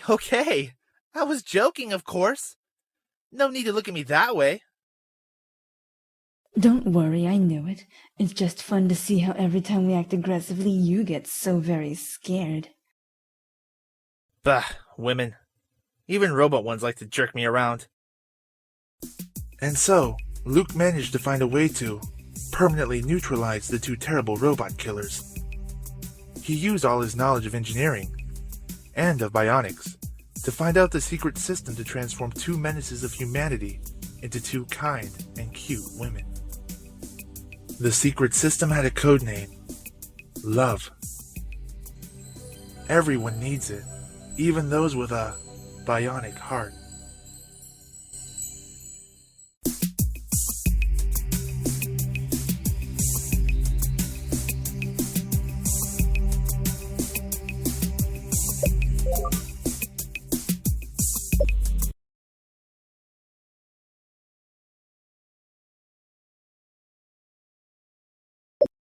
Tanya, Julia, they're not gonna believe you.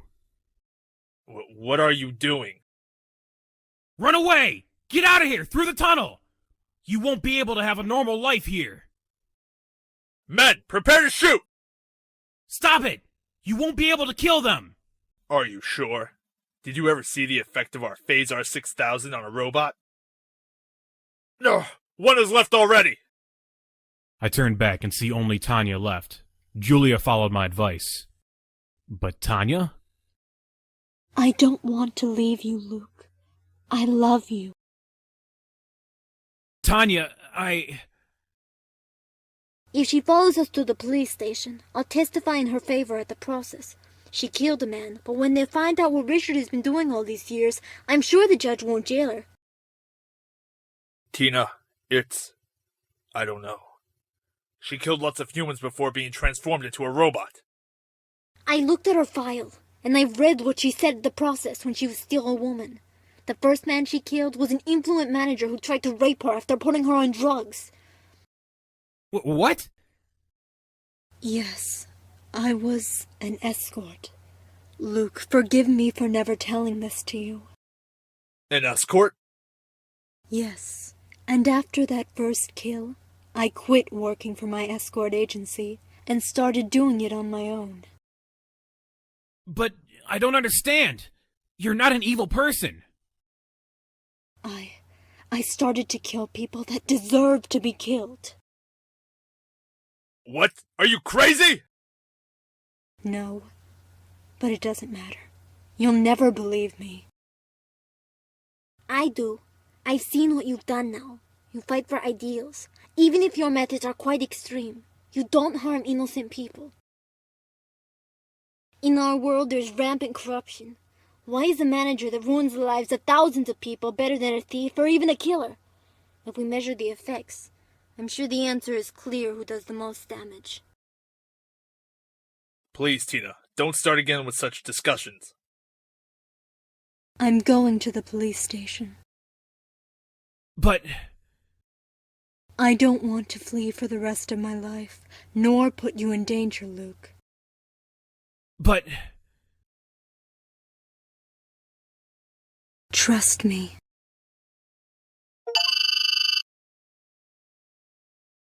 Causing a huge public outcry when convicted murderer Tanya Vanek was absolved of her crimes. The court ruling is based on a little-known piece of legislation known as prescription laws. In essence, because her crimes were committed over 90 years ago, while she was still human, the ruling from 2009 is no longer applicable. Cases like this are increasing the amount of pressure on politicians to make drastic changes to the laws in order to keep up with recent advances in bionic engineering. It's argued that That's why I wasn't worried when they arrested me. I see. But how did you know that it would work out? I suppose the best way to describe it is nano-education. When I was built, my brain was integrated with the computer so that I could download a large amount of information quickly. Because of that, I know the judicial law inside and out. I can cook anything, build a hovercraft, pretty much anything. Amazing. Well, there's only one field that I don't need to download information to learn. And what is that? She smiles teasingly and runs her finger up my leg. Isn't it obvious? She presses herself against my body and takes my hand, moving it slowly up her side. How to please a man. Follow me, my love. Well, well, this time everything worked out great for Luke. Tanya, absolved from all her crimes, was no longer afraid of being caught by someone or endangering Luke. She settled down with him and used her knowledge to build a life with him. Luke was more than happy to have her. After all, she was all he could have wanted and more. Smart, talented, compassionate, beautiful, and excellent in bed. They married after only a few months together, going down in history as the first mixed man-bionic marriage.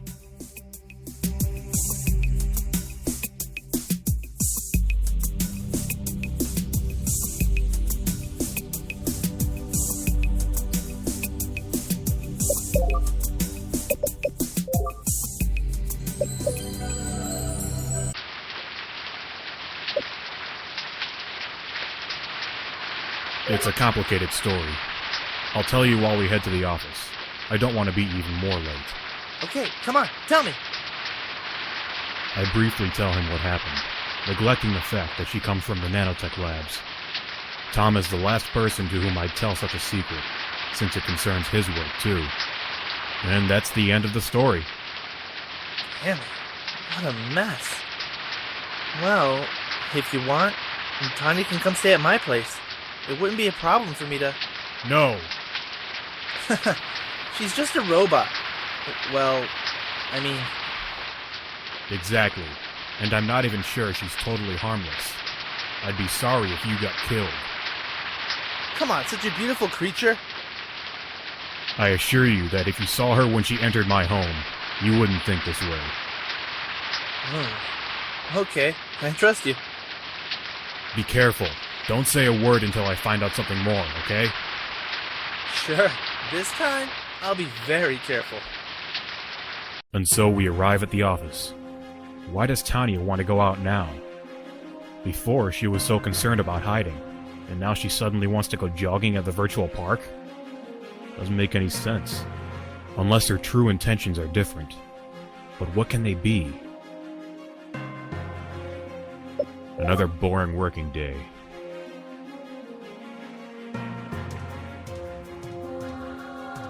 Damn it. Time never passes today. There I go. For the moment, I've finished. It's lunch break time. I can stay here in the office or go somewhere else. But I only have 1 hour.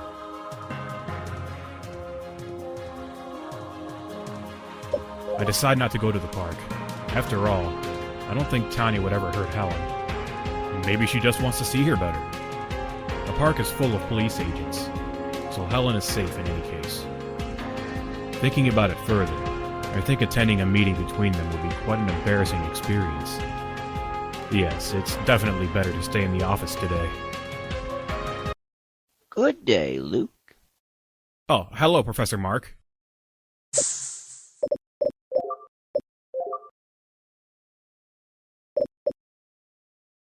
I decided to accept. Really? Very well. I knew I could count on you. When will I start? Today itself, if you want. Come around 6 p.m. I'll wait for you downstairs in the lab. You know the way, but don't tell anyone you're there. Pretend you're going home. Tomorrow we will assign another clerk to your regular work. But if... Tom? Don't worry for him. We will take care of that. Okay then. See you later. See you later. What will they tell Tom? This affair is quite mysterious. In any case, he's the only one I see regularly here at the office. I don't have relationships with any other clerk. I finished my work a few hours before, so I take the opportunity to review some bionics. I don't want to disappoint Mark. Then finally 6 o'clock p.m. has arrived, and I can go down to the lab.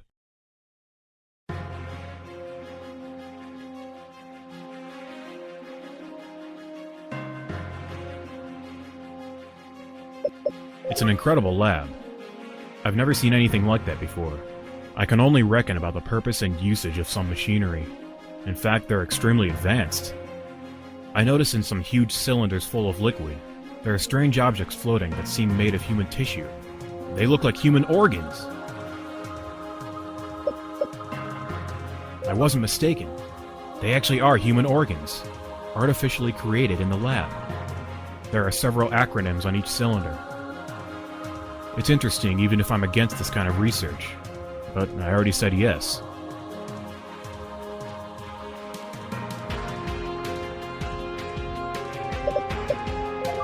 Yes? How can I help you?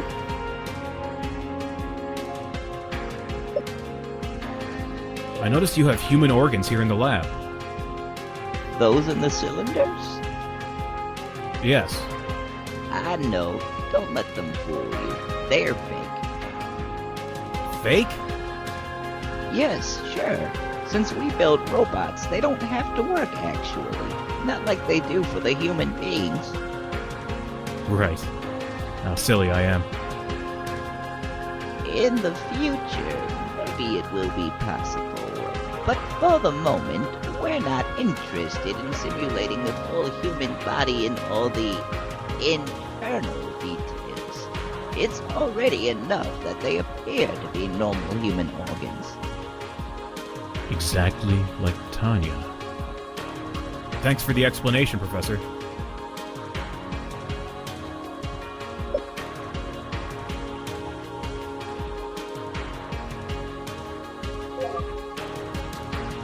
Again, I get close to those enormous glass cylinders. Let's try reasoning. Tanya may have been created this way. Now I've got it. She has a metal skeleton and organs totally identical to those of humans, but which can be regenerated in real time in case they take damage. But it's really amazing. And now they're trying to go beyond that, to find a way to regenerate the internal metal skeleton too.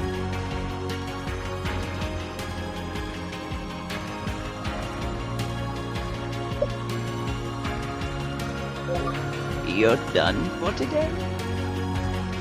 Yes, it's quite late. I don't want to arouse suspicions in Helen. I see. It's better keeping a low profile. Yes. Besides, you already got good results for today. Good. You can go. Thanks, Professor. See you tomorrow. Have a nice evening. Now that I think about it, what is "you can go" supposed to mean? Will I have to ask for his permission every time I want to go home from now on? The situation is a bit different from what I expected. Okay, let's think about something else. For example, about what awaits me when I reach home. I arrive home and Helen is there. Hello, love. Sorry for the delay, but I had to work overtime. The only thing preventing me from killing you is that I'm afraid of her. Afraid of who? What are you talking about? She's talking about me, honey. You bitch! What did you just call him?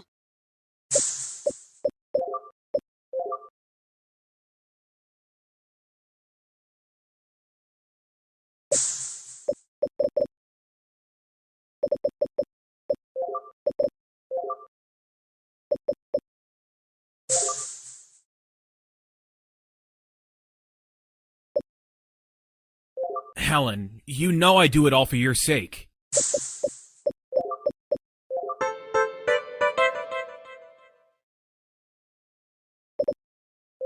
I'm...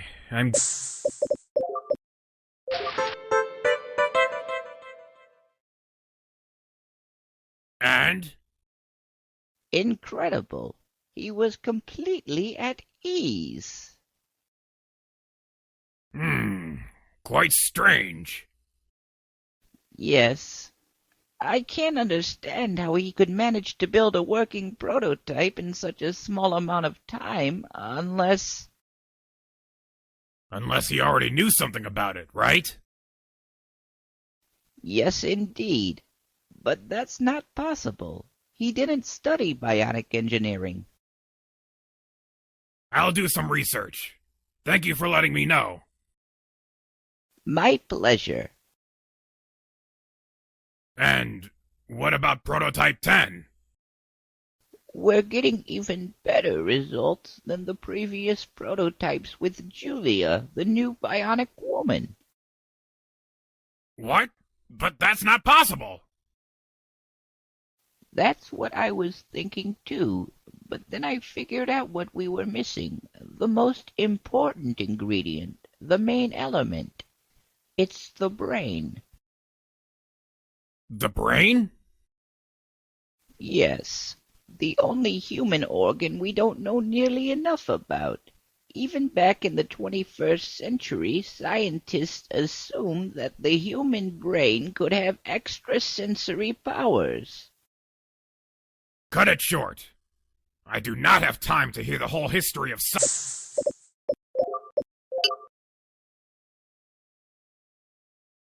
And how did you answer him? I accepted, and discovered some interesting things about you. Tanya, you are half robot and half human. Your skeleton structure is robotic, made of a metal alloy for military technology, and thus very sturdy. But the rest are human organs, and for this reason you appear to be a normal human being. Moreover, you can feel all the human's emotions, with some extras. Your senses are enormously developed, comparable to those of some animals.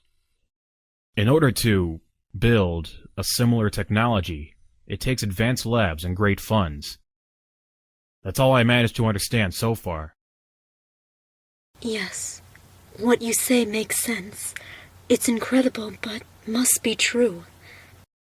Yes, and nobody else must know this. I risk my career and my life if this information spreads. Finally, I know something more about myself. Yes, but there are still so many strange things. For example, your memories. Yeah, but maybe you'll manage to discover something more in the days to come. Yes, maybe. I'm off to bed now. I'm really tired. Okay, I'll sleep here on the couch tonight. Good night. After seeing firsthand what Tanya is made of, I mean, knowing that inside her there's that metal skeleton and those fake organs, I don't really find her attractive anymore.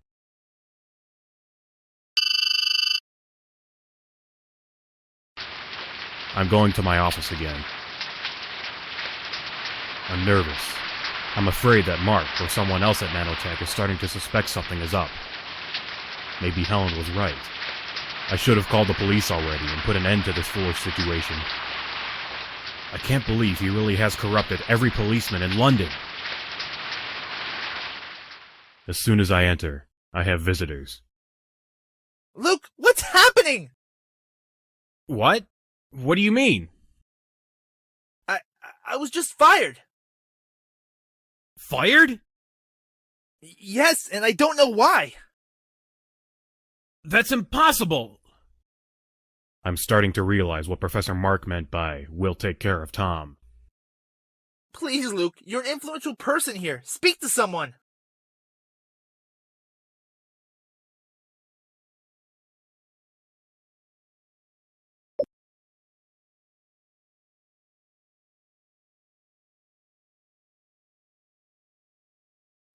Tom, calm down! Calm down? I was fired, and I should just calm down? I'll take care of it, I promise you. Really? Yes, don't worry. Right at the moment, 2 robot guards enter my office. We're sorry, you need to follow us. Where? You'll see shortly. Come. Luke, please help me! I don't know. Luke! I can't help you now. It's too late, Tom. The robot guards escort him out of my office. What have I done? Why didn't I help him?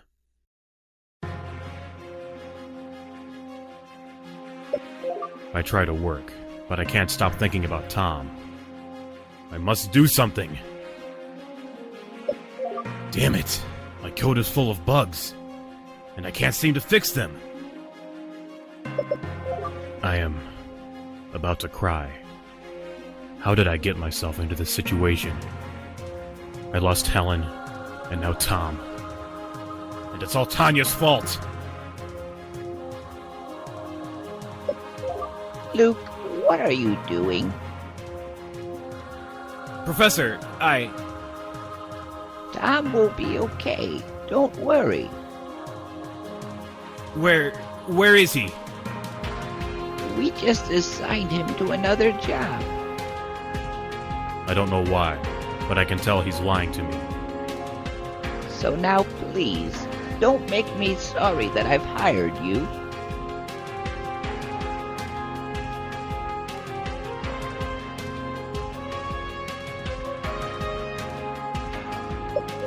I can't concentrate. Can I have a break? Just 1 hour. I need to go to the park and relax myself. No way. You haven't accomplished anything this morning yet. Are you deaf? I just can't concentrate. That is not my concern.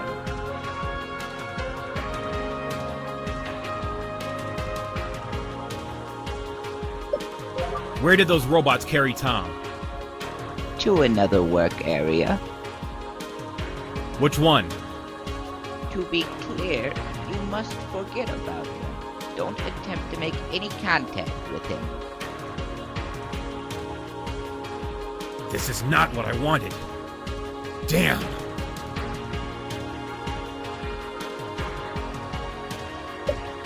Please, Mark. I beg you. Save your death. You can't be so heartless. Well, I'm just doing what I must. What? Tell me you want to quit. Huh? It's like the professor is trying to help me, but he's afraid to be overheard? But how is that possible if there's nobody else in here? Ah yes, the microspies. So apparently, he's only obeying orders from someone else. Probably Richard.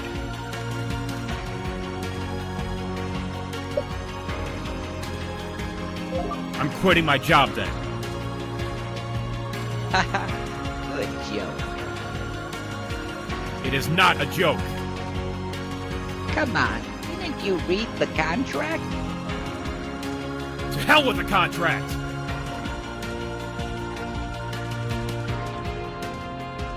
I know. I'll quit, you'll sue me, I'll go to jail. Fine! You want to end your life in jail?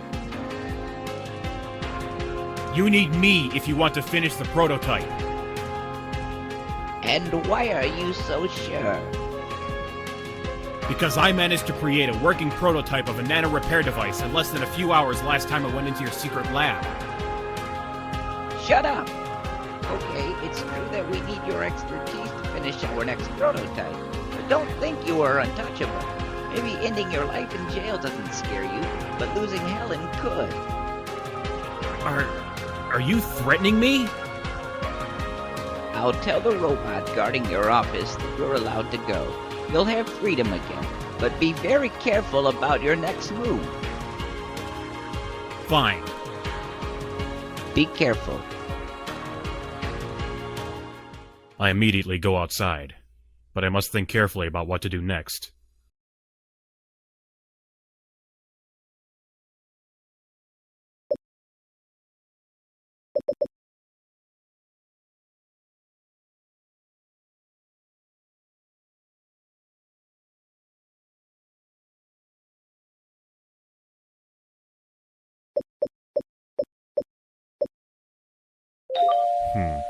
Tom's not answering.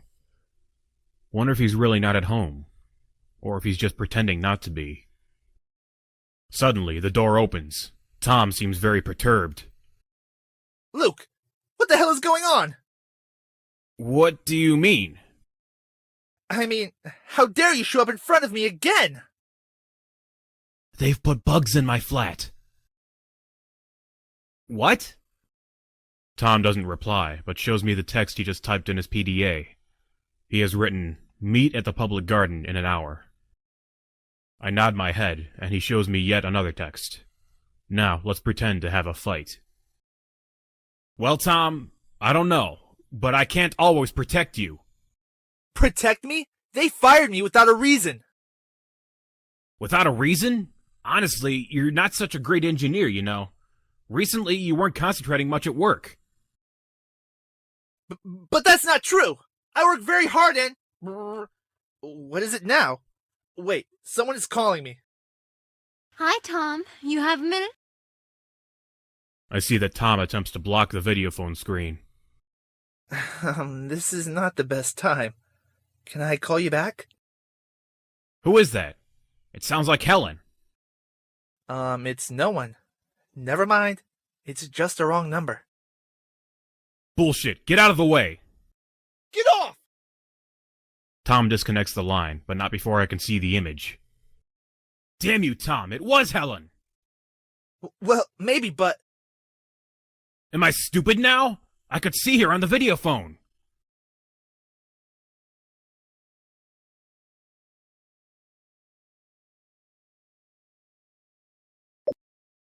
I knew it!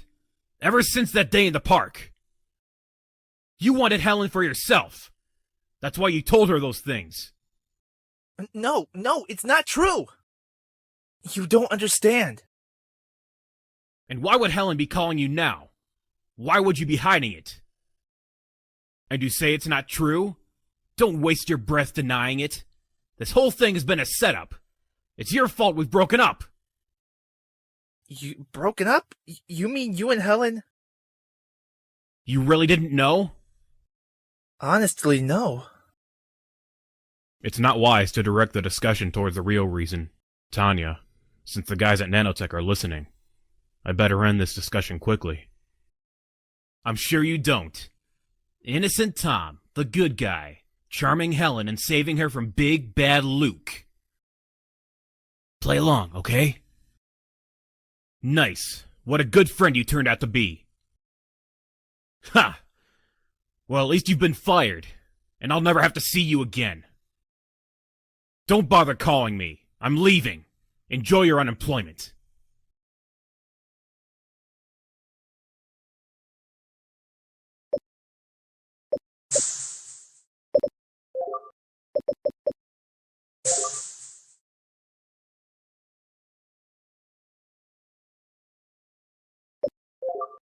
I decide to go to the appointment. Tom! Tom? You look strange. Is everything all right? Luke, I'm so sorry. You're sorry? Sorry for what? If this is about Helen, then No, it has nothing to do with Helen. I need my job. I don't have people in my life like you do. You have Helen, but I have nothing else. Nanotech has been my whole life and, well, in exchange for my job, I had to tell them. Damn it, Tom! What did you tell them? About Tanya. Before I have time to react, 2 policemen are standing behind me. Don't move or I'll shoot. Put your hands behind your back. Nice and slow. But You're under arrest for aiding and abetting a wanted criminal. Do you want me to read you your rights? Shocked, I look over at Tom. He looks as surprised as I am. Luke, I didn't mean for this to happen. Luke, Who are you? How do you know this man? Maybe we should take him to the station too. No, I don't know him at all. I was just leaving. I can't blame Tom, not really. It was my mistake, telling him about Tanya. At least I never mentioned she was from Nanotech's lab. Tom, he didn't know what he was doing. The fool. Let's go. You're coming with us. As the police drag me to the police station, I can see Tom watching in the distance. He's mouthing the words to something. I think he's saying, "Forgive me." The police station is surprisingly empty. I'm escorted into a private room and handcuffed to a chair. For a long time, I sit there alone. It's cold, and I can hear the rain falling outside. Then, finally, I hear the door open. Richard! Luke. You've disappointed me. And people who disappoint me tend to have unpleasant experiences. Think about this, Richard. You'll never finish your research without my help. No, you think about it. Your research is pointless now.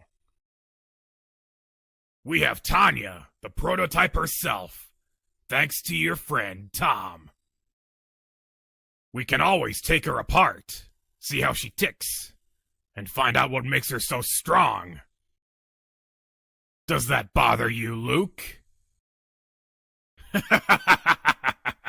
Are you nervous? You should be. But for now, relax and get comfortable. But for now, relax and get comfortable. You'll be here a while. In fact, with my influence, I'd say you're going to be here for the rest of your life. Luke was totally lost, broken, betrayed by his closest friend, and right when he was trying to help him. There can be nothing worse than this. Yes, there is. The thought of Tanya being tortured and cut to pieces to discover why she's so strong, so powerful. They won't stop until they will completely destroy her. Thinking about this, Luke couldn't stop crying. He thought about suicide, but deep in his heart, he was still hoping that Tanya somehow managed to escape and could come to rescue him. Unfortunately, that never happened. Luke ended his life in jail, in a small cellar, without any contact to the external world, never knowing what happened to Tanya, Helen, and Tom.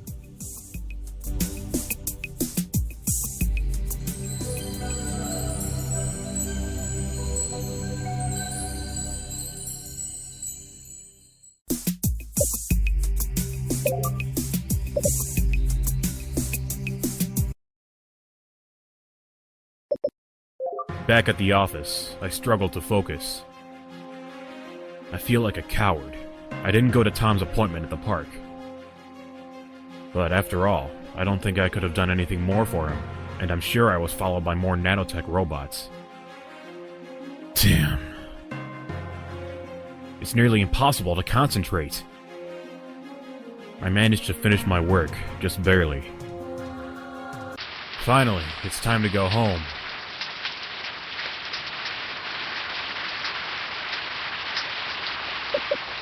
When I finally got back to my flat, Tanya was waiting by the door. How was your day at Nanotech? I don't feel much like talking. I feel like having a shower and going to bed. I can't get the day's events out of my head. Do you need a towel for your shower? Look, I've washed them. How did you know I wanted to shower? Oh, right, you can read my mind. I take the towel and have a shower. Inside, I turn the water up as hot as my skin can stand it, letting the steam fog the mirrors and drip down the walls.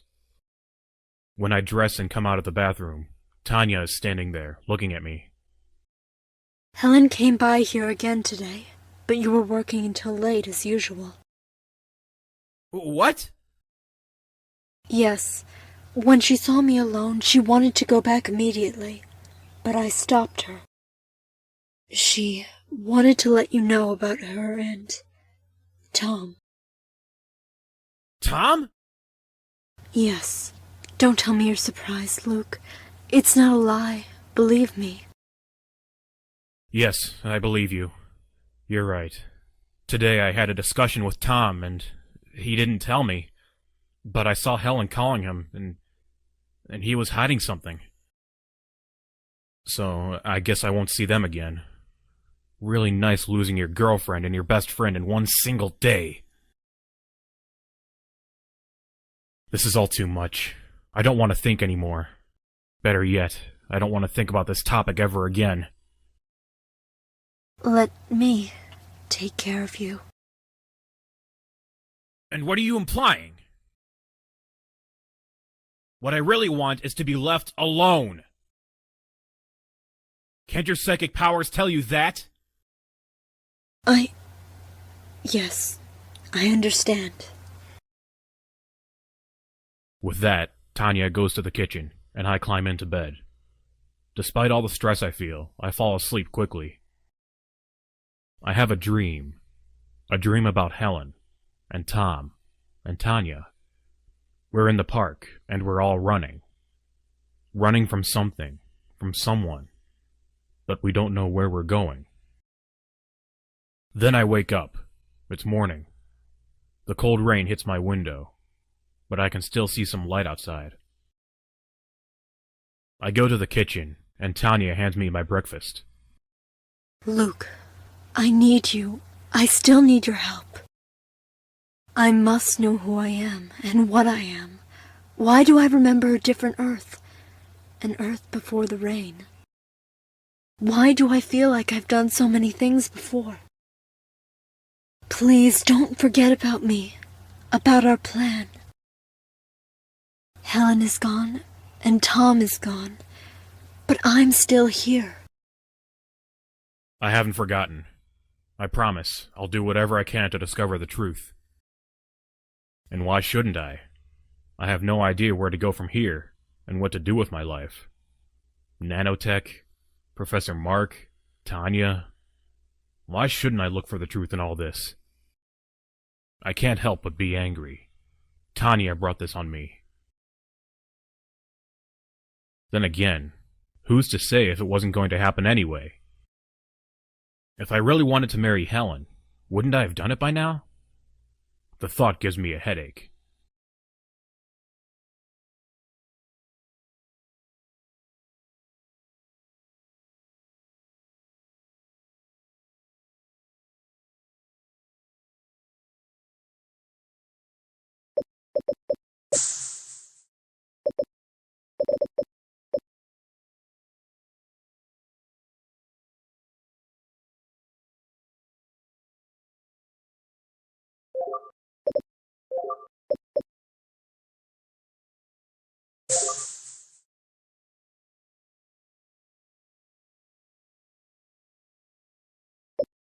I sit down in my office chair. All around me, a weird silence. It's like if everyone went away and I'm the only one in the building. Why did I go here? I should go to the laboratory. Maybe I still want to help Tanya, deep in my heart. But she ruined my life. Why do I need to help her? I have nothing worthwhile left. Luke, I need you down in the laboratory. Yes, I'm coming. Are you okay? Yes, don't worry. Let's go down to the laboratory. I follow Mark down into the laboratory, feeling more and more apprehensive with each step. He keeps casting sideways glances at me, but I can't tell what's on his mind. Luke, are you hiding something? What? I try to feign innocence, but I can tell I'm not very convincing. After yesterday's little incident, I was worried that you might be thinking of trying to escape. Is he trying to get me to slip up, or is that an honest thought? We're always being spied on, so it's hard to tell.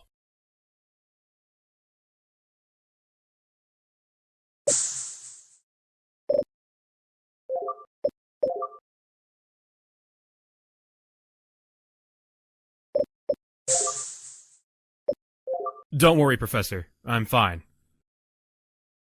It certainly wasn't an easy day, but I can't let my career be ruined by other people, right? Mark smiles, clearly pleased with my response. Good answer. I am glad you think this way. Of course, we men of science don't have room for feelings. They only distract us from accomplishing greater things. Well said. You've captured my thoughts entirely.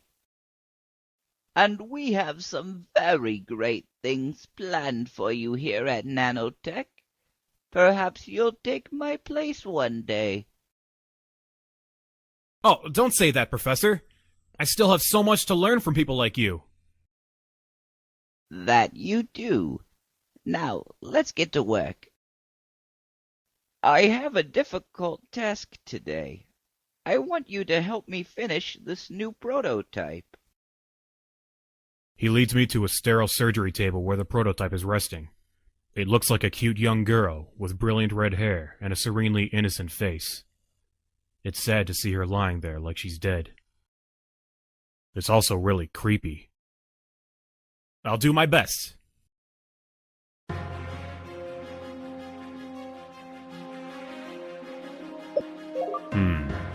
It looks like the prototype is already assembled. But where's the brain? I look around the laboratory and suddenly it hits me. For all the manufactured organs we have, I've never seen an artificial brain. They must use an advanced CPU rather than the artificial organs used for the rest of the body.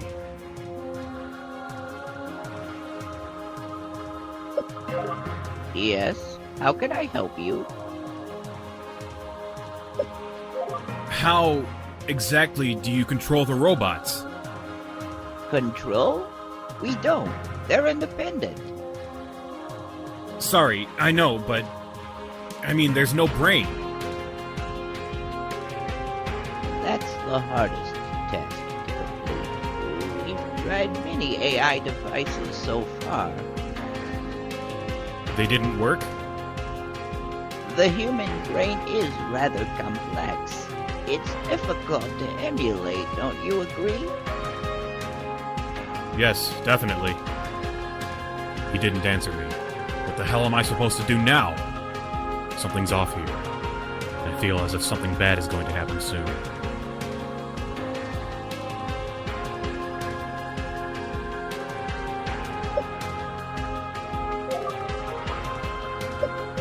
As I look around the lab, I suddenly realize something. I've never seen an artificial brain because there aren't any. Something that complex is impossible to recreate. So they must be using real ones. Incredible. This development is nothing short of amazing. With the right treatment, a human could live for 1,000 years without sickness or hunger. Professor, I understand now. You're using real human brains, aren't you? He looks surprised by my sudden exclamation, but I see a faint smile on his lips.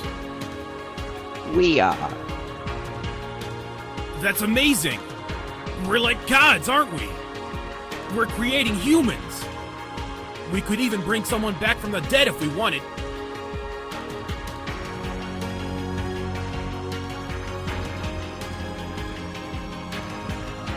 Yes, we could. Now let's finish this prototype. Mark cuts me off curtly. It's strange that he wouldn't want to talk more. He's really in a hurry. Almost as if he wants to be the first to complete this. He carefully inserts the brain into the prototype, but he's unable to activate it.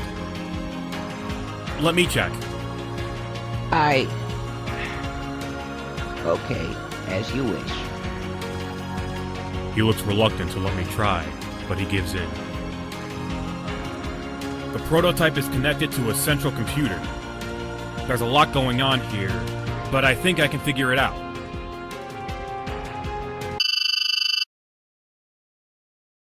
Where am I? Julia, incredible. Luke, you did it.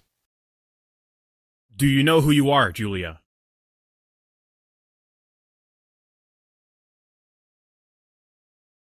She stares at me for a moment, and I see a ray of realization spread across her face. Yes, my name is Julia Storm. The lab door bursts open, and Mark spins around, a look of terror on his face. I knew you could do it! Richard? Yes. Welcome to our elite research team. You're a rightful member now. But I didn't do... You discovered the truth yourself, without any help from Mark. You accepted our philosophy. I heard your words. Indeed, we are like God. We create lives, new lives for a better world. Guards, take Mark to the laboratory. What? You, Luke, follow us. The secret door slides open slowly to reveal a long tunnel. We step into the darkness and walk in silence for a few minutes until... The tunnel has opened up into a huge room, with levels upon levels of glass cylinders neatly lined up like books stacked on a library shelf. In each of the cylinders is a human body. As you can see, I am nothing less than provident with my plans. I have collected all of the greatest minds from the last 50 years. What? I stare at the bodies with a morbid sense of wonder. Each of these cylinders stores a complete human being. These are the greatest scientists, the most brilliant writers, the best minds in the world. We carefully preserve them in a special liquid. Eternaldehyde, right? It was discovered in 2050, and it's hypothesized that it can preserve human cells for over 1,000 years. You are correct. We have used it to preserve the greatest people from our past, so that we have a good range of brains to use on our new prototypes. And now, Mark, it's your turn. Are you ready to become immortal? He takes an uncertain step backwards, shaking his head. No, you're all crazy. I don't want to be transformed into that. Mark points at Julia as if she were a wild animal. Richard sighs and shakes his head sadly, but I can see a hint of malice in his expression. Mark, you disappoint me. Your expertise is critical to our success, but your old age is catching up with you and slowing everything down for us. I need to convert you. You know this. No! Mark looks like he wants to run, but 2 guards grab him firmly by each arm before he has the chance. Guards, take him into the laboratory now! I watch the scene, standing by helplessly. It's not like I can do anything on my own. I'm powerless without Tanya on my side. Luke, you will oversee Mark's conversion. I don't want to lose his precious brain. Make sure everything goes well. Yes, sir. Luke, please stop. I'm sorry, Professor, but I can't help you. Don't you care about Helen? What does this have to do with the situation now? You care about other people, right? I don't understand. Everything's going to be ruined. What are you talking about?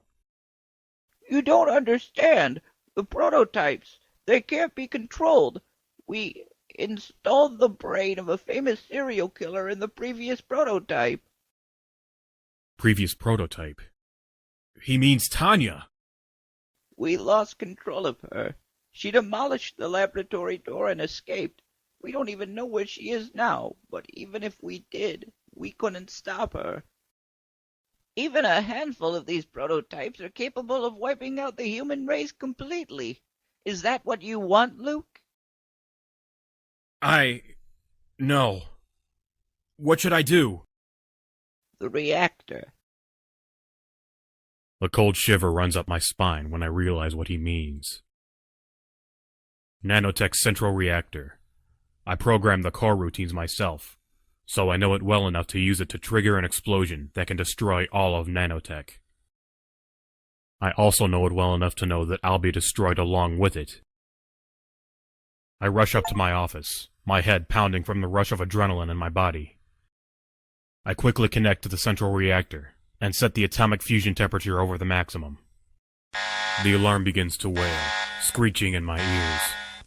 I don't care who hears it. I've locked the process, so nobody can deactivate it except for me. I have only 5 minutes before I die. There's no use in trying to escape. I know I won't make it in time. I glance at the clock on my desk, watching the seconds tick by. I'm going to send an email to Helen and Tom.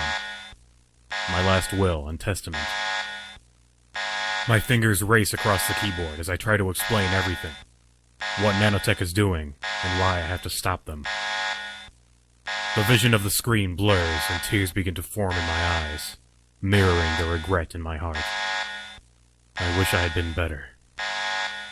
Tom, Helen, they were right. I put work before everything else, even the people who were closest to me. What's happening? Why is the alarm set off? Richard burst into my office, his face twisted with rage. Because in less than 1 minute, this whole place will explode. What have you done? You're going to destroy us all, you fool! Turn it off! I shake my head sadly and wipe away a tear. It's too late, Richard. It can't be stopped now. It shouldn't be. Tom and Helen received Luke's final message, a will leaving them his money and all of his possessions. He was a thrifty man, so he had managed to save up a small fortune. They managed to live comfortably with the money, but they sold his apartment. The memories that it held were too much for them to live with. The only possession of his they kept was his cat Othello. They never forgot the incredible sacrifice he made for them and humanity. After Tanya discovered what happened at Nanotech, she realized that she would never learn who she was in her past life. Torn apart by the grief of losing the only man she ever loved, she disappeared into a region vast and rain, where no human could follow. There, she ended her existence.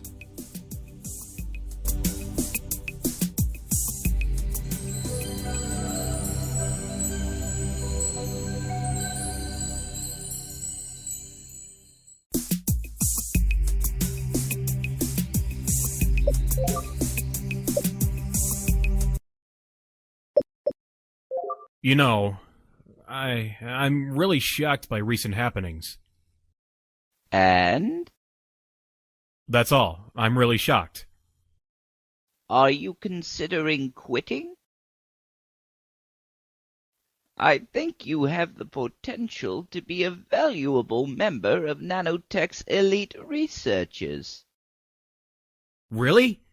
Thank you, sir. Of course, you'll have to deny your social life completely. As if I don't already know that. Well, yesterday I basically burned all my bridges with my longtime best friend and my girlfriend, so... Excellent! But it's more than that. What the hell? Excellent? This conversation is creeping me out. You need to forget about making friends in the future as well. You're working on top-secret projects now, and it's hard to maintain confidentiality with friends and lovers. If I hadn't thrown away my social life, I wouldn't be in the position I am now. You want to be here too, right, Luke? The way he's looking at me seems more like a warning than a warm offer. I see. He's warning me about what will happen. I nod quickly, playing along with him. Of course, sir. I will concentrate on nothing but my job from now on. Good. Let's get started. I have a difficult task today. I want you to help me finish this new prototype. He leads me to a sterile surgery table where the prototype is resting. It looks like a cute young girl with brilliant red hair and a serenely innocent face.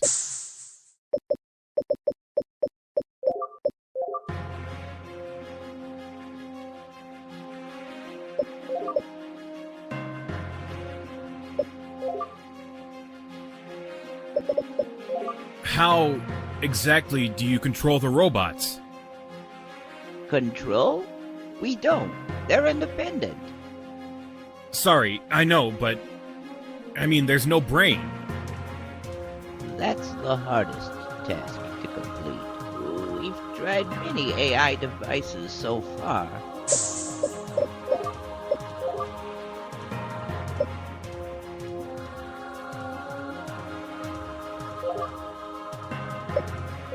As I look around the lab, I suddenly realize something. I've never seen an artificial brain because there aren't any.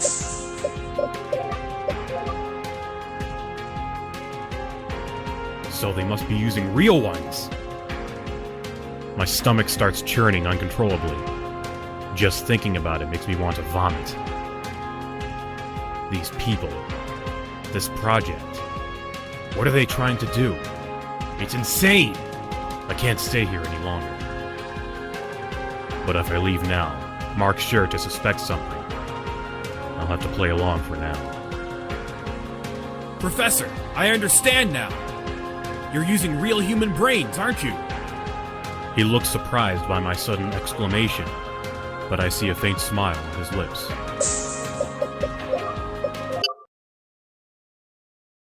You discovered the truth yourself, without any help from Mark. You accepted our philosophy. I heard your words. Indeed, we are like God. We create lives, new lives for a better world. This man, he must be mad. Looking on his wild gleaming eyes as he declares himself to be God, there is no other word to describe him. A madman. Guards, take Mark to the laboratory. What? You, Luke, follow us. The secret door slides open slowly to reveal a long tunnel. We step into the darkness and walk in silence for a few minutes until...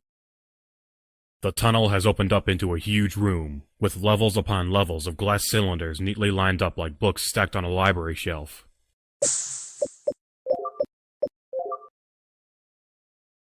Guards, take him into the laboratory now. Stop where you are. Julia steps in front of us, and she doesn't look very pleased. What? Thank you, Luke, for not erasing my mind, my emotions, my feelings. You didn't execute the imprinting, did you? Mark actually looks a little bit pleased. I couldn't. I was going to, but I don't have any right to just override all her memories and feelings. I couldn't just turn her into a slave. Guards, kill them all! You fool. I might actually enjoy this. I stare in awe as Julia makes quick work of the guards. Tanya was fast, but Julia, she's like lightning. In a mere blink of an eye, she demolishes the robot guards, leaving nothing but a pile of spinning gears. You're too foolish. In my life I was a psychic. When I entered this room I had a vision of what you would do to the world. You're going to destroy humanity itself. No! No, you don't understand! Richard looks around the room, feverishly seeking an escape. Why don't we free all these people and put you inside one of the cylinders instead? What? No, wait! You can't! I order you to stop! I don't have to obey you.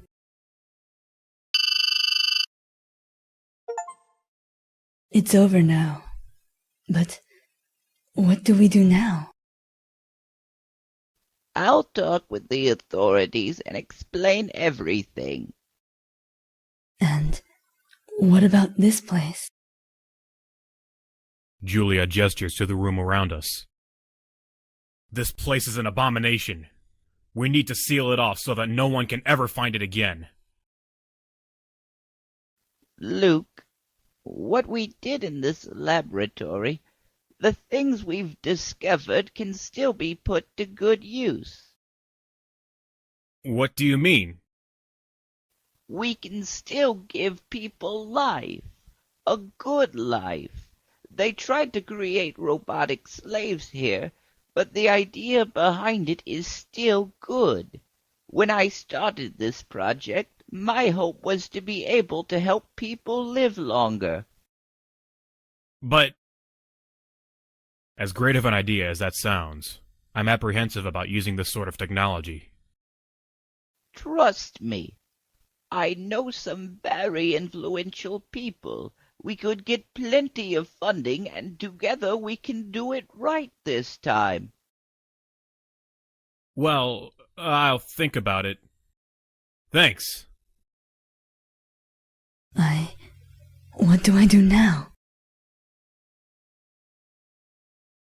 I don't have a job. I don't know anyone. I don't know anything. Whoa, calm down. I know it's scary suddenly being here again, but we can make this work. I'm sure Mark will be able to find a place for you here. I could. And I know someone who can help you. Her name is Tanya, and she's just like you. Julia wipes away a tear and sniffles a little bit, before looking at me with a grateful smile. Thank you. In a few weeks, Nanotech was transformed into a non-profit organization. The shareholders weren't too thrilled, but Mark managed to get all the funding necessary.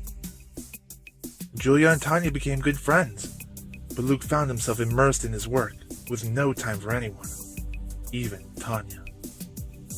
Eventually, she reluctantly left him, and moved in with Julia to live a quiet life outside the UK. Luke worked as a researcher for many years, making new discoveries and pioneering the field of bionic beings. At the age of 84, he refused to be transformed into a bionic being and retired, living out the rest of his days in Italy, one of the few places on Earth that had retained a normal climate.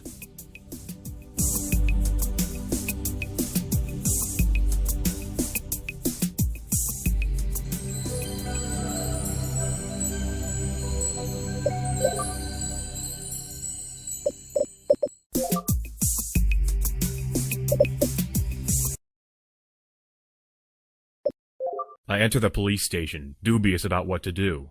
The experiments led at Nanotech's lab are illegal, so I could report them. On the other hand, being an incredibly influential person, Richard could have bribed the top police officers to gain full control over the whole police force itself. I need to be careful of what I say. Yes? How can I help you? I briefly explained to the police officer about the illegal experiments done in the secret laboratory. He seems rather dubious of my story. Forgive me. You said that your name was? Luke Black. I worked for 9 years as a lead programmer at Nanotech and... Very well. Wait here. I hear the noise of a hovercraft landing just outside the police station. From the sound, it seems like a very big one. Luke, you disappointed me. Richard and a full team of robot commandos behind him. Damn. Follow us, and don't try to play any tricks or you're dead. My little bots, always so kind, aren't they? Now come. I have no choice but to follow him. Damn, does he own the entire city or what? I should have been more careful. They blindfold me and put me on Richard's hovercraft. I wonder where we're going. Ah! What is this place? Can't you imagine? Mark! What happened to you?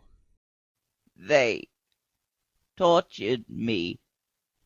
They planted a cerebral implant in my brain to suck, to extract, to steal.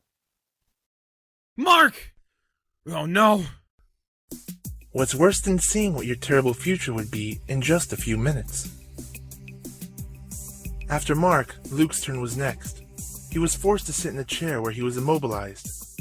And then, they sucked all his knowledge, expertise, and dreams out of his mind. In only a few years, Nanotech's secret laboratories finally created Prototype 11, which was totally identical to a human being. Luke's brain was the first one to be used in such a prototype. Slowly, all of Nanotech's personnel was replaced by bionic creatures, giving Richard an incredible advantage over the competition. Since they were robots, they didn't need a salary nor a rest. The only thing he had to find were suitable brains of skilled workers. He took over the entire world market of electronics in only a few years. Luke, or better, his brain, was able to understand what was going on. He was like a powerless spectator. He could directly see what his new body was doing, and yet he couldn't do anything but obey the orders of his masters. And so it was, for the rest of his life, that in this case was an eternity.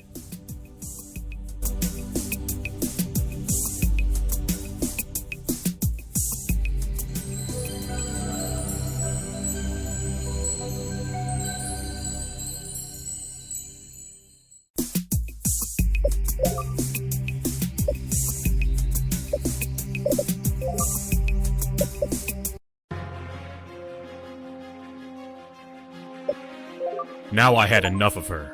I pushed the police button. They're very efficient, and they'll be there within a few minutes. Why did you do that? Tanya comes out of the bathroom.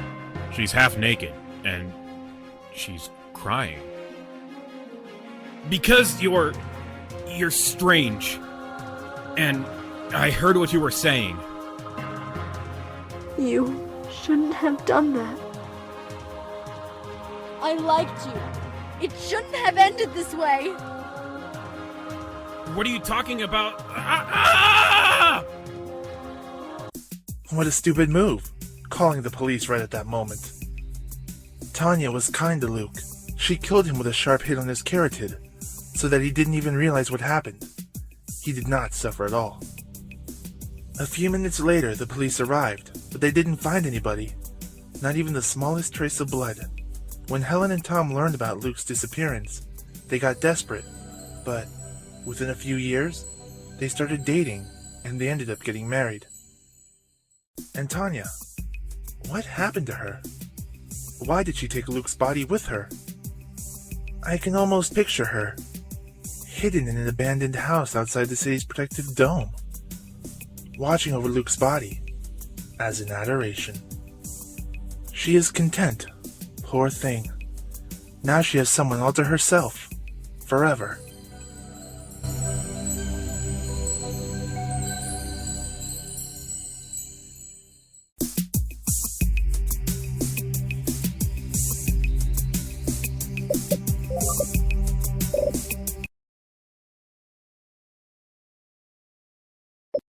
You know, that's not a bad idea.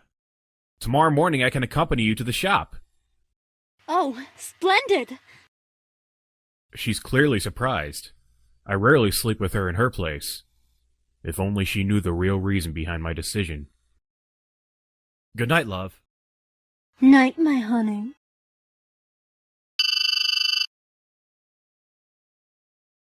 Another day starts. I accompany Helen to her shop, but I'm early for work. I have at least 1 hour.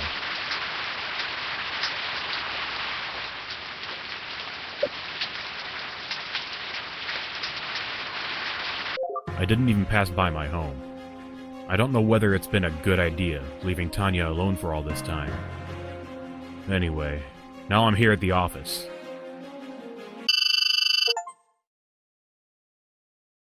Mr. Luke Black? Yes, it's me. Why do you ask? I'm terribly sorry. Huh? What happened? Helen, your girlfriend, was found dead inside her shop. A tremendous blow. My body sinks morbidly into the office seat, as if an invisible weight was pressing down on me. And I can't stop thinking that it's all Tanya's fault. She was killed. If this can be of any comfort, the doctor said she didn't suffer. She did it! Pardon? Tanya. A robot-like being. She came to my house. Oh my god, and I even tried to help her. Apparently, the police knew this story very well. I see Tina immediately informing her superiors about this. We must investigate your flat immediately. She could still be hiding there. Yes, I'll come too. Try to be strong. Inside Luke's flat, there was no trace of Tanya. From that day, she disappeared from Luke's life, almost as if she was nothing but a bad dream. The police searched from top to bottom, but they found nothing except for some writing, apparently carved with a laser, on the bathroom mirror. The writing says, "I'm sorry." That day, Luke lost Helen, and he couldn't find peace after it. He fell into a long period of depression. After several years, and numerous unsuccessful attempts by Tom to have him meet other women, Luke made a painful decision. His trustworthy pistol, Phasor 3000, was the best choice to end his empty, meaningless life.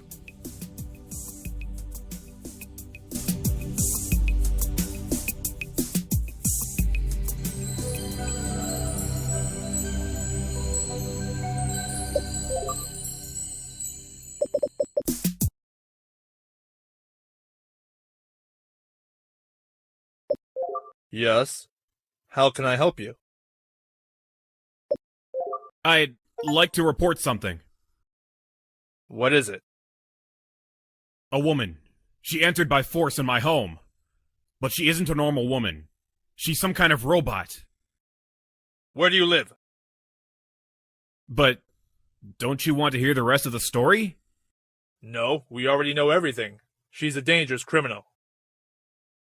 I give him all the required directions to reach my place. While I do that, I almost feel sick for having betrayed Tanya. But I'm not sure of her real intentions. Perfect. Tina, Yes? What's the matter? call reinforcements. We found her. Let's go. Quick! Hey, but what will you do to her? Thanks for your cooperation. You can go. Luke never forgot Tanya and what he did to her when he went to report her to the police. Once arrived at home, he could not find peace for what he had done. He couldn't and didn't want to talk about it with anyone, though. Often Luke still had those strange visions in which Tanya appeared to him like in a dream, and she asked him for help, but he couldn't do anything for her. Unfortunately, such visions ended up disturbing Luke's mind, who was internated in a clinic and then officially declared crazy. He spent the rest of his life in a mental hospital.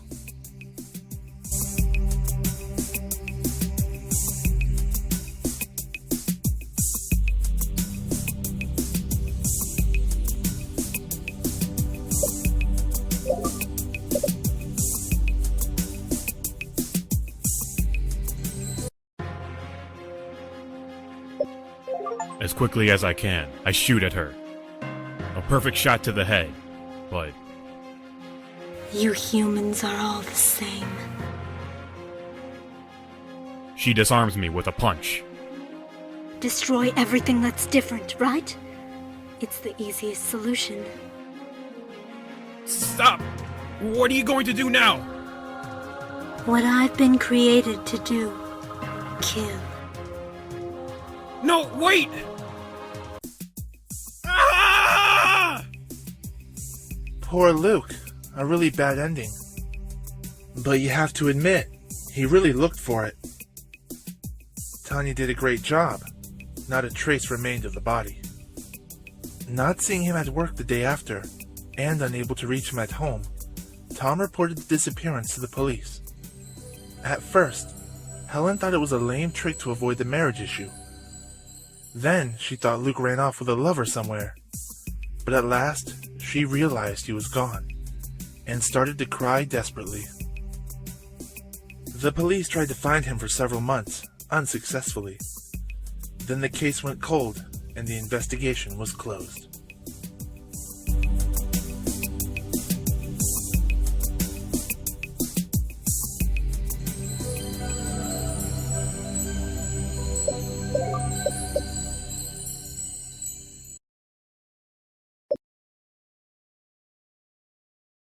Without replying, I pushed the emergency button to call the police.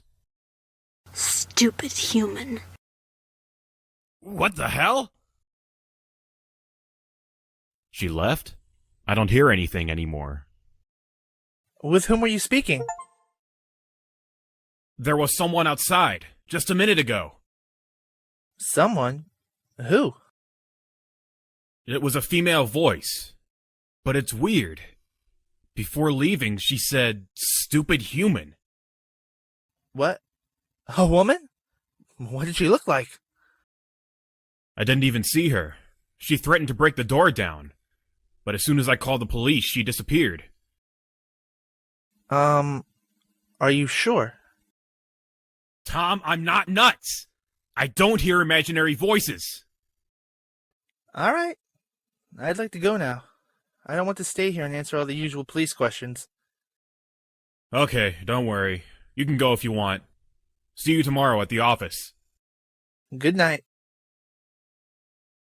At last, Tom left. I can sleep in peace now. But when the police arrive, what can I say? I have no idea. I just heard a voice. Maybe I was wrong when I acted on impulse. Maybe they'll even ask me for a fee for the wrong call. That night, by not opening the door, Luke changed the course of his life forever. A common, everyday gesture, but in that specific case, it would have important consequences for Luke. Who was behind that voice? Luke never got to know. It could have been his perfect partner, or his doom, or the doom of the entire world. In the end, he got married with Helen, and they even had 2 kids. They often fought, but they remained together until the end.